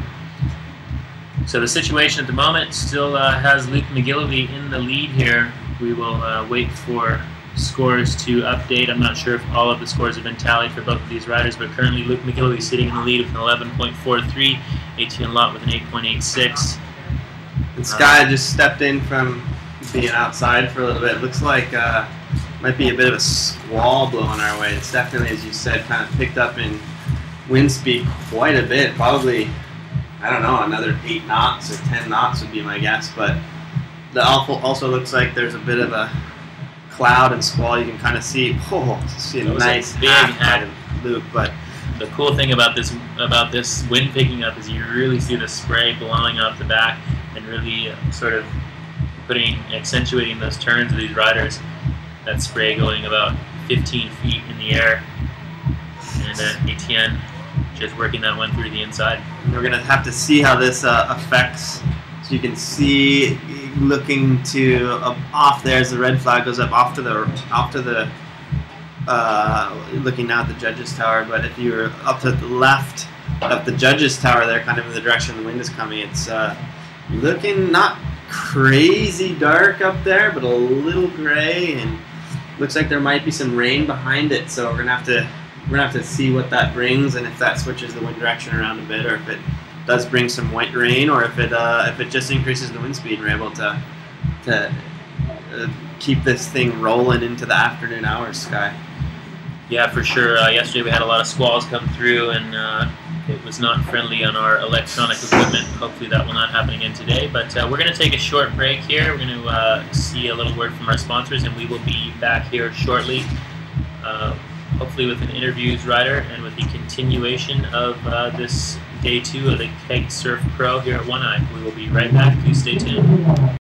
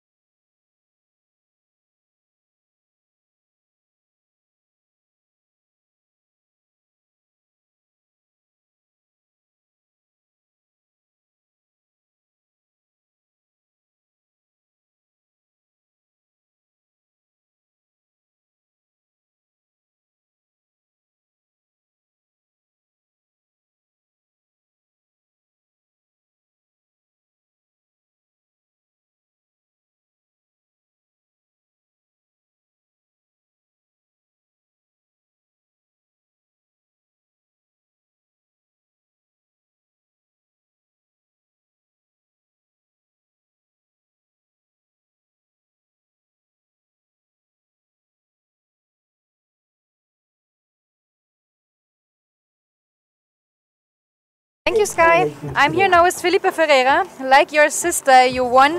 How do you feel now? I feel so good.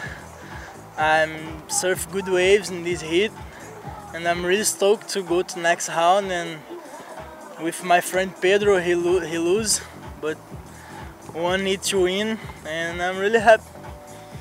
So you are in the next round now. And which kite, which size did you use out there? I'm going with 5, so strong. Picked up, huh? Yeah, but the wave's so good and it's perfect. So you surfed in the perfect condition now? Yeah. Yesterday's perfect too, but so hard. But today is clean, you know. The wave's so good and I'm really happy. Can you imagine any better conditions than this? Sorry? Can you imagine any better conditions than this? Maybe, but this is perfect. I don't need more. You want to say something in your mother tongue? Yeah, obrigado aí todo mundo que tá torcendo, obrigado aí a Billabong, Firewire, meu pai que tá aí, porra, dando maior força. Thanks, continua torcendo aí, galera. Thanks a lot, and yeah, good luck for you in the contest. And back to Sky and Ben.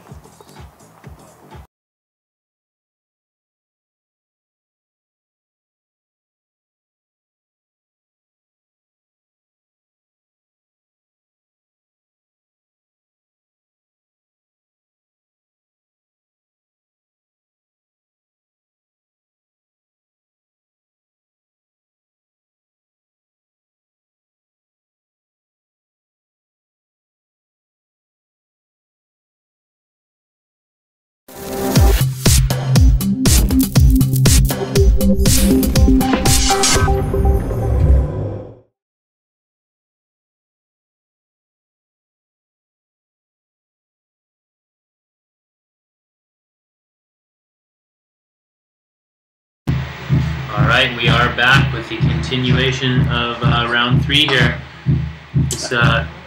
We're actually going into the round 3 of the women's now. This next heat will be Suzanne Karper coming up against Kirsty Jones. Suzanne from the Netherlands, Kirsty Jones from Great Britain. It's going to be a tough one. It's going to be a good heat. Both kiters earlier in the day putting up some pretty big scores in their overall overall heat scores, actually the biggest, 2 of the 3 largest heat scores of the afternoon. Suzanne putting up a 12.66 in her round win, and Kirsty putting up an 11.93 in just 3 minutes of her heat 7 win after dropping her kite after having a couple of rides, scoring enough to put her into this heat, as we are green flag for heat number 9, round number 3 of the women's draw here at the 2012 KSP 1 Eye Pro in Mauritius. This looks like Suzanne Cooper there was having a little look at that insider. And just trying to stay in the proper position there on the reef as these sets approach. You can see that rain squall that Ben was talking about earlier. They're kind of moving out to sea, hopefully, and not dumping too much rain out on our judges or on our electronic equipment stationed up here on the roof of our commentary box. But those winds are absolutely whipping the waves up into a frenzy out there. It's a lot of spray coming off the waves, and those girls on their smallest kites, no doubt. Yeah, the waves are being whipped up into a frenzy. The fans are being whipped up into a frenzy on the beach. It's been a, you know, if I have to admit, it's been a nice little Saturday.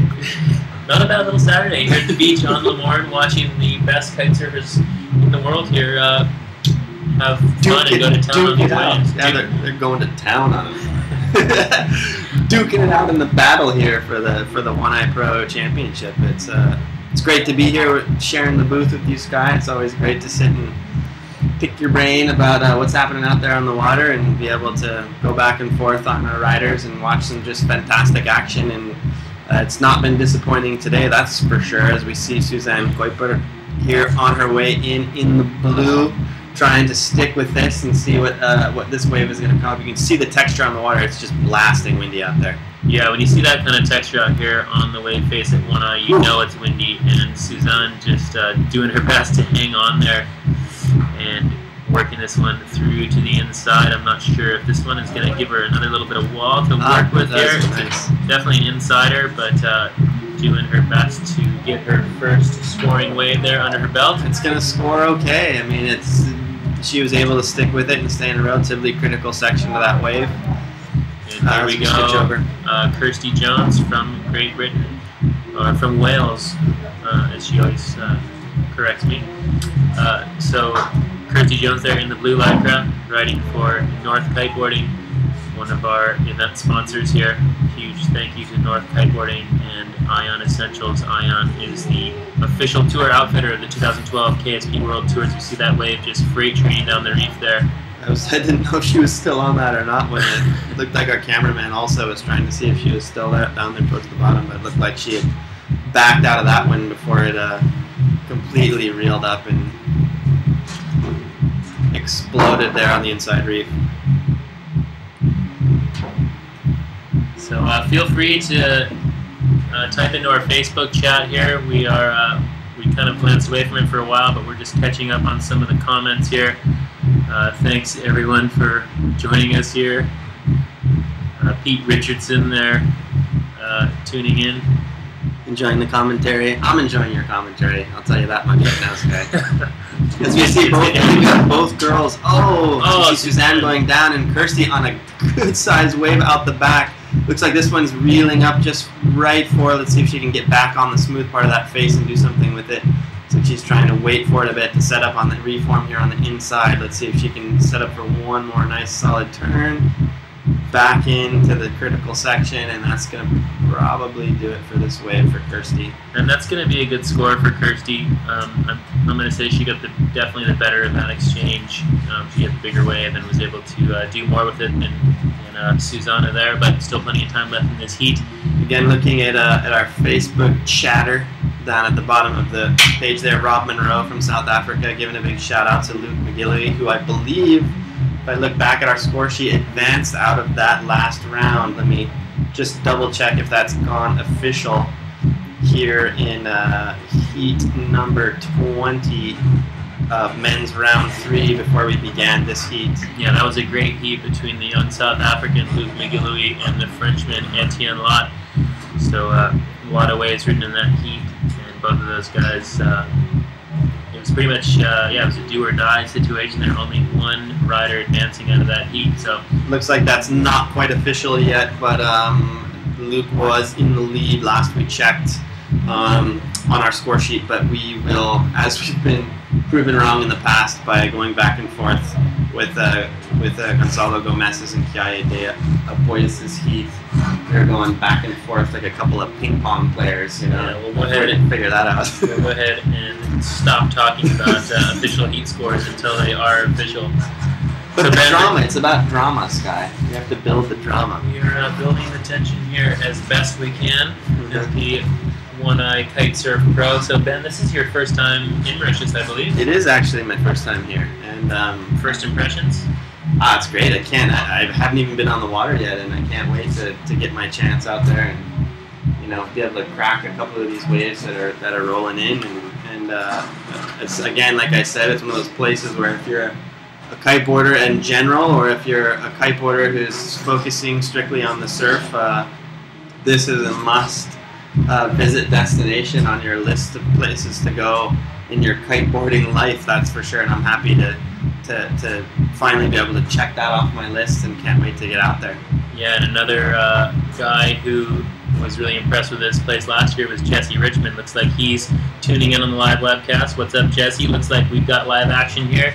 Rider in the blue from the Netherlands, Susanne Kuiper, taking a look at this one. A few little check turns. We saw her in a heat earlier. We got a little cover up, actually, the first one. Susanne just losing her footing on that one. Sliding into second base, and something went wrong. We switched straight to the outside. A good-sized wave out there now for Kirsty Jones. Let's see. Here on her forehand. A little cut back there, and see if she can pull this one through the inside. And it looks like these girls are having a bit of trouble with that bump there. A lot of water pulling up the face. And again, the texture on the water is probably 6 inches of chop that are going down that wave face. And it's a little bit hard on this little screen to really get the perspective of just how windy it is out there, but I poked my head outside there a little while ago, and it is absolutely blasting out there on the beach. Sand is flying. Small children are blowing away. Dogs are airborne. I think I saw a cow fly by there out into the lineup. We are a bit past halfway in this women's heat, pitting Kirsty Jones versus Susanne Kuiper against each other in the first heat of round 3 of women. This is heat number 9 of the women's draw. Still waiting for our scores to drop for these women. Again, challenging conditions presenting themselves. Wind-wise, the waves are holding strong. The sets are still rolling through, but it's definitely a windy day out there. And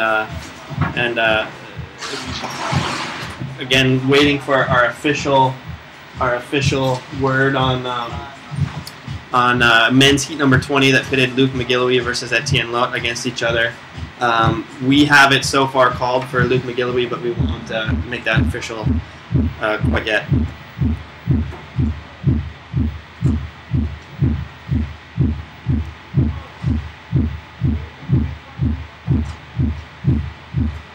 So we switch down and see that green flag on our judges' tower. They are getting absolutely hammered with the wind out there right now. Looking pretty gray out there at the moment, with some high clouds sort of filtering in. It looks like that squall has gone around us and hopefully missed us. I know it is a little bit hard to tell from our cave here on the beach, but definitely not as much sunshine as we saw earlier today, but still plenty of waves out there.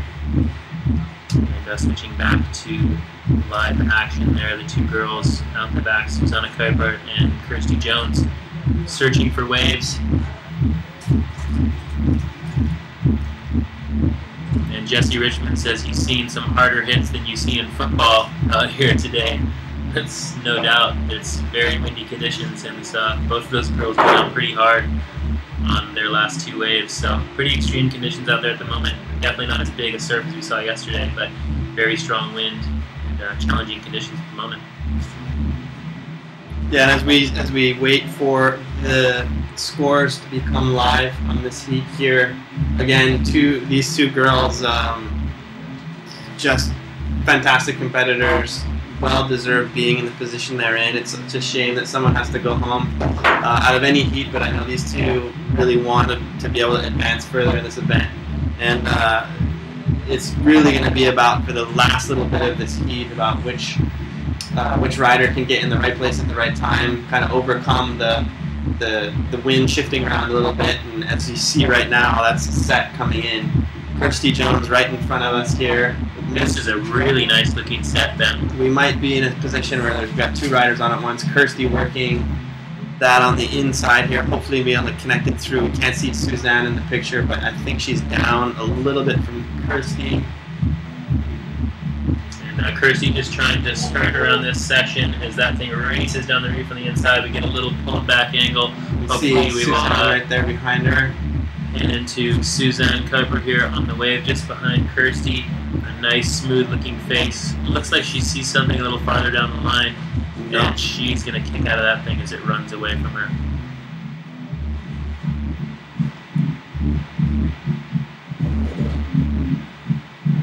So still waiting for scores to be validated and become live here, but we will bring you the situation as it unfolds here. And Suzanne down on that end section. Very shallow bit of reef down there at One Eye.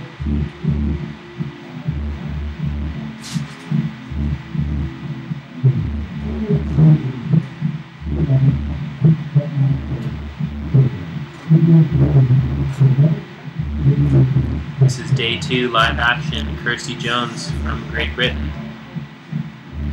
Bit of a smaller inside wave here. The green flag is still flying. Still got some time in this heat, so both of these girls still eagerly searching for scores.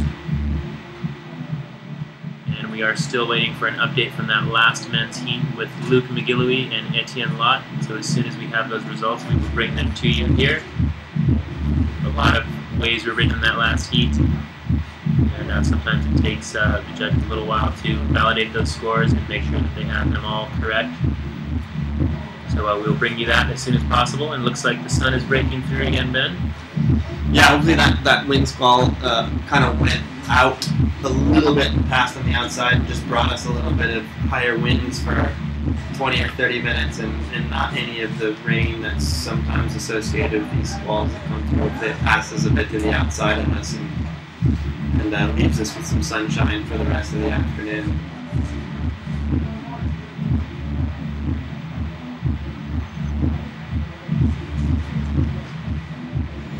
With just a few minutes left in this heat, thinking there's probably under 5 to go in the heat.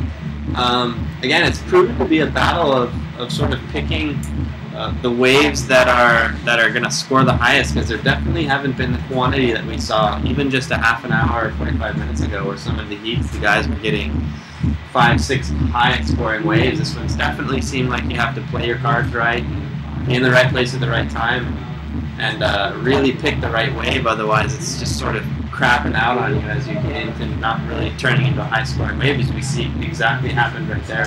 Yeah, and it looks like Kirsty is definitely going to get the better of this set from what I can see here on my screen. So a bit of a one wave set here, but Kirsty positioned herself nicely. Still some great looking waves out there, and Kirsty trying to go for the cover up, and that thing pinching and not quite allowing her to get in there, but see if she can pull this thing through to the inside, and that's going to be it for that wave. So waiting for scores to update for these women. You can see our Coast Guard there out the back, and panning over to our judges tower there. This is the final minute of this heat, so if these girls are going to get any last minute waves, now is the time. And we are into the final minute of this heat.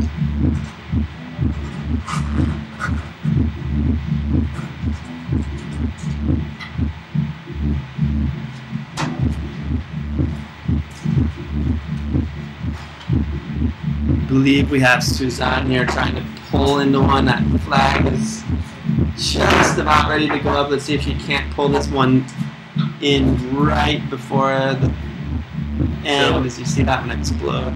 So if these riders are able to get on the wave and actually initiate their first turn before that red flag is raised, I don't think that's going to do it. The red flag just went up, and Suzanne not initiating her first turn yet, so I don't think this is going to be a scoring ride for Suzanne. Possibly for Kirsty. I'm not sure if she was able to actually get going on that wave before the red flag came up, but we'll walk you through this wave anyway. Kirsty Jones staying high on that wave, looking for a possible cover up. Not going to happen. Nice little cut back there. And I gotta think that Kirsty is probably going to come away with this heat win, but again, we'll leave that up to our judges. We'll wait to see official word for that heat in particular, but we can call men's round 3 heat number 4 of round 3, heat number 20 overall in the men's draw that pitted Luke McGillivray versus Etienne Lowe, the South African versus the Frenchman. Luke McGillivray with a 2-wave score of 13.33, Etienne Lowe with a 2-wave score of 12.93, so by 0.4 points, Luke McGillivray advancing over Etienne Lowe out of that heat 20. I know Luke is going to be super excited about that result and happy to be continuing to move on, and I think he probably, when looking back at the wave scores, I think Etienne had a higher single wave score, but Luke was really putting together a pretty good collection of really solid waves and definitely deserved to pass through to the next round based on the quality and quantity of waves he was catching in that heat, Sky. Yeah, he got a bunch of good rides in that heat, and looks like he was really comfortable out there. He's been kiting out here a lot, and actually the first day he got here was probably one of the biggest days of our entire stay here so far in Mauritius, and he was a little bit nervous that day. The waves were really big, but I think it was really good for him to get out there and get comfortable in that size surf, and now that it's gotten a bit smaller, it seems like child's play to him, so he's having a really fun time out there, and he's gotten really used to the break out here at One Eye. Yeah, again, we're in a transition period. We are going to switch back over. We just saw women's round 3, heat number 9, that pitted Suzanne Kuiper versus Kirsty Jones. We are coming up with heat number 10 total of the women's draw, round 3, heat number 2. That's going to be in the blue, Melissa Gill versus in the white, Mila Ferreira. This again should be a hotly contested battle. Both having to win their previous heats in order to continue moving on, and both find themselves in the same position again of having to win to move on. So again, it's going to be a hotly contested battle, and one that that for sure is going to be, in my opinion, after seeing both of these girls earlier in the day, is going to not be any shortage of amount of waves ridden in the heat. It's going to be more about the quality of waves that they choose to ride, as Mila kind of established herself in that last round as perhaps a potential dark horse of that double consolation, or I'm sorry, the consolation round. Yeah, for sure. So we are going to take a short break here. We're going to try to queue up an interview here shortly with the winner of that last heat, but we will take a short break and be back with you momentarily.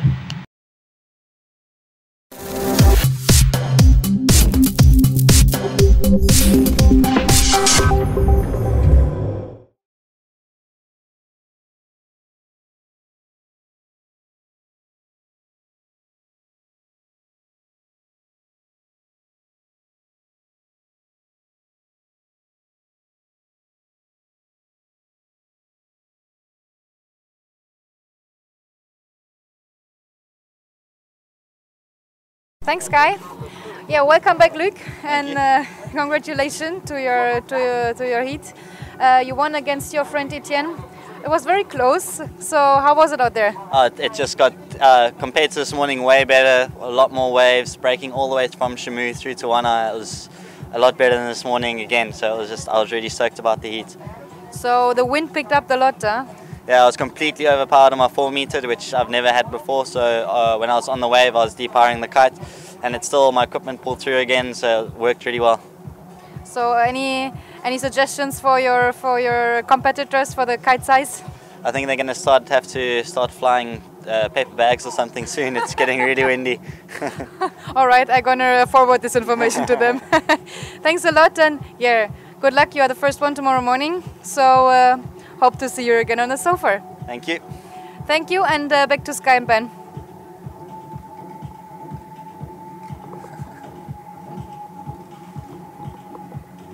Cool. Thank you.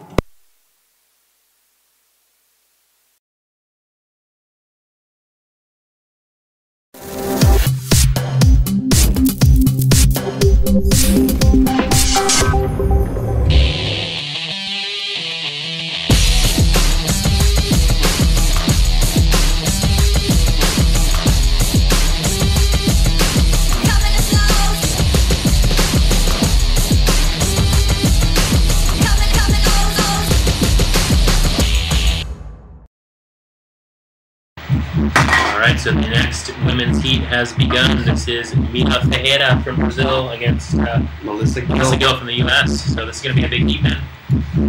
Yeah, again, as we said before we went to break there, you heard from heat number 20 of the men's draw winner Luke McGillivray. Again, super stoked to be moving on, and his day is not yet done. He's still got some rounds to go, and hoping to build on the momentum that he has going into it. And we're looking at, again, like I said, I think this is heat number 2 of round 3 of the women. So this is Melissa Gill here lining up on this one. We already saw a really short wave written in the beginning from Mila while we were on break. Probably not going to factor into her best scores of this heat. But Melissa Gill is kicking out of that one as we see Mila Ferreira out the back there lining up on that third wave of the set. But I think that's going to score well for Melissa, though. There wasn't anything that was spectacular about the wave. She stuck with it and put in a number of turns down the line, so I think that's going to score fairly well based on what the judges have been giving. So Mila here with a few little check turns on her backhand. See if she can hit a little bit of a closeout re-entry here. That's not quite going to do it for her. Very windy conditions out there at the moment. These girls are very powered up.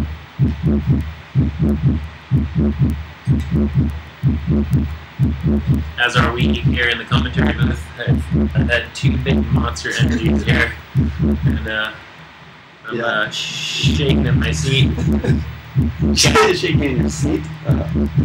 Shooting for the moon over there. Can't wait to get out there and burn off some of my energy and my heat later on. Yeah, and again, if you're just joining us, this is day 2 here in Lamorne at the 2012 Eye Kite Surf Pro here in Mauritius. We've had fantastic conditions all day. Expected to stick around for the rest of the afternoon. Hope you guys are tuning in to the broadcast, and again, please check out all of the features as we see Melissa Gill here pulling into a nice smooth little inside wave. Not the biggest we've seen of the set, but it looked like it had some chance to form, but it looks like it's gonna just wall up and not be able to offer much for her to do anything with. But please be sure to check out everything that's on the page, including results from yesterday and all of the heat draws and updated scoring, as well as being able to see on-demand heats from yesterday. And we'll be updating that page as the day goes on, as well as being able to offer some Facebook comments to us up here in the booth, and hopefully we can check them out from time to time and give some shout outs and relay the messages on to anyone as we see Mila here in the foreground on a nice one. Yeah, this is a good looking wave from Mila. She's gonna see if this thing is going to offer her something on the inside, and a lot of these waves just sectioning off these riders, so really hard to find the right waves. Be sure to go and check out the wrap up of yesterday's action. There were some pretty large sets rolling in yesterday. I believe you can find that on the KSP YouTube channel. So you can click onto YouTube there and type in day 1 of the KSP One Eye Pro Mauritius 2012.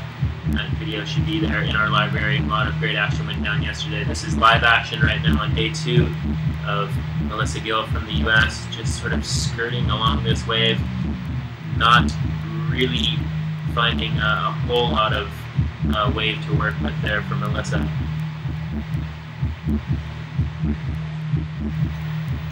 And here we go, rider from Brazil, Mila Ferreira, also not quite happy with the wave out there. Looks like Pretty challenging conditions out there at the moment. It is looking pretty clean, but these waves are sectioning a lot, and that strong side offshore wind is pretty difficult for these female competitors to deal with. They are on their really small kites, and it looks like they're getting sort of pulled out the back on some of these waves. But you can see still some good sized surf out there. That judge's scaffolding is about 20 feet up off the surface of the water. And it's in the foreground here. And those waves well overhead still, as this swell continues to stay strong through the into the afternoon hours. I'm sure it's only 20 feet. The guys standing up there look like they're like, or is that just half their body? There's a fence around it. Maybe it's just half. I think that's just half. Yeah, that's right. They've got kind of a roof to stand on up there with a guardrail so they don't fall off. Yeah. Well, knowing those guys, you know, they're up there milling around. In between heats, they're, you know, playing rock, paper, scissors like crazy up there. Doing swan dives off the flagpole there. So some great conditions here at One Eye today. We still are, we're at green flag. We're at midway about through this heat, which has Mila Ferreira versus Melissa Gill. Again, as I was saying before the heat started, I thought that perhaps this heat was going to come down to the better wave choices. And so far, I'd have to say that Melissa Gill has taken the waves that she's picked and sort of used them all the way to the inside and really kind of used the wave faces for as many turns as possible, perhaps, again, not being the overall highest degree of difficulty, which I feel that Mila really goes after her degree of difficulty and you know, is really trying to get vertical on her turns and picks off the bigger sets. But again, it's interesting to see, based from heat to heat, on which strategy pays off. It's not necessarily the same strategy works every single time. You oftentimes have to change depending on the conditions. So it'll be interesting to see how the second half of this heat works out for these two ladies. Yeah, I know Mila has her dad, who was a competitive surfer here in Mauritius, with her, coaching her, and her brother, Felipe. So I think that's definitely a huge help for both Felipe and for Mila, just having that experience of their dad sort of coaching them and helping them along, and they've been doing really well so far in this competition. Both of them are still in, and Mila is looking really good in this heat so far as well. So it'll be interesting to see how far the two Brazilians get into this competition. This is round 3, heat number 2, Melissa Gill and Mila Ferreira. And being able to call an official result from heat number 7, that in the blue was, I'm sorry, it was, yes, in the blue was Suzanne Kuiper of the Netherlands with a 2 waves combined score of 2.97. Kirsty Jones taking the victory with a 5-point total wave score. Not the highest of wave scores, that's for sure, but again, that seemed like it was a heat more of whoever could get just get the quantity of waves was gonna win that heat, as we see Mila Ferreira having a couple of nice turns on the inside wave there. It seems like the size has dropped a little bit for this heat. Again, maybe the strategy being as the size goes lower to really kind of milk those sections for as much as they're worth, to try to gather up as many points in the judge's head for what each of these riders is able to do with the waves that are given to them. So though Mila probably excels more in sort of that very powerful top turning and sort of committing, if the waves aren't lining up for her to be able to do that, she has to change her strategy a bit to make sure she gets the quality of waves that are out there and utilizes them to the best of her ability to try to pass this heat, as that's all you're able to do if those big sets aren't rolling through, as we've seen during the day. They haven't necessarily been in every single heat. Yeah, and I think you know, with the waves being as they are out there at the moment, quite sectiony and not really running down the reef as perfectly as we've seen in the past, I would have to think the judges are looking for completed rides.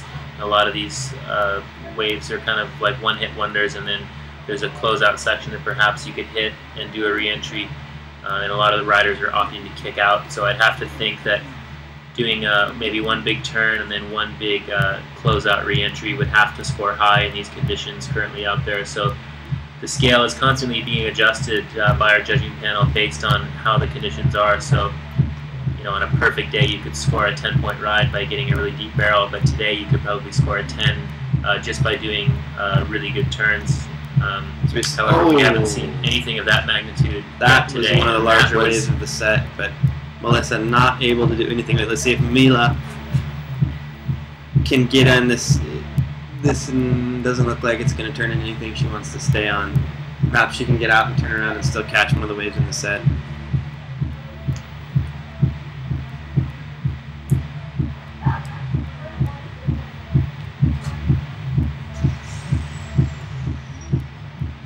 Live action, we've got Melissa Gill here dropping into this one on her backhand.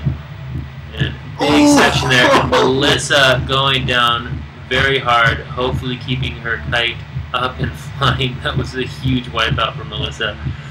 Big wave for Mila. Let's see if she can set up for one of those powerful top turns that she's been absolutely nailing in this event so far. Ooh. And she is going to kick out of that one as it unloads in that dry reef. And Melissa Gill, I hope she was able to steer clear of her board in that whitewash. That was a body slam. That was definitely a hard hit there for Melissa, and hopefully she's able to recover from that and get back on her feet. I don't think the Russian freestyle gold medalist in the last Olympics threw their opponent down on the mat that hard. That was a slam. Bam, thank you, man. And here we have Mila Ferreira up and riding once again. A nice smooth face on this wave. Filling up the screen, good size, well overhead. And Mila's got a really good backhand style. Very smooth. I've seen her ride in quite a few lefts. Last year in Peru, she won the competition down there riding backhand on that long left at Pacasmayo. And just kind of hanging on there through the inside. I think that's going to score well for her. She's taking a page out of maybe Melissa's book from earlier in the heat of just really, you know, taking a nice wave and staying in the right place at the right time, not taking too many risks, but putting in a number of turns and trying to go all the way down in front of the judges panel and making sure that they, you know, see everything all the way down as we switch back to where our judges are, and see that she went almost well past the way it was there. So we're still waiting for scores to drop from these riders, I believe. So we will bring you up to speed as soon as we are able to see that.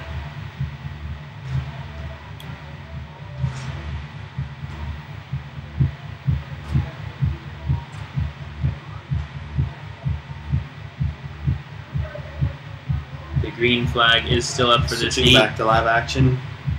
Looks like Mila again.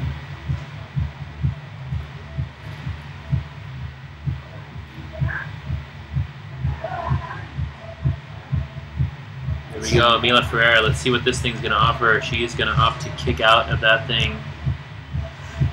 Seems like quite a bit of west in the swell this afternoon. Pretty sectiony. Oftentimes when it becomes too west here, you just get these big sort of closeout sections that sort of shut down the wave. We got a pretty tight matchup as we see another set rolling in, but I don't think anyone is anyone on it. As you can see here, yeah, looks like Mila's going to try to hook into one that's probably not quite as high as she would like to be, but let's see if she can do something with it. This heat's very tight, coming down to within about just about 6 minutes left. We have both girls on at the same time. And a huge set wave there. Melissa Gill just straightening out and just sort of outrunning that thing to see if she can hang on. Winding down this heat is, I'm sorry, I misspoke before. I thought there was about 6 minutes left, but there's really only about 1 minute left. So we'll see if anybody can. Doesn't look like anyone's going to be in position to really get another wave. So we're going to have to wait and see. The scores that we have in front of us right now put Melissa Gill in front, but only by 0.3. But I have a feeling there's one or two waves that for both girls that are still yet to be scored. So it's going to be a nail biter, I think, here as we see the red flag go up and officially end this heat. For the moment, we see now an updated scores of Mila Ferreira rocketing to the lead with a 4.83 and a 5.17 two-wave total, giving her a 10 overall. Melissa with a 3.67 and a 6.0 give her a 9.67. However, I do believe that there are going to be a few more waves scored, so we're going to wait to get the official results of that before we call that official.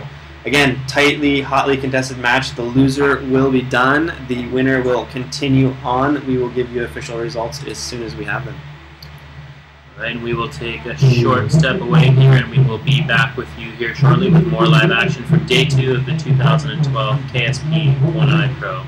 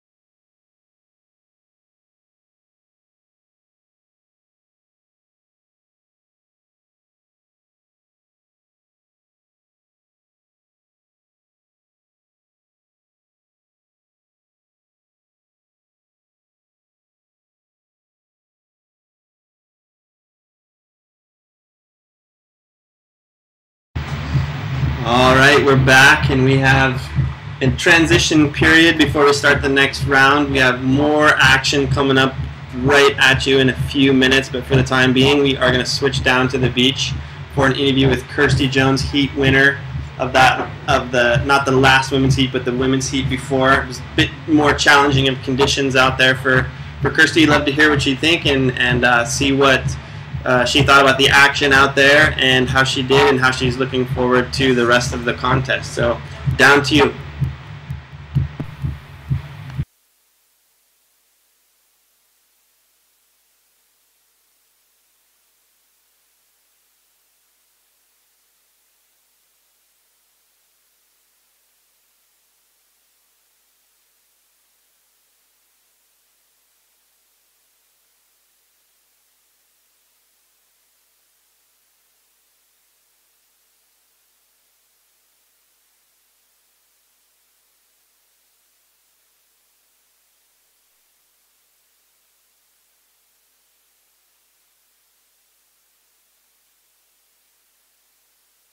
So we have the 8 stop right.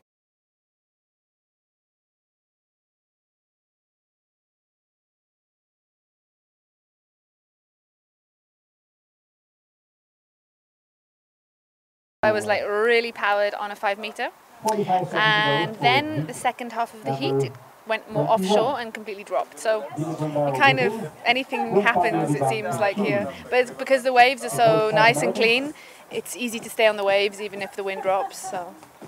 So it's quite a hard choice. Which size do you choose? I think I was thinking that, and then I think I just use 5. I love my 5, so a 5 meter is fine.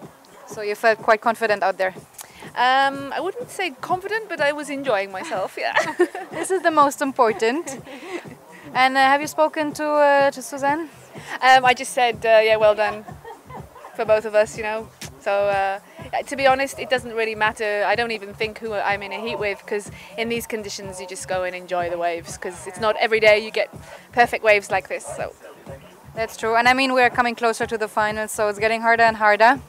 Yes, exactly, it is. I'm trying not to think about that. Just think of it as going out for a free session with nobody else on the water. And it's great. Exactly, that's very good point you pointed out just now. So I wish you good luck. I hope to welcome you back on the sofa. Yes, me too, because it's a very comfortable sofa. It's good. And yeah, thanks. Good luck for you for the contest and have a nice day. And back to Ben.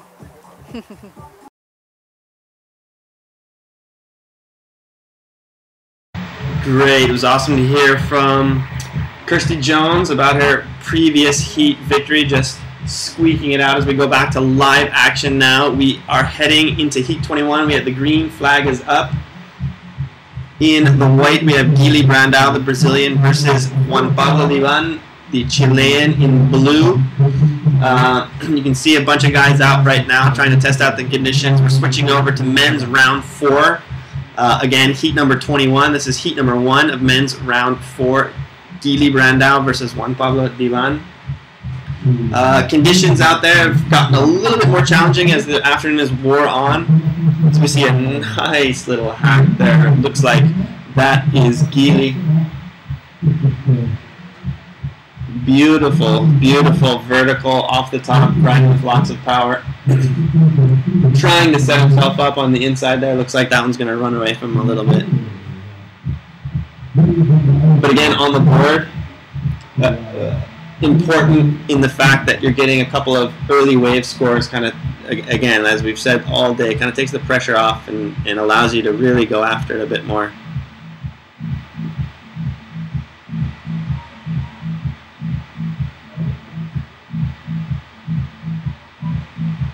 Looks like we have a few non-competitors here in the field. I'm thinking that this is Juan Pablo in the center, but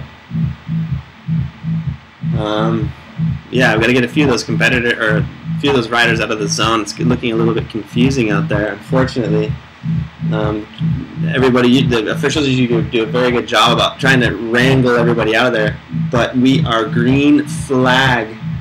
And it seems like we have 3 riders in the contest zone here, so hopefully we can get that figured out. As this looks like it's Juan Pablo Divan lining up for some great... Ooh, that's going to come and get him there at the end, unfortunately. Again, we're here. Heat number 21, men's round 4, day number 2 of the 2012 KSP1 iPro here in Mauritius. We are looking out at beautiful Le Morne. The weather this morning and early this afternoon was beautiful, sunny. Wind was cranking, waves are cranking. It's turned a little bit more gray. Swell direction has gotten off a little bit, but as you can see, there's still some overhead sets coming in. As we look at Guilherme setting up there on the outside, as you can see, well overhead. Beautiful. Oh, just getting pummeled on the inside there, just couldn't hold on to it. As you can see, in the waves, the way the wave is and the wind are set up here, sometimes you can set yourself up for such a hard top turn that on the way down, the kite actually is pulling back against you. So a lot of times if you get really vertical, you're trying to come down the wave face and the kite is trying to pull you down the other side of the wave face, out the back of the wave because of the wind direction here. So sometimes you have to, if you're getting a little bit airborne coming down that face of the wave, you're going to have a little bit of balance issues because it's kind of working against you. Where your body and the board want to go and the wave is taking you is not necessarily where the kite is taking you. So putting all that together is the challenge, especially when the conditions are like this, where it's fairly offshore wind and it takes a little bit of finesse and getting yourself in the right place so that a super off the top vertical turn can sometimes turn into what we just saw there, unfortunately, which was Gili just getting hammered on the way down there.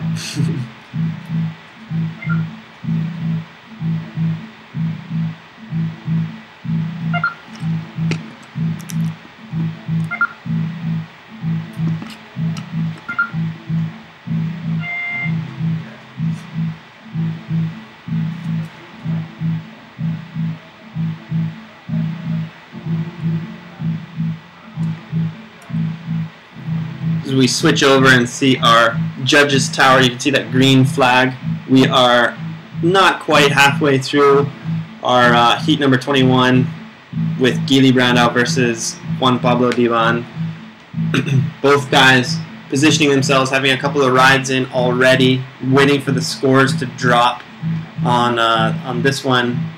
So far, looks like early that Gili is just barely holding on to the lead with a very, very solid 7.83 to open up his scoring. Juan Pablo is going to be looking to increase his wave score as this heat goes on, as we go under 10 minutes for this heat.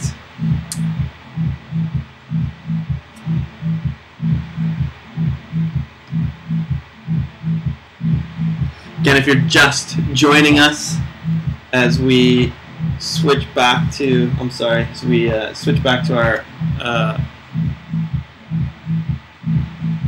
judges booth and then back to live action, back to Gili. Strong off the top turn there. Again, positioning is going to be key in these latter heats, especially trying to set yourself up. It's becoming, it seems, more and more difficult as we see just a nice, solid backside hack off the top there from Gili. It's becoming harder and harder to sort of have the atypical one-eye setup, which is, you know, you kind of make a couple of one or two strong turns and kind of set yourself up for a tube section where kind of try to tuck yourself in for a little cover-up. It's become more of a positioning battle for these guys, and it's, as I said before in one of the latest women's heats, it's interesting how perhaps the strategies have changed based on the waves that are coming through, and whether or not you stick with one that's a bit smaller but perhaps has a little bit better form, or if you stick out the back and try to pick off the bigger ones of the set. And I think in this heat, you guys are still trying to figure out what's going to be the best for them. There definitely isn't the same quantity of waves coming through as there was before, so that selection is going to be important. However, because there's not a lot of waves coming through, you are going to be a bit more reluctant to let those pass. As you can see right now, you know, it's been an easy 30-40 seconds, and it'll probably easily be a minute before anyone gets on a wave at all. So it's going to be interesting to see whether Juan Pablo or Gili change their strategies. We've seen Gili really pulling some strong inside turns there and not shying away from sticking with that wave all the way through, and Juan Pablo actually doing the same for the most part. As we report official results for the second heat from round 3 of the women, heat number 10 overall in the women's draw, which we had Melissa Gill versus Mila Ferreira. And coming out of that one, Mila Ferreira with an overall wave total 12.67. As we go back to live action, you can see the sets they're still there, and they're as we see Gili pulling into one of the bigger ones we've seen of the set. See if he can't get himself in the right position. Looks like he's in the right spot. Is the wave gonna hold up on him? Very nice. Trying to keep himself in that critical zone and probably trying to outrace this section and see if he can set up for a little something. Looks like that's just gonna explode on him, and that'll be about it, unless he can get around this section. Just does, and tucks himself into the critical point, right into the pocket.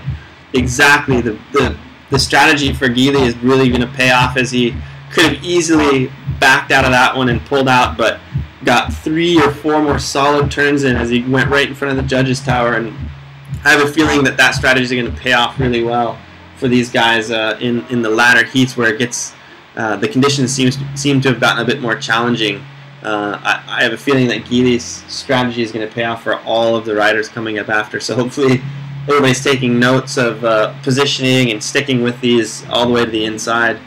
As as the heats have gone on, it's been a bit more of a crapshoot whether or not a set wave actually turns into something that you can use all the way through. So again, to reiterate, round 3, heat number 10 overall, the women's draw. Melissa Gill coming in second place, 9.67. Mila Ferreira taking that victory, 12.67. It was a tight match. Mila getting the go-ahead to go on.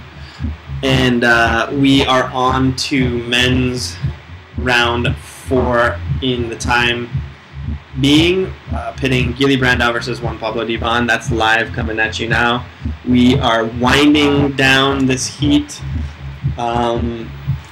We still have green flag as we switch over to our judges booth. You can see that green flag, but I think we're within a few minutes of that coming down and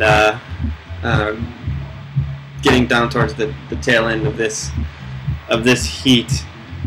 And current scores that I see have Gili in the lead by a little bit more, extending his lead, having a high wave, single wave total of 7.83, which combined with another 6.43 is putting him out in the lead and besting Juan Pablo Diban, both of Juan Pablo's waves. So with not much time left, Juan Pablo Diban's going to have to string together a couple of solid rides.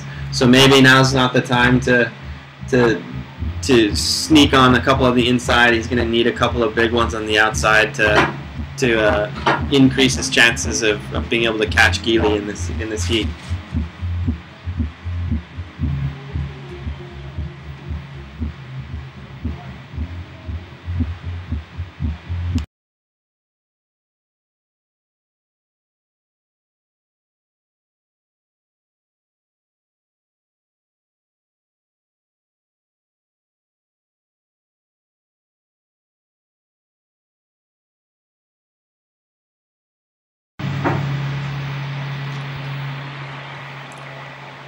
So you can see as we've been talking about a bit, there's been some time in between these sets, but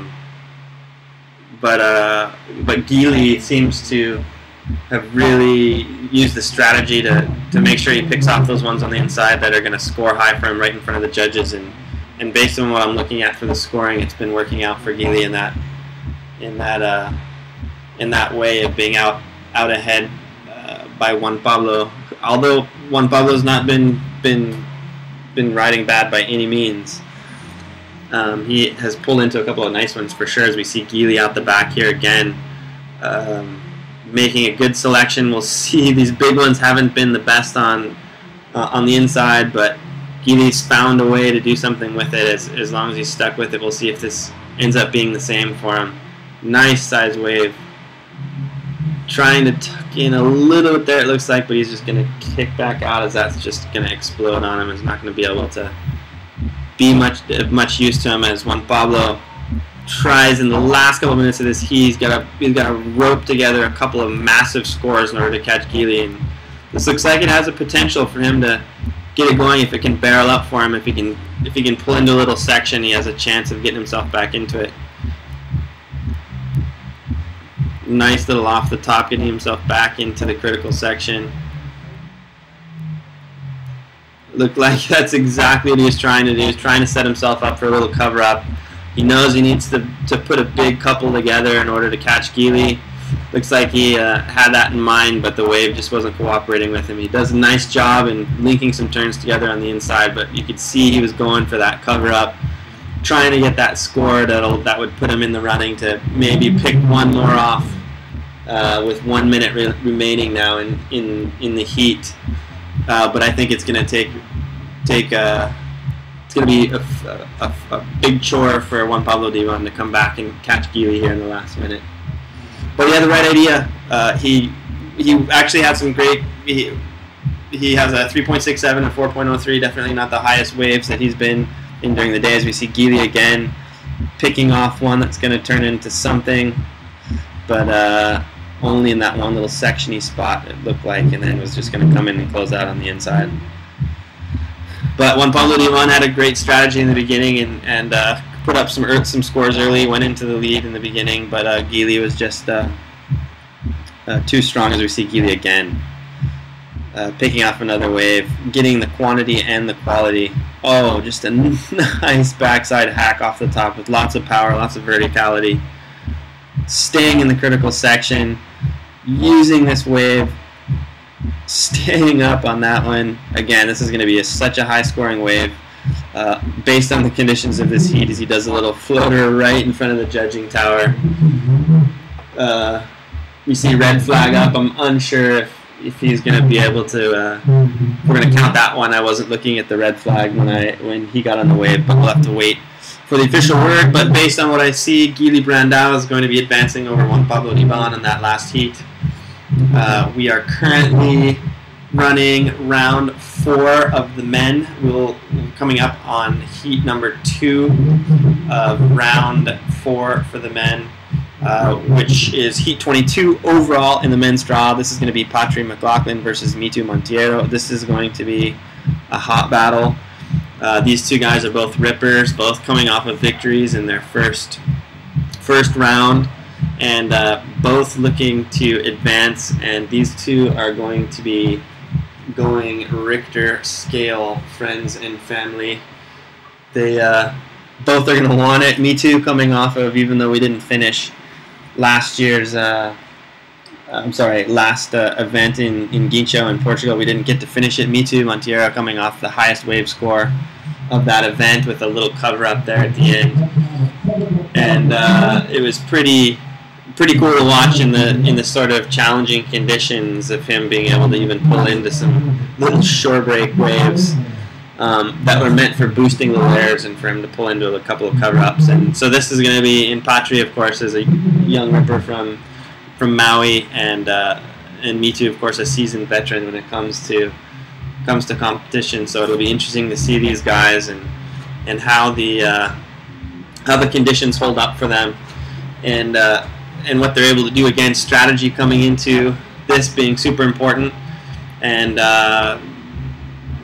excited to see what the afternoon has to hold. Again, it's 3:32 here in Le Morne at Mauritius time.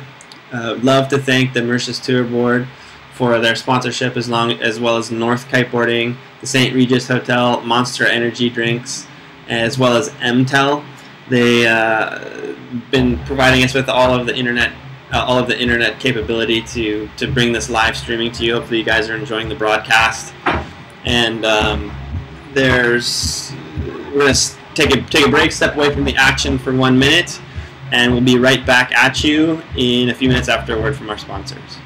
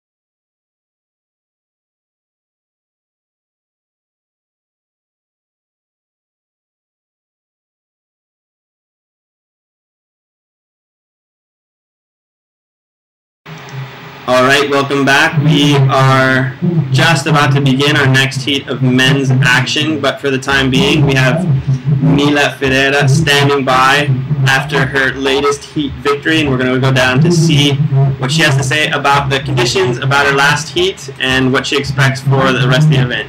Down to you, Mila. Okay, I am here with Mila now. You won your next heat and you are now in the next round.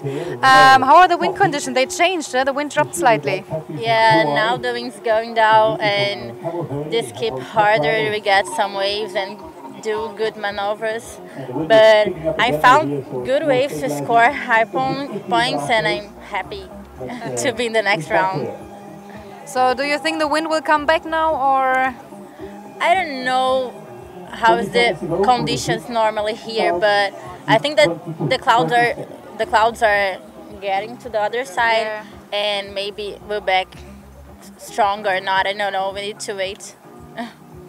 So what is your forecast for tomorrow? What do you think? What we can expect from you tomorrow? Yeah, I don't know. I think the waves and the winds is gonna be lighter than today, but this will be good. Then we can train in a lot of conditions. But I'm really happy to be in the next round because the girls are waiting, really excited. And okay, let's wait and see what's gonna be the conditions tomorrow. All right, thanks a lot. Good luck to you and to your brother at Family Ferreira. Thank you. And yeah, I hope to see you back on my surfer. Thank you. Back to Ben. Bye-bye. All right, great to hear from Mila Ferreira, winner of that last women's heat. Thank you, Uli, for all of the awesome. Oh, as we switch back to live action, we have Mitu Monteiro in this heat versus Patrick McLaughlin. It's just blazing down the line. As we switch back, this looks like Patri riding his natural stance. Looks a little bumpy and foamy on that ride. Again, it'll be interesting to see the positioning of these two guys because Mitu is very experienced here, and it seems in the first little bit he's actually starting a little bit further down. As we see Mitu again switching in the middle, going backside here. We're seeing him start actually a bit lower, and whereas early in the day it seemed like the guys who were starting a bit higher were having the better rides, but perhaps Mitu, as we see him go down there at the last section, perhaps Mitu is looking at the situation, seeing that it was actually lining up a bit better downwind a little bit. As Patri McLaughlin pulling in and not caring that there was no door opened at the end of that barrel, but pulling in, getting shacked, getting closed out, back up on a wave right away, not missing a beat, going after it like he just don't care. Patri, the young rider from Maui, again going into a closeout section, pulling in, and then getting right back up and pulling into the next wave in the set to score some points. I'm not sure how the judges are going to score that one, but definitely entertaining to watch that one. Patri McLaughlin. He is out there in the white. Mitu Monteiro is out there in the blue, the Cape Verdean. Patri McLaughlin from Hawaii. Again, as I was saying, Mitu's position a bit further downwind, and it'll be interesting to see if the riders start moving down a little bit as the tide starts changing and the swell direction seems like it's shifted a little bit. Perhaps that section coming right to the upwind section of the judges' tower, as well as using that wave all the way down in front of the judges' tower, is actually looking cleaner than it was earlier today. As you see Mitu pulling into, getting and standing up. I don't know if he's going to be able to pull out of this. Oh my word. Mitu Monteiro going after it, and Patri following it up with his own version of exactly what happened. Both these guys going for broke, both pulling into barrels where they don't necessarily even see an exit. Mitu looked like he was able to pull out of that one a little bit before it eventually came up and got to him. Again, Patri up immediately after getting closed out again for a little cover up, coming back out. Unbelievable how he was able to get closed out twice in a row, pulling into a barrel, pulls right back out, and gets the next wave in the set. As you see Patri jumping over that closeout at the last part of the section. Both these two guys putting it all out on the line. Mitu looks like he's going to let this one pass before he goes to, instead of going for the for that one. Looks like he didn't see something that he wanted. Both these guys heading back out, but the wave count is high already. In fact, I think Patri McLaughlin is averaging 2 waves per ride in. based on the last two that we've seen.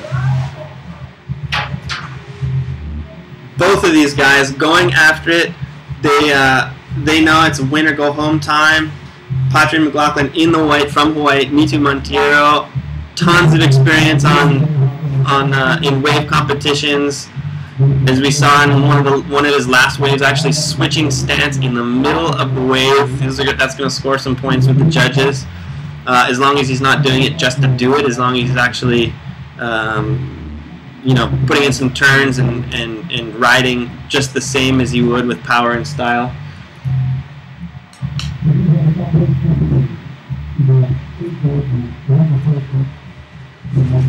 As we zoom in on Patri McLaughlin here, yellow northboard, white shirt, looks like this is going to wall up into something pretty serious. Pulling into a tube, just getting in the shoulder of that. I'm not sure he actually got covered up on it, but it was pretty close. Anyways, getting himself in such a great position. Both these guys, looks like the waves have picked up a bit on this set. As we were just saying in the last one, it's Mitu on a big one, super powerful turn off the top. As he sets up for another turn, looks like the wind has picked up a little bit out there as well. That one exploding a bit, but giving Mitu plenty of opportunity as he switches stances right in the middle of the wave. Now going front side and a huge, powerful turn off the top, racing around this section, setting himself up for another one. Floats off the top, back down into the section. I think these waves are going to be scoring fairly high for Mitu. Another powerful turn off the top. That wave is going to score huge for Mitu. And to take nothing away from Patri, Patri is kiting like a maniac. Mitu is otherworldly in this heat right now. I don't even know what's going on out there. But we are probably about halfway through this heat, and it seems to me like each guy has ridden about 37 waves. Again, if you're just joining us, hopefully you've pulled up a chair. You're watching live stream here from the 2012 KSP One Eye Pro from beautiful Mauritius. You're looking at One Eye right out in front of your screen here. We've had fantastic conditions all day. We had a squall blow through a bit earlier, but it looks like the wind is settled down. It's definitely windy, but it looks a little bit less squally than it was before. The waves have stuck around. It's going to be a fantastic afternoon. It has been a fantastic afternoon. I hope you're keeping track via our live scoring on the webpage you're viewing this live stream on, as well as all athlete profiles, Facebook and Twitter updates you can find on that page. If you aren't already subscribed, please subscribe. Write us a message. Try to shout you out online. As you see Patri pulling into another big monster on the outside, trying to outrace it, trying to find a place to tuck in. Looks like he's going to grab a nice open section, trying to drop some speed there, really putting some energy onto that. As you see the wave, see the kite almost trying to pull out of that. Patri tries to pull in, oh, and just gets nailed. But able, I hope, to keep his kite up. He is, to try to get back out there, but not shying away from that at all. Totally committed. These guys are out there to prove, again, Patri right on to the next wave. He's averaging 2 waves every ride in. It's unbelievable.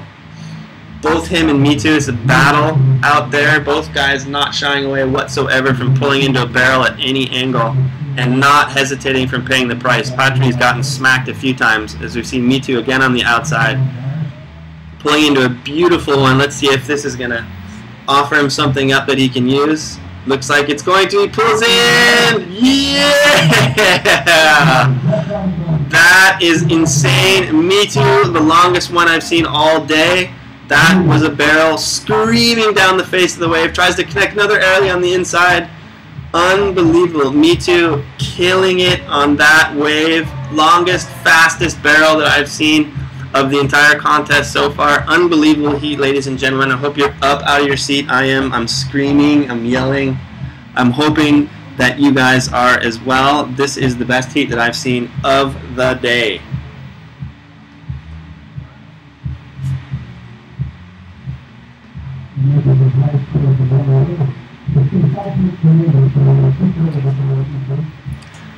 And just to reiterate, I misspoke a bit earlier about this being a knockout round. This actually isn't a knockout round. The winner of this will advance 2 heats on, and the winner will go in, or I'm sorry, the loser will go into another consolation round. So this is not a win or go home situation.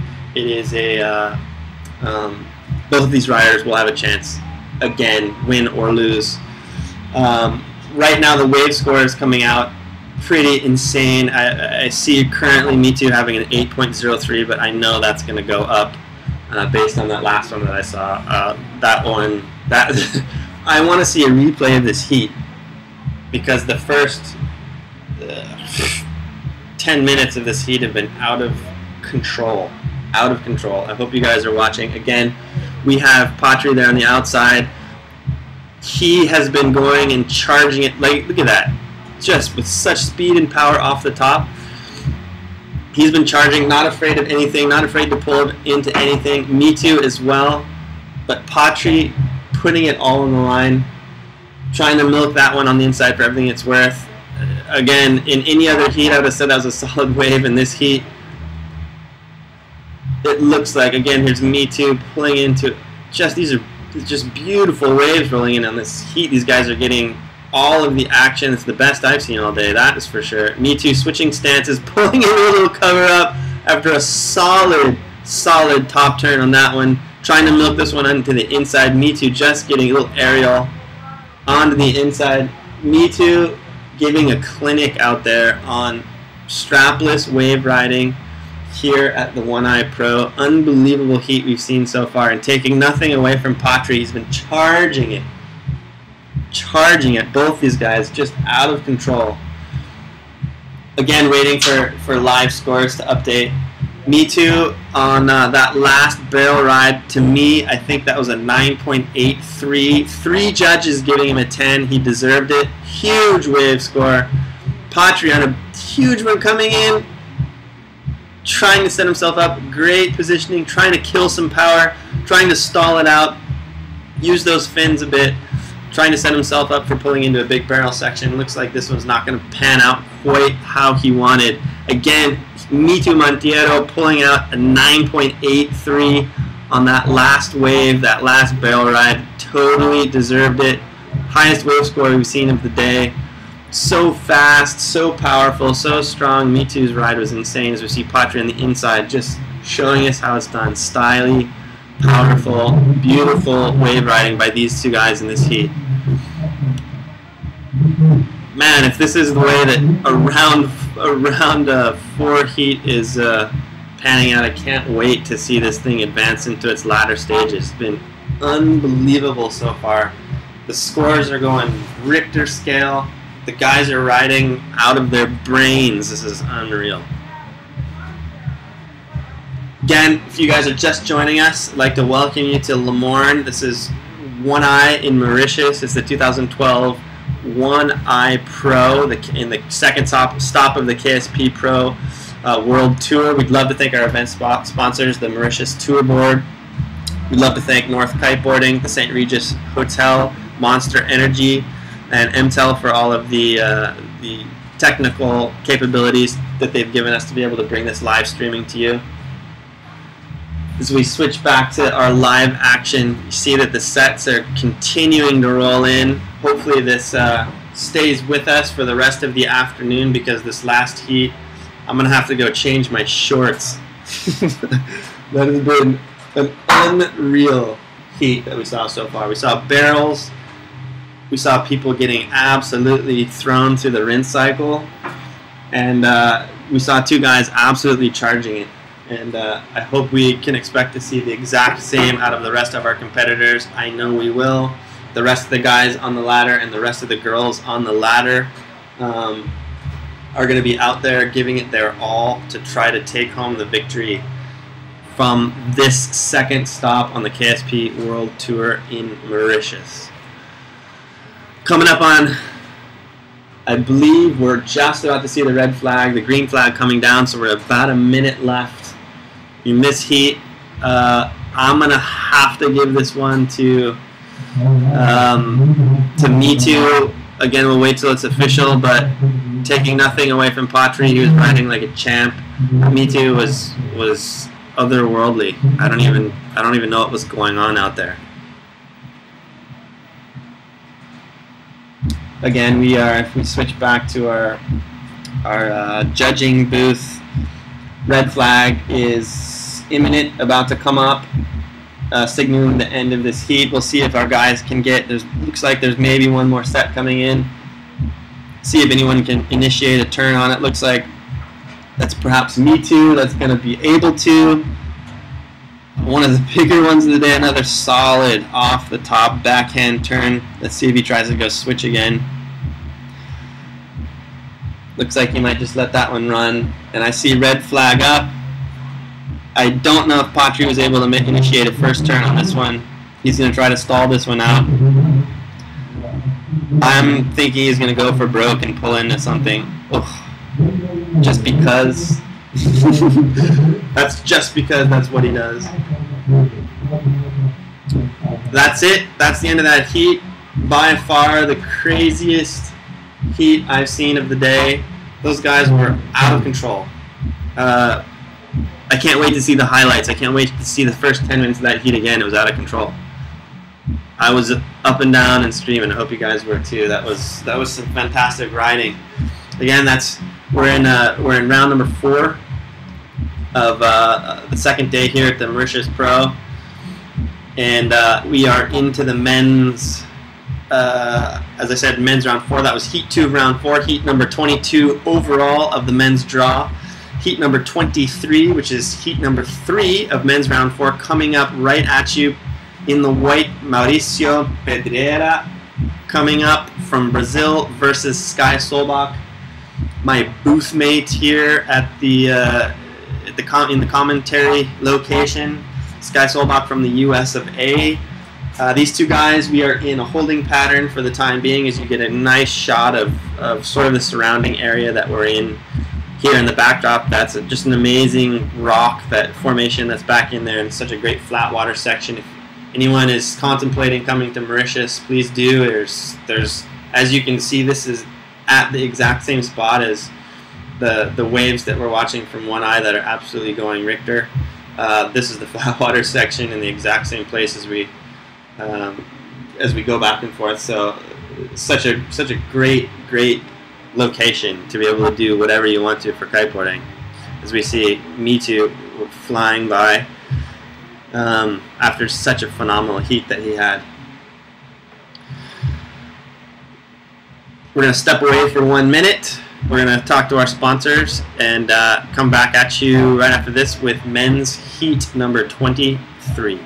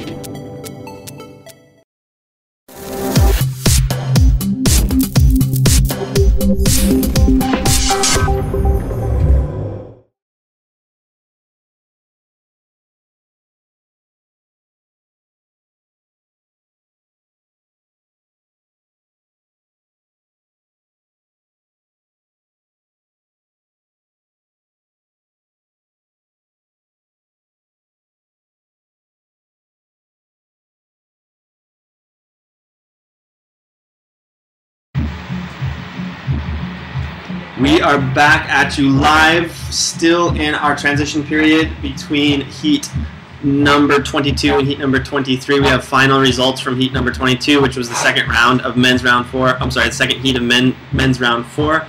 Patry McLaughlin in the white from Hawaii. Total 2 wave score 12.67. Nothing to be ashamed of.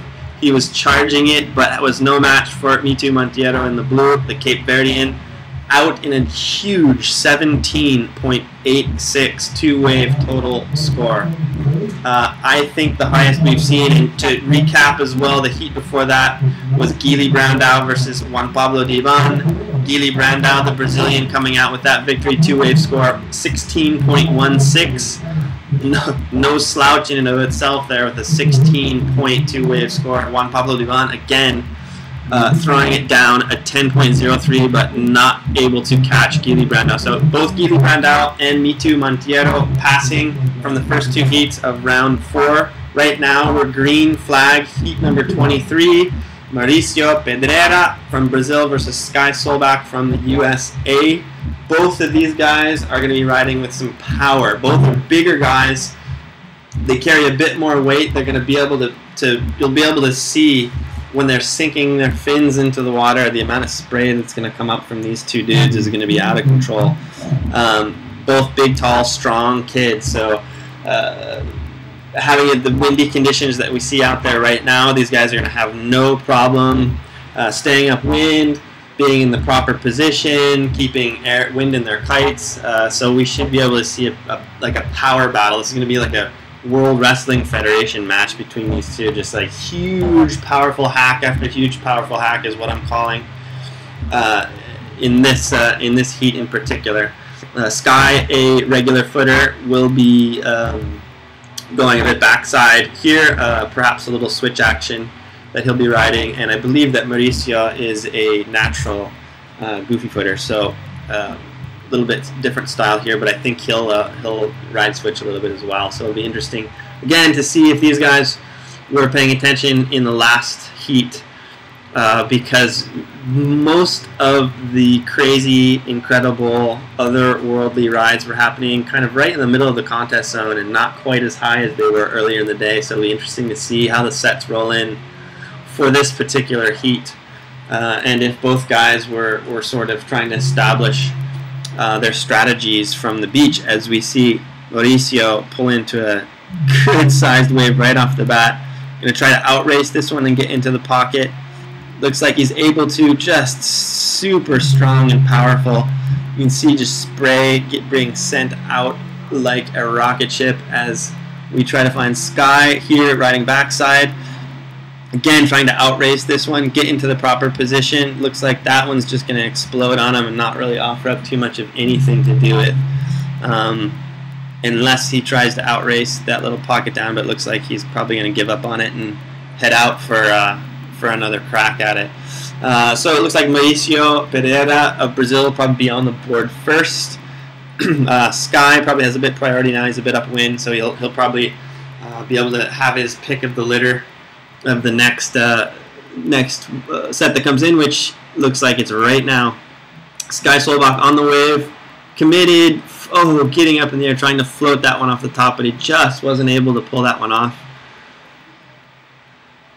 Again, both these guys, big, tall, strong guys, able to hold down serious kite, serious board size, and you'll see, like I said, some big, powerful arcing turns out of these guys as this heat rolls on. We are only in the first few minutes of this heat. Looks like the wind is increased even a bit from where it was about 15 or 20 minutes ago.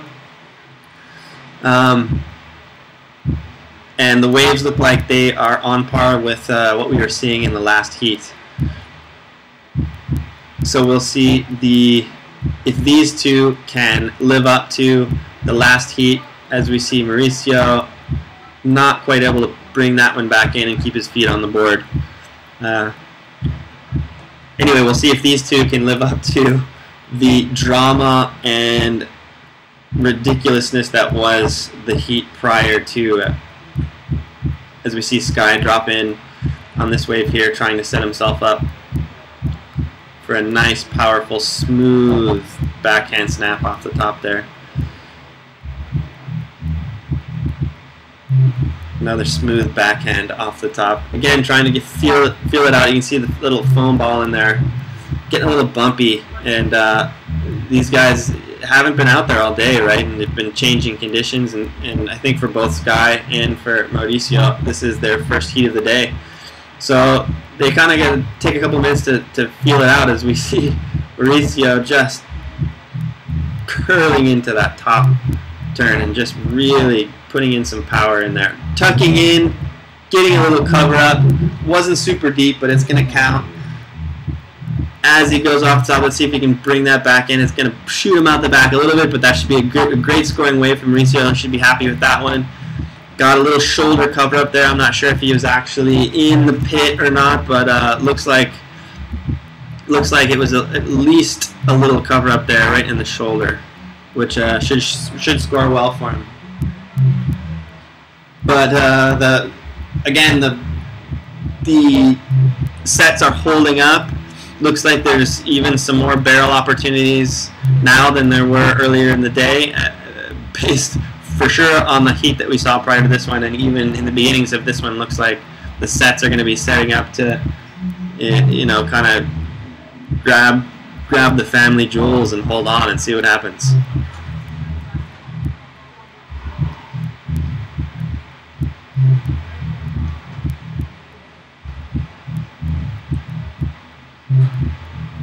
See Mauricio getting into the critical section.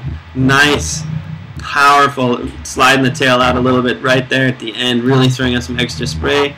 Trying to stall out a little bit to get into that, but just the kite brings him back out the other way. He wasn't able to do it. I'm not sure if Sky is looking for his board. I don't know if he had a leash break or something. He seems to have been stuck in that spot for a little while now, but I know he's definitely not wanting to waste time in a heat like this. That's going to require, especially with the sets rolling in, it's going to require not only quantity but the quality of wave that guys are picking is going to come and be super important, as it does look like that perhaps Sky's board's washing in a bit. Hopefully he can spot that and get to it on the inside before too long, as we're under 9 minutes left in the heat. As it stands, Sky Solbach currently sitting in first place. The board's on the inside, washing away from him, as we see a little tiny cover up there after a hard turn on the top from Mauricio. Again, wondering if Sky is just having trouble seeing the board. Looks like maybe he might have spotted it by now. Working his way back upwind towards it. Current standings, we have Mauricio Pedrera in first place with a 6.33 combined with a 5.83. Sky Solbach not far behind with a 4.23 and a 4.67. These guys are close. These guys are powerful. These guys are ready to throw down. But Sky, with about 7 minutes left, he's got a little bit of work cut out for him. Looks like he's got a different board.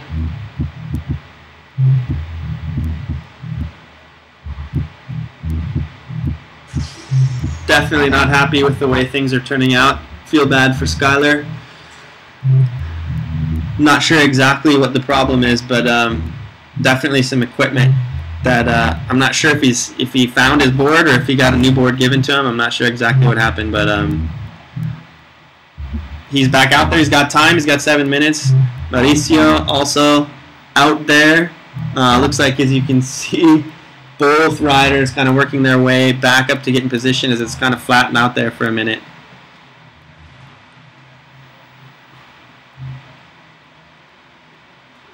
Looks like Sky, that might have been Sky's board there. So I'm not sure if it was a broken fin or something happened, but we'll have to wait and see. And hopefully Sky's got enough time to get back out there and catch a few waves, because it's always one of those things where you want to make sure you put your best foot out there, and you know, win or lose, at least you're out there. It always doesn't feel as good as if you have an equipment malfunction or failure or something like that, as we see out the back here. I believe that's Sky. Yep, on the wave, picking a nice one, that's for sure. Getting really nice and laid out turns. Trying to milk this one all the way to the inside.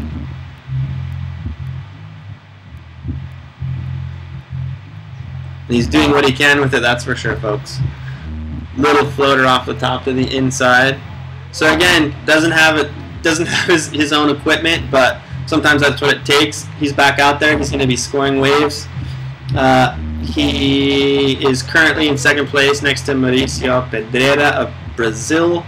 Mauricio and Sky both have about 5 minutes left in this heat. Current standings, as I see it, have Mauricio winning the heat, but not by much. There's plenty of time for Sky Solbach to get back into it. As we see Mauricio here on the outside, again setting himself up to what looks like is going to be another. And then Sky again on the inside. As I was saying before, some of these inside sections are excuse me, are setting themselves up to be really nice and clean. Hopefully we can get back onto Mauricio exactly there. Again, trying to be nice and powerful, a little tail slide there out. Again, kind of being able to fight through that offshore wind condition, and because both Mauricio and Sky are a bit bigger guys, they can kind of fight through that wind direction, trying to really pull you off the back, where some of the lighter riders are, you'll see that they're struggling keeping themselves in the critical section of the wave. But both these guys, being big, strong guys, can kind of fight that a little bit more with a bit more leg strength and a bit more weight. They can kind of keep themselves in the right position a bit more. So it'll be interesting to see. I mean, both these guys kind of have similar builds. So whoever makes it out of this heat, it'll be interesting to see if that comes into play later in the event, or even later today, on especially if wind speeds, continue to be upper end 7-meter weather, and even some people, opting to ride on 5s and 6s. It'll be interesting to see if that comes into a factor later of how it looks to the judges, and as far as power goes, and being able to stay in the proper spot. As you see both guys going quite a ways upwind, as we're kind of in a lull period for sets right now, as we switch down and see green flag still flying at the judges tower, but definitely we're waiting a bit to see the next set that rolls in.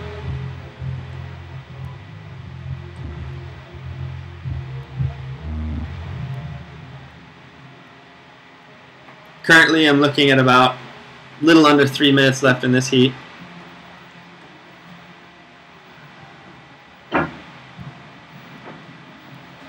Looks like both guys are trying to position themselves and wait for that set that for the last little while has been definitely showing up within that last couple of minutes, and I have no reason to believe that it would be any different as this heat's winding down, and Sky needs to pick off a couple here on here pretty quickly to give himself a shot to overtake Mauricio for the lead. So this is one of those points where we're getting down to about 2 minutes. You can't be too picky. Unfortunately, you're going to have to get a few and try to make something happen, even if it's not the wave quality that you're looking for. Again, we're day 2. It is just after 4 p.m. local time here in Mauritius. You're looking at One Eye. We've had a full day of competition so far. We are in men's round 4. We've been running events all day long. Hope you guys have been joining us on the live stream since the beginning of the day. We had some fantastic action as we see Mauricio Pedreira of Brazil pulling into yet another wave here on the inside. He's going to pull out of that one though. Doesn't see that turning into much on the inside.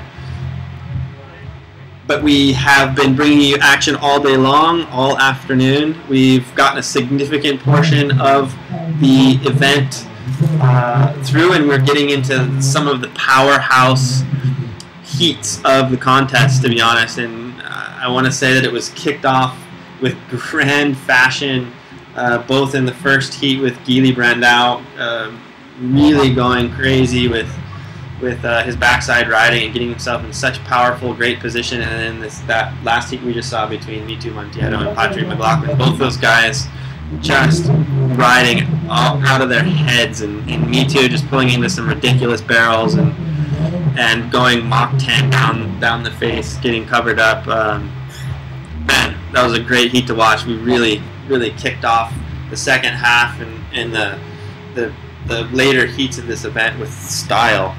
And we're currently watching Mauricio Pedrera with versus Sky Solbach. We are just within a minute of the end of the heat as we look at our judges tower. We got green flag down, red flag imminent. This is heat 3 of 4 from men's round 4. We, in my latest scores, are looking at Mauricio Pedrera advancing out of this round. Again, unofficial. We don't have anything official, obviously, until the heat's over. And as we see red flag now, I believe Sky may have gotten onto this wave before that red flag, but we'll have to see. But he's definitely going to stick with it as it'll be a judge's call on whether or not that he initiated his first turn before that red flag came down. But Sky definitely needed to knock a couple out of the park there at the end to be able to catch Mauricio. So it'll be interesting to see the final tallies at the end of that heat as we see the red flag here has come up. And we find ourselves at the 4th heat, round 4 of the men coming up here in about 5 minutes. And until then, we're going to step away for just 1 minute and hear a little bit of a word from our sponsors, and we'll be back at you in a few minutes.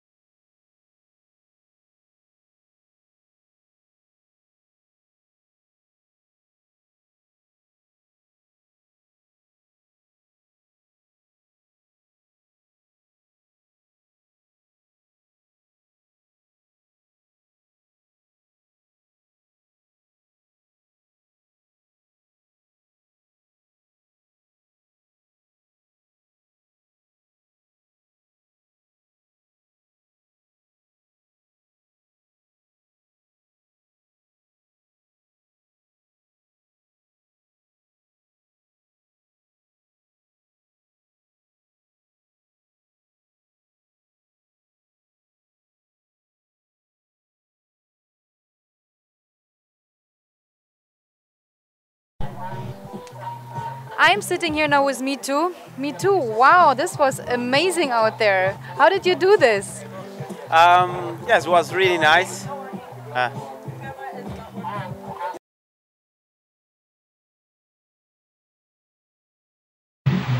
Back at you from the second day of the KSP Mauritius Pro, One Eye Pro, sorry about that. We tried to go down to an interview with Me Too, but we had some technical difficulties there. We had audio but no video, so I hope you heard at least heard the audio. We're going to try to go back down here right now to Uli to catch up with Me Too and hopefully let us know a little bit about that last heat. It was the best heat of the day. Hopefully he can let us know how the conditions were out there.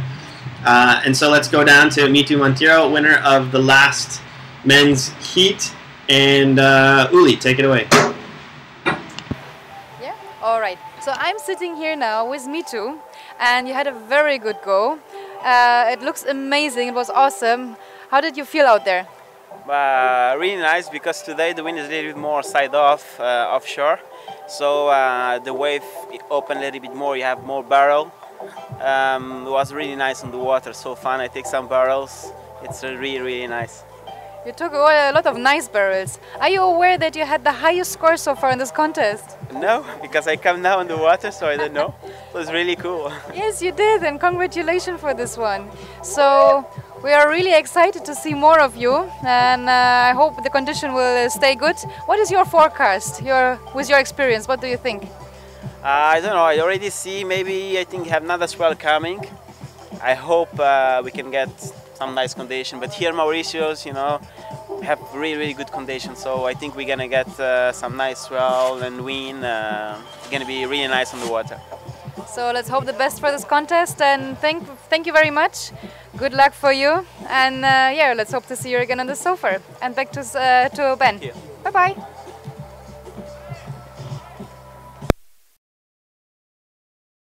All right, thank you. It was awesome to hear from Mitu Monteiro. Definitely one of the highlights of the day. But we are not missing a beat. We are straight back into action. We have green flag up for heat number, I believe we're at 24 of the men's draw. We are heat number 4 of round 4. In the white, we have Sebastian Ribeiro of Brazil. In the blue, Ayrton Cozzolino. And this should be a fantastic event. Both these riders have been riding like crazy, and both have been very dynamic in their riding styles. Both are super quick and fast, and it'll be an interesting contrast into the difference between the last heat, which was power versus power. This one's going to be a bit more finesse, speed. These guys are a bit smaller, a bit faster, so it's going to be interesting to see how they handle the conditions. As we see Ayrton right here just destroying those critical sections on those top turns and coming back in. Looks like he's having absolutely no problem staying in the proper position. So again, Ayrton, a guy to keep our eyes on, our defending champion from last year's World Tour. This guy has been on fire. His free riding has been just incredible to watch. I know he was amped up to get out to this event to really go out and showcase in great conditions, and we've had nothing but great conditions here as we see Sebastian Ribeiro coming on the inside. Sebastian, in his heats in Guincho, though we weren't able to finish the heats, was absolutely one of the bright, shining young stars. As we see a nice smooth backside top turn as he decides to punch through that one and wait for something different. But definitely both these guys were really dynamic in Portugal, and even though we didn't get an event, a result, both of them were guys that you didn't want to take your eyes off of. Because we see Ayrton again, not quite being able to pull through that one after a solid top turn. Just not being able to make that re-entry. As we see Sebastian right in on another one, you can see just the surfing prowess and the surfing style really shining in his riding, and how comfortable he is on a surfboard, and really getting himself in the right place at the right time.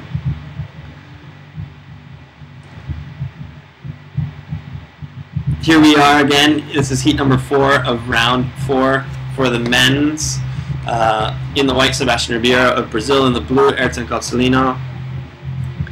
This is the last heat of round 4 for the men. And again, both these guys, don't take your eyes off them. That looks like maybe Ayrton's having a bit of trouble with his kite there. I didn't see exactly what happened, but he's going to want to get that up as soon as possible. And it looks like he is, which is a good thing to do before the sets roll in, is one of the bigger sets of the day. Ending up on that sucker, or ending up on a kite, pretty much will end your heat, as we saw once or twice already today. Again, as these guys go out and jockey for position, actually you see Ayrton turn right away on one that he's liking.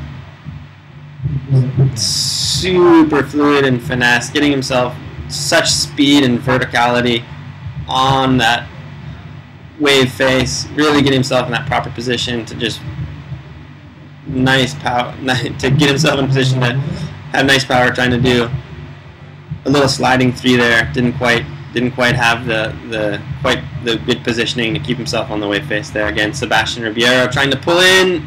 He's going to come out a little cover up. No barrel, but looks like he got a little cover up there. This is going to be a good scoring wave for Sebastian, especially if he can stick with it on the inside. Looks like he's probably going to go down there. Again, the set sizes are staying with us. As we see Ayrton pull into one of the bigger ones of this heat so far. Trying to come out of that, and he's not going to do it. Well, he does it, but not the way he wanted to, that's for sure. Saw no way out of that one, that's for sure.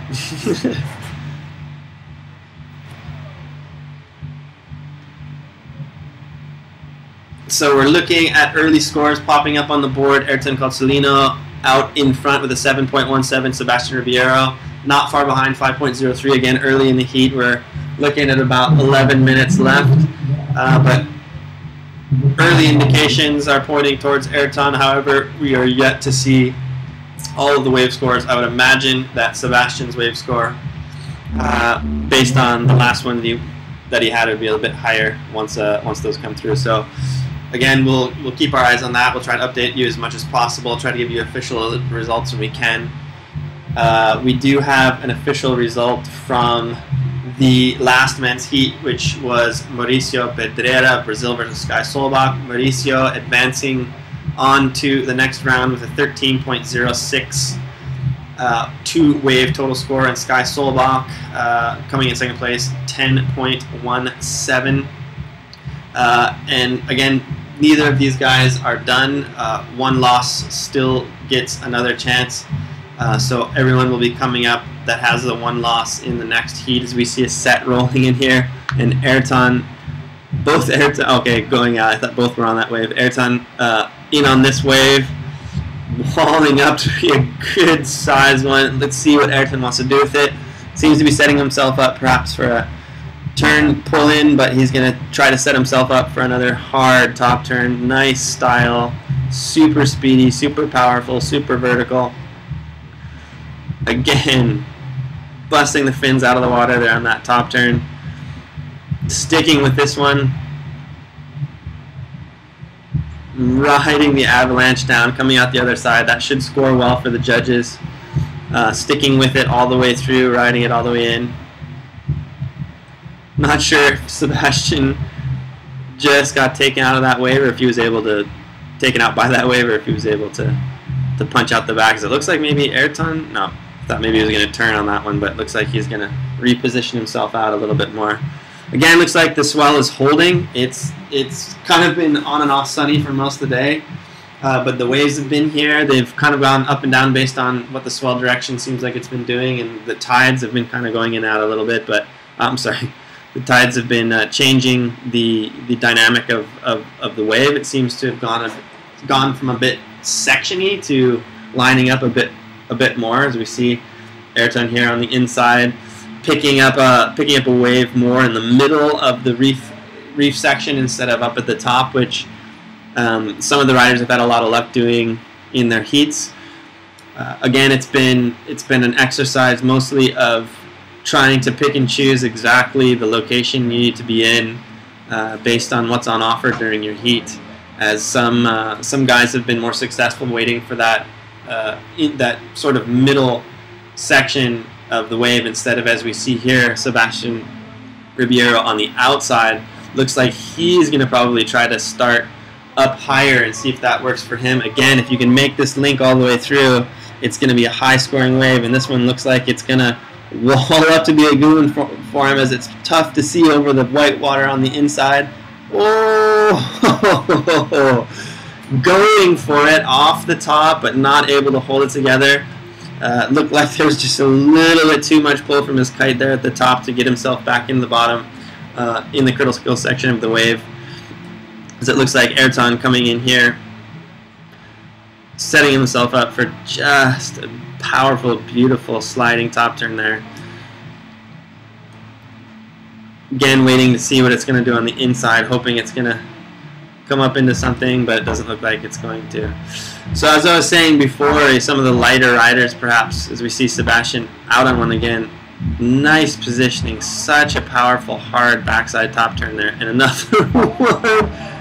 And over the falls. His kite is down. Oh my word. That looked like it might have hurt. Body surfing over the falls. It didn't even look like he was holding onto the bar. Holy moly. Again, Sebastian going for it. His first two turns on that wave were out of control. Super, super fluid, super vertical. Lots of power off the top, getting himself in the proper positions and really going vertical there. As we see Ayrton again, moving up the reef this time, trying to get it up higher. It looks good. Trying to outrace that section, trying to get down there. Makes it, links a couple of great turns together. This is one that's going to pay off for him in the points because he got it so far up. He's actually able to link 3, 4, 5 turns together. We'll see how much it turns out to be once they get down to the judging tower. But this is one of those situations where staying up at the top is going to pay off for Ayrton because he's really going to be able to link a bunch of nice high-scoring turns as he goes or as he switches there in the middle. Again, I'm going to give another one. Oh, Sebastian's going to dump out of that one, but. Again, it's been interesting because a lot of, I think in Mitu Monteiro's heat, where he had a couple of those nice barrel rides, he was catching him just like Sebastian is right here in the center. Oh, looks like he pulled out of that one, but he was catching some of them in the center. It looks like he could kind of take 1 or 2 kind of quick little check turns before he tried to go for a barrel ride, and. That's one strategy based on what the guys are doing now, which is going all the way back up to upper reef, and what Ayrton Calzolino just did on that last ride, which is catch one way out and ride it all the way in, almost right in front of the judges, scoring, I'm sure, a ton of points because of how long the wave was, how many turns he had on it. So it'll be interesting to see if that strategy pays off.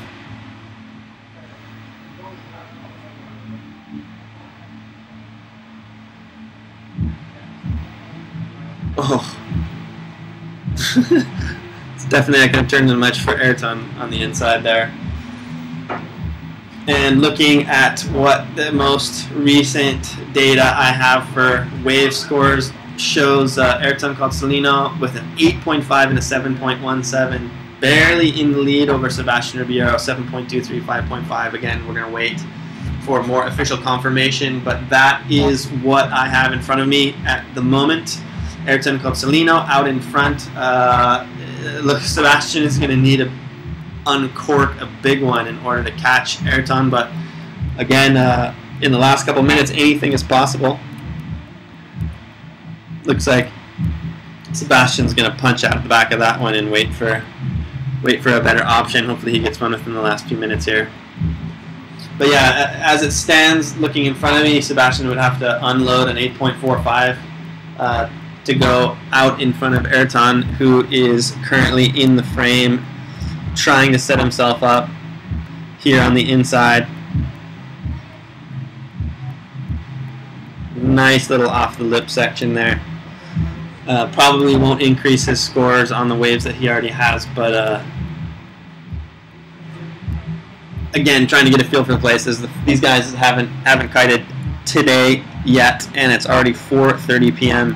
here at Mauritius time, so a lot of time waiting on the beach and changing conditions out there. Some of these guys who've been riding all day might have the upper hand in understanding exactly what's going out there with the conditions, where some of these guys are kind of learning in the first 5 minutes of their heat, kind of taking it to, as we see Sebastian just doing what he does best, just hammering that top backside turn in so much power and so much verticality, but it doesn't look like he's going to be able to turn that really into anything that's going to have any score significance. Ayrton picking out a good one out the back. Let's see if this turns into something for him. Looks like he might try to pull in a little bit there. It's not going to quite let him do it. Great critical section off the top. Great top turn hack. Ayrton showing, for even a little lighter rider, some great power off the top. Again, I was curious before this heat started, based on the last heat we saw with Sky Solbach and Mauricio Pedera, both of those guys just powerhouses and able to just really pound off of top turns and bottom turns. But Ayrton Cozzolino, as you see him get a little cover up there, doing his best impression of a power rider there on the inside, and keeping the grace and fluidity that he's always had, but really getting himself in the right spot. But there you can see his kite pulling him out the back a little bit, which is what I was curious to see if he could handle, and the lighter riders handle as the day wore on, and it was still fairly windy and offshore wind, as you can see in this picture here. It's pretty offshore wind to be holding down any size kite, but especially in the wind that we've had the last few days, it's made it even more difficult. You see Ayrton messing around there on the inside.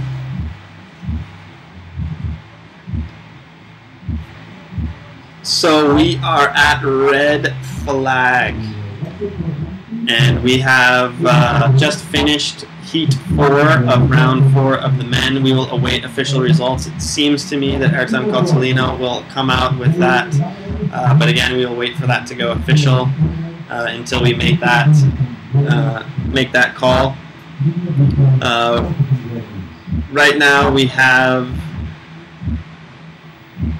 a 5-minute transition period before we begin the next heat, and for the moment we are going to throw it down to Uli, who is with one of our competitors for an interview. So Uli, take it away. So I'm sitting now here with Mauricio. Mauricio, congratulations, you won your heat. How are the conditions right now out there? It's pretty fun out there. You know, today the swell dropped, you know, a bunch. You know, it's smaller, but it's like more lined up, and now it like today is even more offshore, so the waves cleaner. You know, yes, they have more bumps, so today was just fun over there. You know, great waves. You know, great wind. I was power on my 7, so what's great. It's important that you have fun. Tell me, what happened to Sky? Did you see what happened to him? Yeah, I saw. Actually, he took a wave. I took the first one, and he took the second one, and it was like the biggest set of the heat. And then he got stuck inside, you know, and then he took like more 4 waves of the set. And then when I saw he didn't have his board, you know, I think he bought brakes, you know, and then he had to go. He lost a lot of time and had to go to grab another board. So in the end, he managed to get another board, you know, but was a pretty hard hit over there. He took, yeah. Which is pretty good to find another board out there. I mean. Yeah. Actually, in the end, he talked to me. The board had like foot straps, so he was like, "Oh, should I get it? Should I not get it?" You know. But the end, you know, yeah, better than nothing, yeah, for sure. Right. And he managed to get a good wave that I saw after it. So better this than nothing. Exactly. So you are in the next round. Congratulations. Good luck for this one. And now is your chance to say something in Portuguese to all your friends and family and fans. Ok. Obrigado aí, galera. Vamos continuar torcendo. Estamos aí na missão. Vamos com tudo pra cima.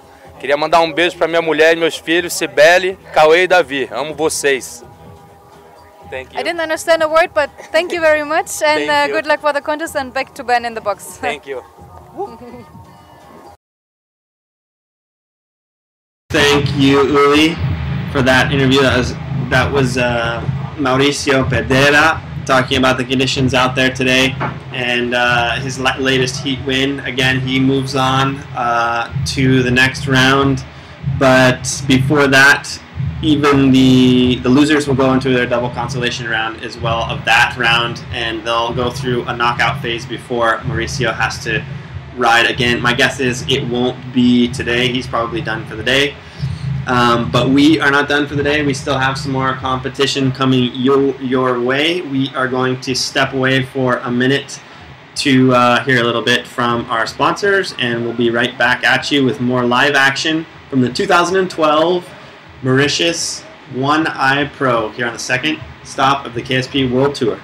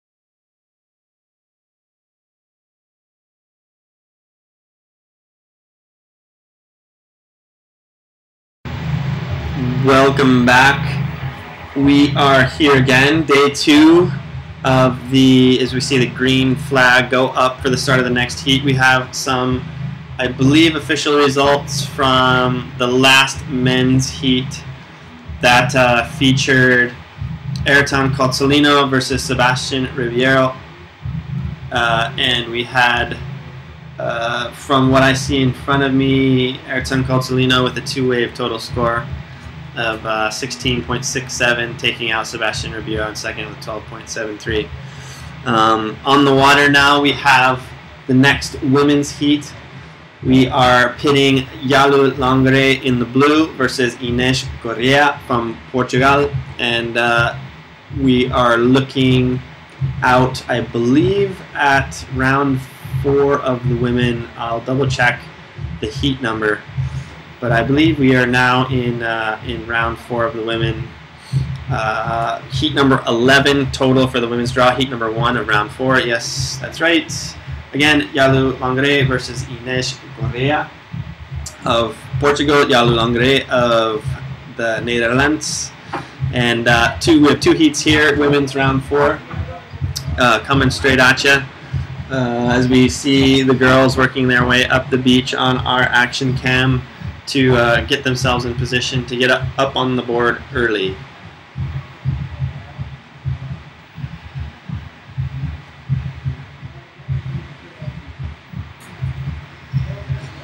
We've seen great action today so far, a couple of highlight heats standing out during the day, some action-filled stuff. We are not done yet. We have some more heats coming at you. This looks like it's probably Yalu right down in front, trying to hook into a little inside section there. Wasn't much size in that one, not much to do with it, but it'll be able to get her scoring, get her on the board, shake out the nerves a little bit, and get the heat underway, as we're only about 2 minutes into this heat. So both these girls, fantastic riders, and again, are going to kind of be out there. I know you a lot of times don't pay attention to someone else who's riding out there with you, but if you see somebody uncork a huge one right away, it kind of puts you in frantic mode a little bit. As we see Inês pulling in here, we can't quite see her, she goes behind the whitewater. But also trying to get herself there as she pops up out over there, back down, and trying to set herself and get herself into position here on the inside. Again, both girls fairly high on the reef, and that's been sort of a point of contention during these heats, is what's actually been the best strategy so far of maintaining that high line, or this lower line here. And it looks like Inês just getting hammered there on the inside, got herself in a pretty good position, to be honest, but just wasn't quite able to hold it down. As we see Yalu lining up great for a little pocket snap off the top there. Another turn there on the inside, trying to milk this one all the way down to the judges' tower. Again, has been scoring well as she pops out the back. But it's going to be interesting too, once the girls get out there, as this wind direction is pretty offshore and it's maintained its strength, and to see how these girls sort of are able to handle that pull of the kite off the back of the wave. If they're able to keep themselves in that critical position on the wave, I believe is going to help these girls. If whoever's able to do that is going to have a huge advantage going into the heats and being able to pass them through the next round, because getting pulled out of the back of the wave is increasingly becoming something that we're seeing as the wind direction shifts to that offshore position, as we see Inês Correa here on the inside, setting up nicely for an off the top there. Again, maintaining a position great. She's kiting with great power there on the inside. Let's see if she can link 3 or 4 turns together, which is really gonna up her score. You see her lose her footing there at the end. Again, it looks to me like she had the strength the first 3 or 4 turns, and then got to that last one where she was increasing speed a little bit, tried to put the brakes on, tried to keep herself in the right position, just wasn't able to hold on to that one there at the end. So again, we are in the first heat of round 4 of the women's draw, and we have Yalu Langare versus Ines Correa. We've run through a significant amount of the event today, and hoping to go as long as possible, as long as conditions hold up. You can see the sets are still there. There's still overhead sets rolling in, if not bigger. And we've had just a fantastic day of action so far. As you see Yalu pulling into this one, where she's seeing if this is going to turn into something on the inside for her. Down close, she got this one more in the middle, down closer to where the judges are. Gonna run away from that a little bit and hope it reforms for her on the inside there. Looks like she's gonna be able to stay in front of it and link a couple of great turns together there. And then pops out the back on that one. Wasn't quite willing to make that commitment, as it looked like it was gonna come down on her pretty hard.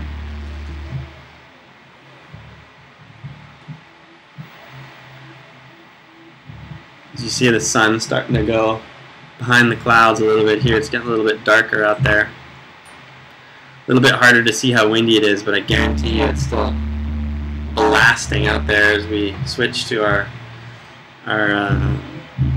scaffold out there that's housing, or not necessarily housing, but at least putting up all of our judges and our flags and everything are out there. You can see that green flag blowing pretty steady. Oh, as we come back to live action and see Ines Correa going after the first turn really hard and then kind of falling up the back again on that one. I wonder again if it's sort of a kite positioning thing, as Yalu pulls up and commits to a nice top turn but can't quite hold on to it on that re-entry. Again, that kite's going to be fighting these guys as they're trying to come back into that steep section and set themselves up for the next turn. The kite's going to be wanting to pull them a different way, so it'll be interesting to see how that affects their wave scores and whether or not one good wave might be enough to make it through.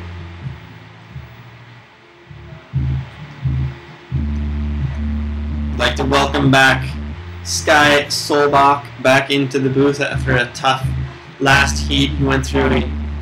I couldn't quite figure out what the equipment malfunction was, but now upon further review he's snapped the board out there in half, which is what happens when you're out there charging the waves like you are, Skylar. As we see Ines pulling into a nice one. Let's see if she can link these together a bit more on the inside. Yeah, Stay the with waves it. are, looks like she's got clipped. Welcome back, Sky. Bummer out there, but that stuff happens sometimes, and you tried to stick with it with a board that wasn't your own, but weren't quite able to pass it through that last heat. Yeah, it looks like Yalu is looking for a little cover up there. See if she can maybe finally find it here and just ditching her board.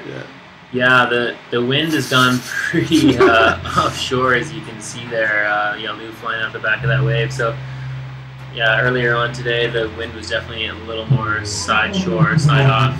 The waves are really good and clean out there at the moment, but yeah, just pretty offshore. I kind of got hung up on one and got in a pretty bad position there, and I think the lip just landed square in the center of one of my boards and just snapped it in half, so there wasn't much I could do.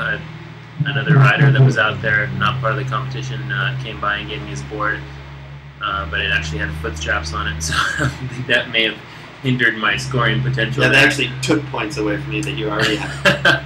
I gotta say, it was kind of nice in the offshore wind to have some foot straps in there. But no, congratulations to Mauricio Pedrera for getting through that heat. I heard when I came into the beach that he actually rode really well in that heat, so I'm sure he's stoked to make it farther on, and I'm still alive and kicking. I will be able to get out there and compete again in the next round. So Yalu Langare here. Nice little off the top there. Really smooth conditions out there at the moment, Ben. Yeah, it's been a strange day, and we've had a little bit of everything. The wind's kind of combined with the swell direction and tide and everything has kind of really made the surface of the water change quite significantly throughout the day, where earlier in the day we were facing some pretty choppy water and some large surf, but also choppy water and some not so large surf. to now, we have fairly consistent size and fairly smooth faces. So it's been kind of a mixed bag all day. Yeah, it's a little bit of everything with these squalls coming through, and I actually heard just before I came in here that I think they're just going to run through round 4 and call it a day. So one more heat coming up after this, and that's going to do it for today, then. Yeah, that seems to make sense. I mean, it seems like to me that we're at a stage of the event as well that ending it after this next heat is probably a good place to bookmark the chapter of the day, and feel like that everybody got fair and equal conditions. Yeah, for sure. And Yalu hooking into yet another one. These sets are really consistent here this evening. She blasts off a couple of turns there on her forehand, and pulling this one through to the inside, and that's going to be a good scoring ride for Yalu there. Yeah, I agree. She's definitely taking the strategy of linking up on the waves that she knows she's going to be able to put a lot of turns on, even if they might not be the largest, most gnarliest ones out there. She's definitely picking the proper ones to score high on. And Inez trying to, it's really hard to link, to hit that closeout section, just with that wind being so offshore as it is at the moment. It's pretty typical here for One Eye to go pretty offshore in the evening like this. So current scores, barring that last wave that Yalu wasn't scored for, which I would bet it will be a bit higher than she has now, but currently Yalu trailing 11.5 two-wave score to 13.43 of Inez Correa. But again, that is the latest I have. I am pretty sure that some of those waves that they've taken haven't scored yet, as we see our rescue boat contemplating pulling into that barrel. I bet you probably could pull in on that thing. It'd be pretty fun. So a great looking wave here for Inez. Look at the wall on this thing. Nice turn there for Inez. Coming around this section, will it give her a little bit more here on the inside? As Ben said, that last wave of Yalu is probably going to score pretty well. So Inez looking for a big score and getting ejected from that one by that offshore breeze here at One Eye.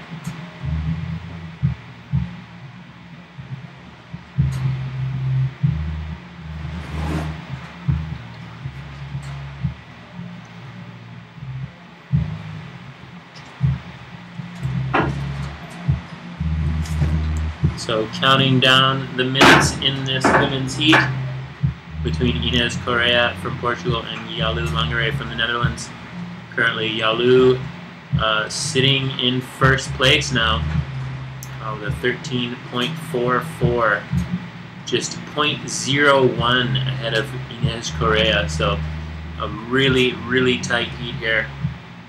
Inez now needing a 6.11 to overtake the lead from Yalu.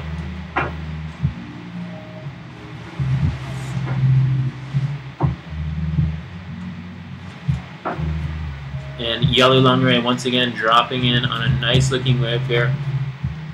Conditions have really smoothed out here into the evening hours.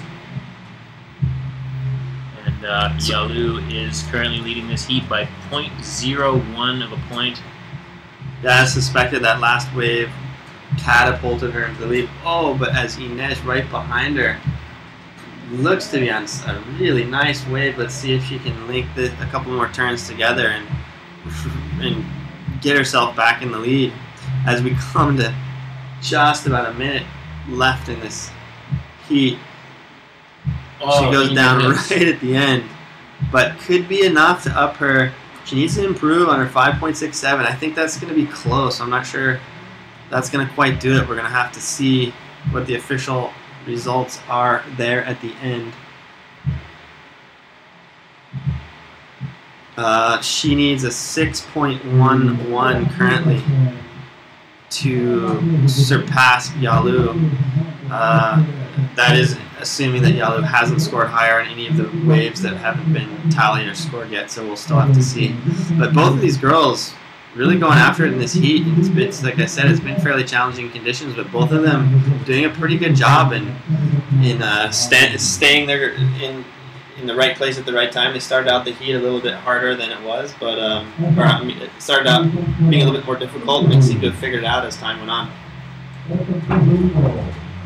So just rolling into the evening hours here. Currently 4:50 p.m. here, local Mauritius time. The sun will be setting in about a half hour there into the Indian Ocean.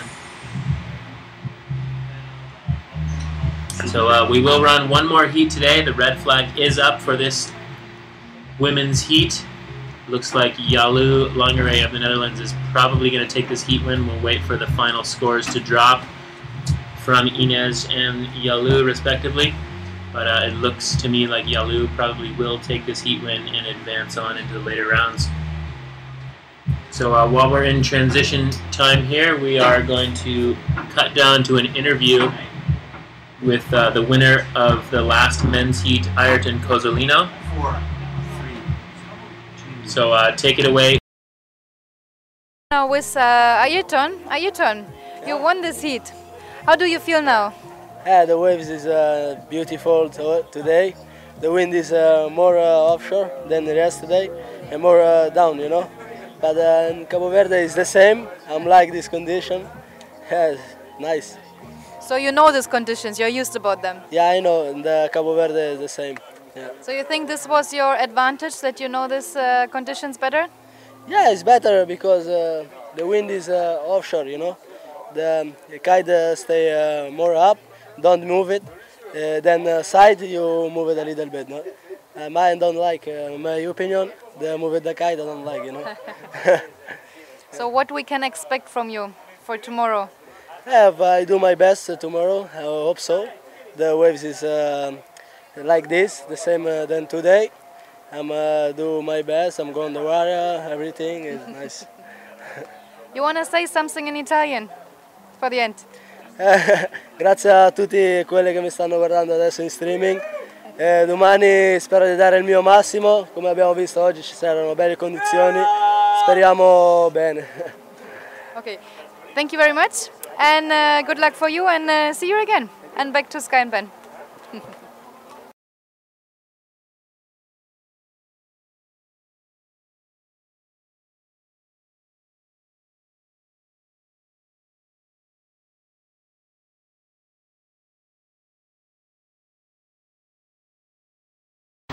So there's some live images from out there on our judges scaffolding. We just saw Felix Pivek, one of our international judges, poke his head up there. Felix, of course, a longtime kite surfer himself. He's been judging the KSP for the second year running now, and one of our very valued judges out there on the tower. Felix originally from Australia, now living in Hawaii. And that red flag is flying. Coming up in the next heat, the final heat of the day, we're going to have Christine Böse from Germany and Nina Bichler, also from Germany. Nina was the winner of the event here in Mauritius last year. She is a Mauritian resident, now living here full-time in Mauritius, but originally from Germany. So this is going to be a great heat. Nina knows this wave really well. She had some great waves yesterday, some of the biggest waves I think ridden in the entire event so far have been by Nina. So it's going to be a great heat coming up between Nina and Christine. And this, as Sky, my compadre, said earlier, is going to be the last heat of the day, if I understand correctly. I haven't heard official word, but if you've heard official word, then I guess I trust you. Well, you probably know to not trust anything I say, but I did hear from our contest director, Bruno, that this will be the last heat of the day, if this is indeed the last heat of round 4, which it is. Yeah, this is heat 12 of the women's draw, and heat 2 of round 4, which is the last one before we're moving on to round 5 for the women. So we see the flag drop there. We are about a minute away from the final heat of the day, pitting Christine Böse versus Nina Bichler. Christine Böse is going to be in the blue and Nina Bichler in the white, as we see the green flag imminently dropping, or I guess going down.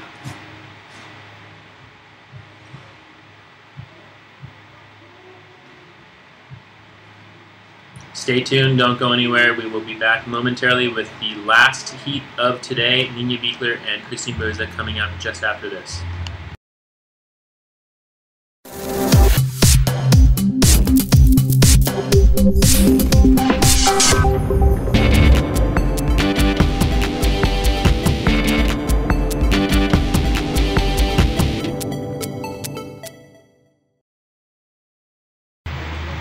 And here we go, the final heat of day 2 here at the KSP One Eye Pro Mauritius.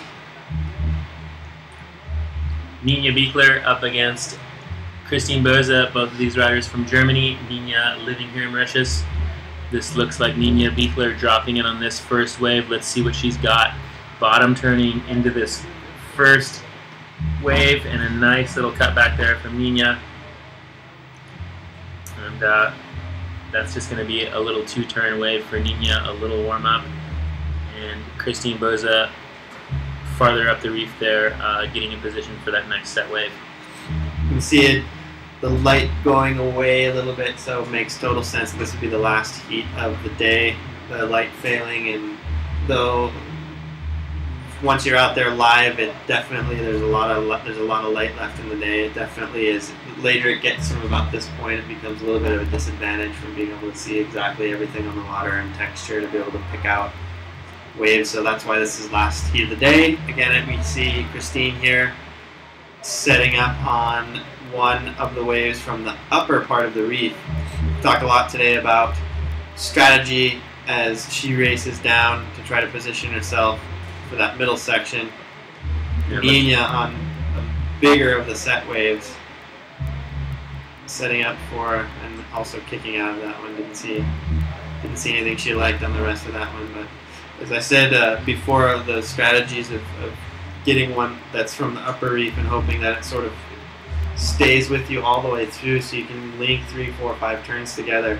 But that's not happening all the time. So some strategies have been to sort of pick out some of these ones that are in the middle to sort of get a couple of quick hit scores.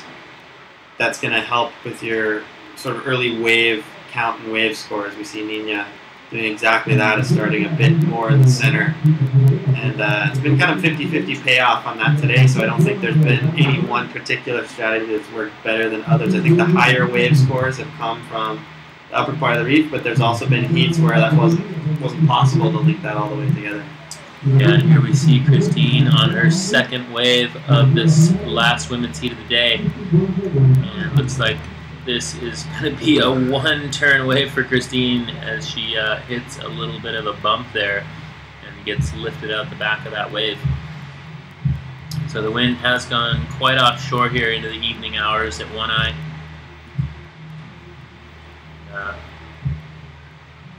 Early stages have Nina Biegler out in front with a 6-point ride. Totals yet to drop for Christine, but I would bet that 6-pointer for Nina is going to put her into the lead in the first 3 minutes of this heat.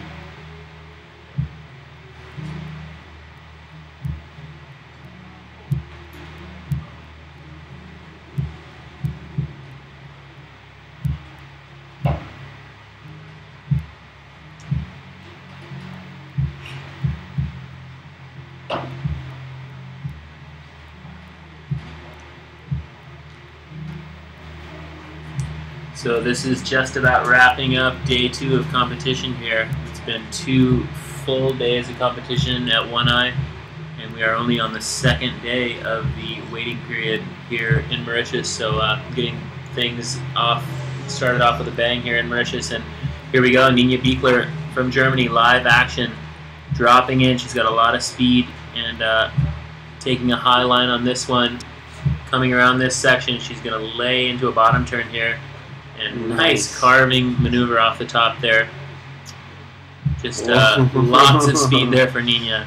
And she's going to kick out of that one as it closes out down the reef.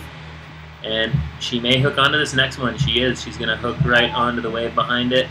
This thing's got a nice bit of wall on it. Wow. Snapping that one up under the lip and racing down into that end bowl section at One Eye. Dragging her hand there, trying to slow down a bit. Nice style there from Nina. And let's see if Christine Buzza is able to answer back here. Early scores have Nina Biekler with her two-wave total being a 9.67, Christine with a two-wave total of 6.17. So Nina out in front. But we see Christine here. Christine actually riding switch here. She's opting to go right foot forward, goofy. She's normally a natural footer, so normally riding backhand out here, but I think due to the offshore wind conditions, she's riding front side to try to dig onto her heels a little more and take advantage of being able to sort of put on the brakes and slow down a bit.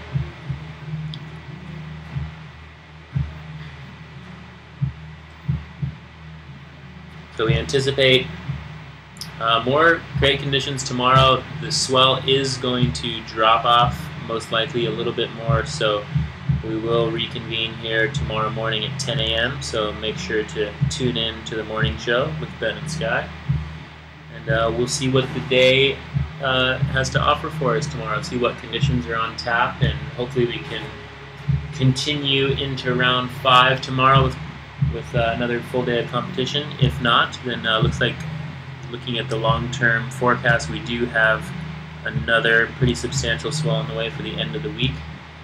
So this is a completely weather-dependent sport. We're depending on wind and swell. Looks like no shortage of wind here or swell, but looks like we may have to hold off until the end of the week for the next big bump to come through.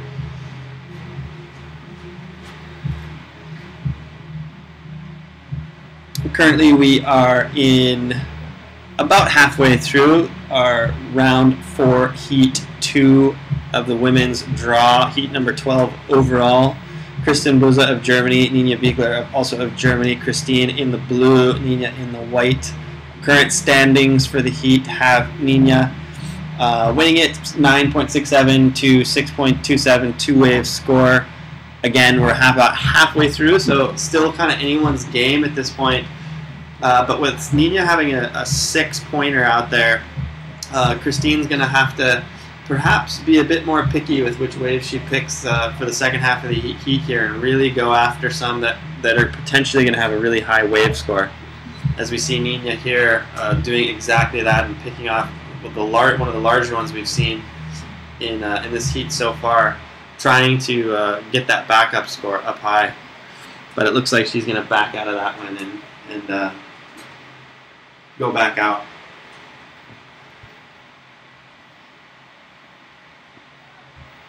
So I'd like to take this opportunity to, of course, thank our sponsors making this whole thing possible. The Mauritian Tourism Board, the MTPA, partnering with us for this event. North Kiteboarding, Ion Essentials, check them out on the web, ionessentials.com, of course, northkites.com.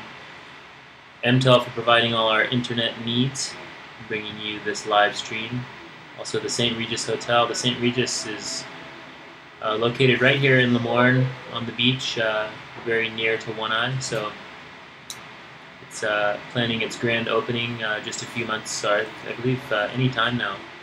And of course Monster Energy for keeping us awake and caffeinated. And here we see Nina Biekler just getting caught up a little bit on that top turn, but recovering nicely and not able to quite find another scoring turn on that wave.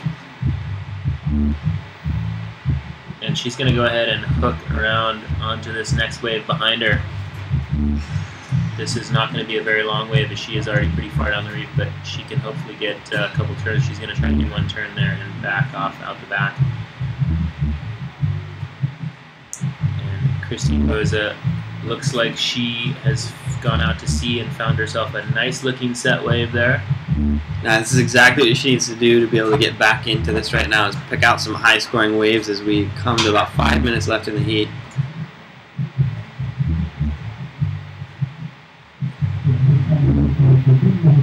So Christine, as I was saying earlier, opting to ride on her forehand. Big steep section there, dropping down, and bottom turning.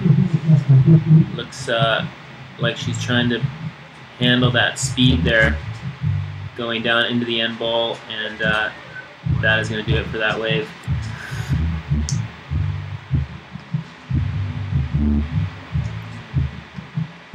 So a lot of these waves just sort of racing down the reef and not really giving these riders a lot of time to place their turns, and more just kind of racing and trying to keep up with the sections as they close in front of them. So currently we have Nina Biegler of Germany in first place with a 6 plus a 5.27 for a combined wave score of 11.27, as we see Nina again on a wave, but yep, coming back in over the top and catching it. See if this can turn into something on the inside. Nice little top turn there in a critical section. Able to stay close, but the wave kind of peters out on her a little bit. So I don't think that's going to change her 11.27 wave score. Leading Christine Buza at a 6.27 two-wave score with just about 4 minutes left in the heat. So this heat is winding down, coming into the final minutes here. As you see the sun getting very low on the horizon out there over the Indian Ocean. Just a beautiful evening here. We're going to have a great sunset here on the beach. Be sure to check us out on Facebook, kspworldtour.com. And you can also scroll around our live page there and check out all of the upcoming heats, as well as all of yesterday's action in the heat recaps. And we'll also put up today's video for anyone who wants to go back and see some of their favorite heats and their favorite riders. Be sure to check out our YouTube channel as well. You can find all of our daily wrap-ups on there from this event, as well as from all the past events. And I'm sure tonight our videographer / editor Diogo is going to throw together another great clip. So be sure to check that out as it comes online, probably about 4 or 5 hours from now. Christine Buza, having a little look at this one. It's a pretty small wave. I'm not sure this is going to offer much scoring potential, but I know she is probably keeping a keen eye on the time left in this heat, knowing that she needs to get busy and catch another wave. Yeah, currently she needs to score a 7 to put herself in contention for this heat, which is definitely not an impossibility, but even Nina's highest scoring wave in this heat's been a 6. So I'm not sure even what's being sent out on there through the sets has been 7 material. Not saying that the girls can't pull out a 7, but it's definitely been a bit harder to pick a high scoring wave in this heat.